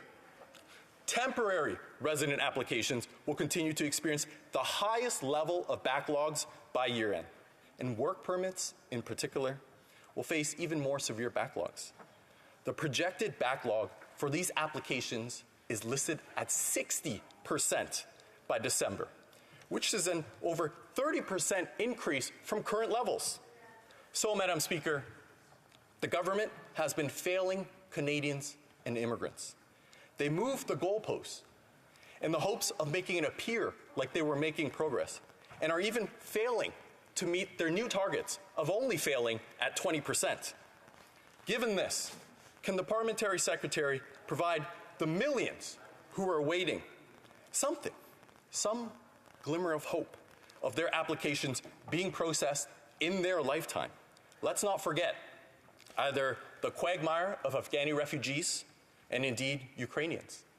They have yet to see this government acting in a timely fashion to bring in the numbers that they promised to bring in. To some observers, looking at all of this information, Madam Speaker, they would strongly suggest that the minister not take up archery as a hobby, because it is clear that he cannot hit any target. The Honourable Parliamentary Secretary to the Minister of Immigration, Refugees and Citizenship. Thank you, Madam Speaker. About the questions, because it's actually, and I hope it's going to help my honourable colleague to maybe answer some of his constituents and give me here the chance to talk about the actually accomplishment the government has achieved to strengthen and expand our immigration and refugee system. So as the member from Spadina, Fort York, I hope is aware, the pandemic presented challenge to our immigration program not seen before. Actually, the government has taken action to reduce wait times, expand online services, provide better information to clients on their application, all to provide better services to Canadians. And our plan is working. Canada was able to achieve record-setting admissions and permanent residents. In 2021, we set a historic record, taking in more than 405,000 new permanent residents. Our 2022 objective is to welcome 431,000 permanent residents, and we are on track to achieve it. 309,000 people have been admitted between January 1st and August 31st. IRCC was able to issue more than 199,000 work permits in 2021. And this year, Madam Speaker, we issued more than 349,000 new work permits between January 1st and July 31st, compared with 125,000 during the same period in 2021. These include 220,000 open work permits. Thanks to these work permits, up to 1,700 new people a day will be able to come work in Canada and contribute to Canada's economic growth. What is more, Canada is a top-tier destination for foreign students. In 2021, IRCC processed almost 560,000 study permit requests, beating its previous record, that of 2019, by 31%. Now in 2022, IRCC has already shot past this number, having processed more than 452,000 study permits before August 31st versus 367,000 finalized study permits over the same period in 2021. This represents a 23% increase, Madam Speaker. Also taking actions to support those already here. We have extended post-graduation work permits for recent international graduates. Those whose permits have already expired are eligible for an additional open work permit of 18 months. And the government has invested to improve processing. By the end of this year, we will have added up to 1,250 new staff to increase processing capacity. Also, some of our new system improvements are already increasing efficiencies, with more coming to make processes more sustainable in the long term. And the government is committed to providing regular progress on reducing inventories and delays. And this is why RCC publishes monthly updates on their website. Madam Speaker, this all demonstrates that our immigration system is returning to its previous activity and will again achieve Canada's proud standard of welcoming immigrants and refugees. Merci. Thank you. The Honourable Member for Spadina, Fort York. Here we go again, Madam Speaker. More smoke and mirrors. When is the government going to stop blaming the pandemic? They did all of these things, all of these actions that the Parliamentary Secretary mentioned, but yet we still have 2,583,827 people in the backlog as of the end of August. The proof is in the pudding, and this pudding is 20% bad, or at least that we know of, because we know that there are higher backlogs in other streams. We're not getting the full story, and the government is not doing a full job. We're clearly headed for a backlog iceberg, and this department is the Titanic. When are we going to see a government capable of conducting an immigration system for this country instead of a litany of failures, of excuses, and band-aid solutions. Honourable Parliamentary Secretary. Well, actually, Madam Speaker, I thank the member because depuis le début... Since the beginning of the pandemic, IRCC has been working to improve processing for all types of requests. We have boosted our staff. We have turned towards new systems to speed up request processing. We hired 1,250 employees to process a greater number of TR and PR permits. Immigration level again this year with approximately 309,200 admissions from January to August 31st, a number reached faster than any previous year. This year, we've already issued over 350 new work permits, meaning that up to 1,700 new people are able to come to work in Canada every day and help grow our economy. Madame la Présidente. Madam Speaker, by boosting our staff, by modernizing our immigration system, we are sure that we will be able to get back on track and meet our standards by the end of the year. For Regina Louvain.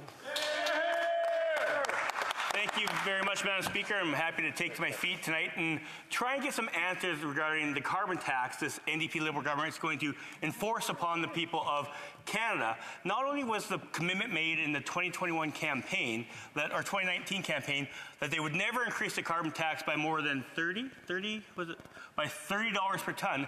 Now we're going to see it go to $150 a ton. And my question that I had asked to the Minister of Agriculture a couple of months ago was, what are people supposed to do on the farms? I have a friend now that's paying $90,000 a week in fuel, and a big chunk of that is because of the carbon tax.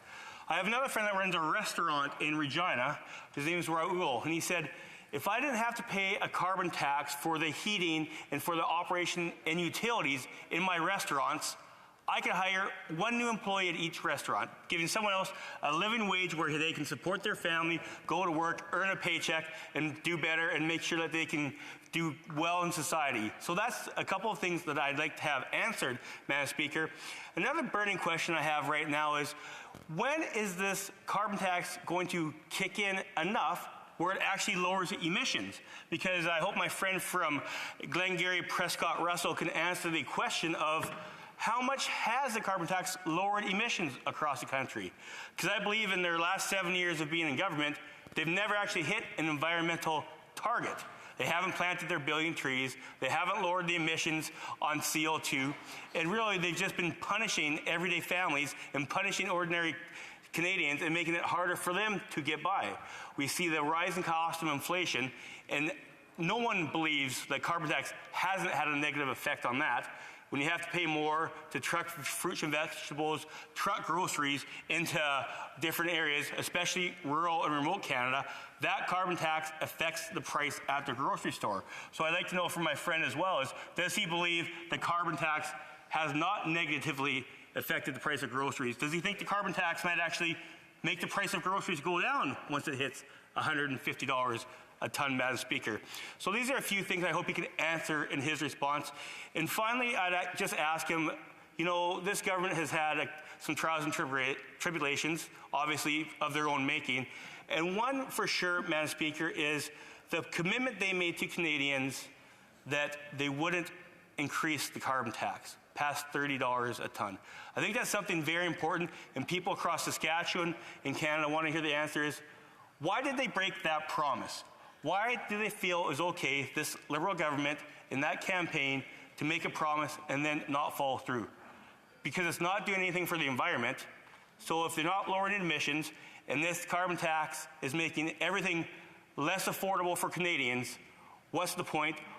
And he's going to answer this, Madam Speaker, oh, we're just going to give it back in a rebate. Well, Madam Speaker, no one in Saskatchewan believes that, because if they're making life less affordable and that rebate doesn't cover the price at the pumps or the price they're paying at the grocery stores. Thank you, Madam Speaker. The Honourable Parliamentary Secretary to the Minister of Agriculture. Speaker, and I would like to remind the member from Regina Louvain that this government has been making significant investments in Canadian agriculture, and I'm glad that he's been asking many questions, but I'm going to stick to agriculture as this is my passion and my job in this House. And just to remind him as well, the way our government has been supporting agriculture, our total budget for 2021-22 was just shy of $4 billion, the highest in recent year. And I'll remind the honourable member that there was $400 million cut when their hero, Mr. Harper, was in government, and we've put back $500 million, and I'm glad that the province of Saskatchewan signed on this July for the federal, provincial, territorial meeting, and that created a new program. This includes historic investments in innovation, business risk management, market development, and compensating our producers and processors under supply management. We fully recognize that the prices of inputs increased due to a number of factors, including COVID, and supply chain disruptions. That is why we have taken concrete actions to help producers facing this challenge. We increased interest-free loans to provide them with the necessary cash flow to access key inputs such as fertilizer. We increased the interest-free portion of the advance payment program for $100,000 to $250,000 to help producers cover the cost of inputs, including fertilizer. And that's an average saving of $7,700 per producer, and a total savings of $69 million over 2 years for the approximately 11,000 producers who take advantage of advances above $100,000. Canadian producers have access to business risk management programs, and we continue to make them more bankable for them. In July, federal, provincial, territorial ministers agreed to increase the compensation rate under agri-stability to 80%, and I think that's good news for Saskatchewans. Madam Speaker, that will be up to an additional $72 million per year to better support our farmers in times of needs. That builds on a removal last year of the reference margin limit, which could increase the overall amount that the program pays out to Canadian farmers by another $95 million a year. Madam Speaker, we worked hard to ensure that Canadian producers had the support they need to succeed in the 2022 growing season, and producers have responded. As the harvest near completion, Statistics Canada is projecting significant increases in production this year compared to last year, over 55% for wheat and almost 40% for canola.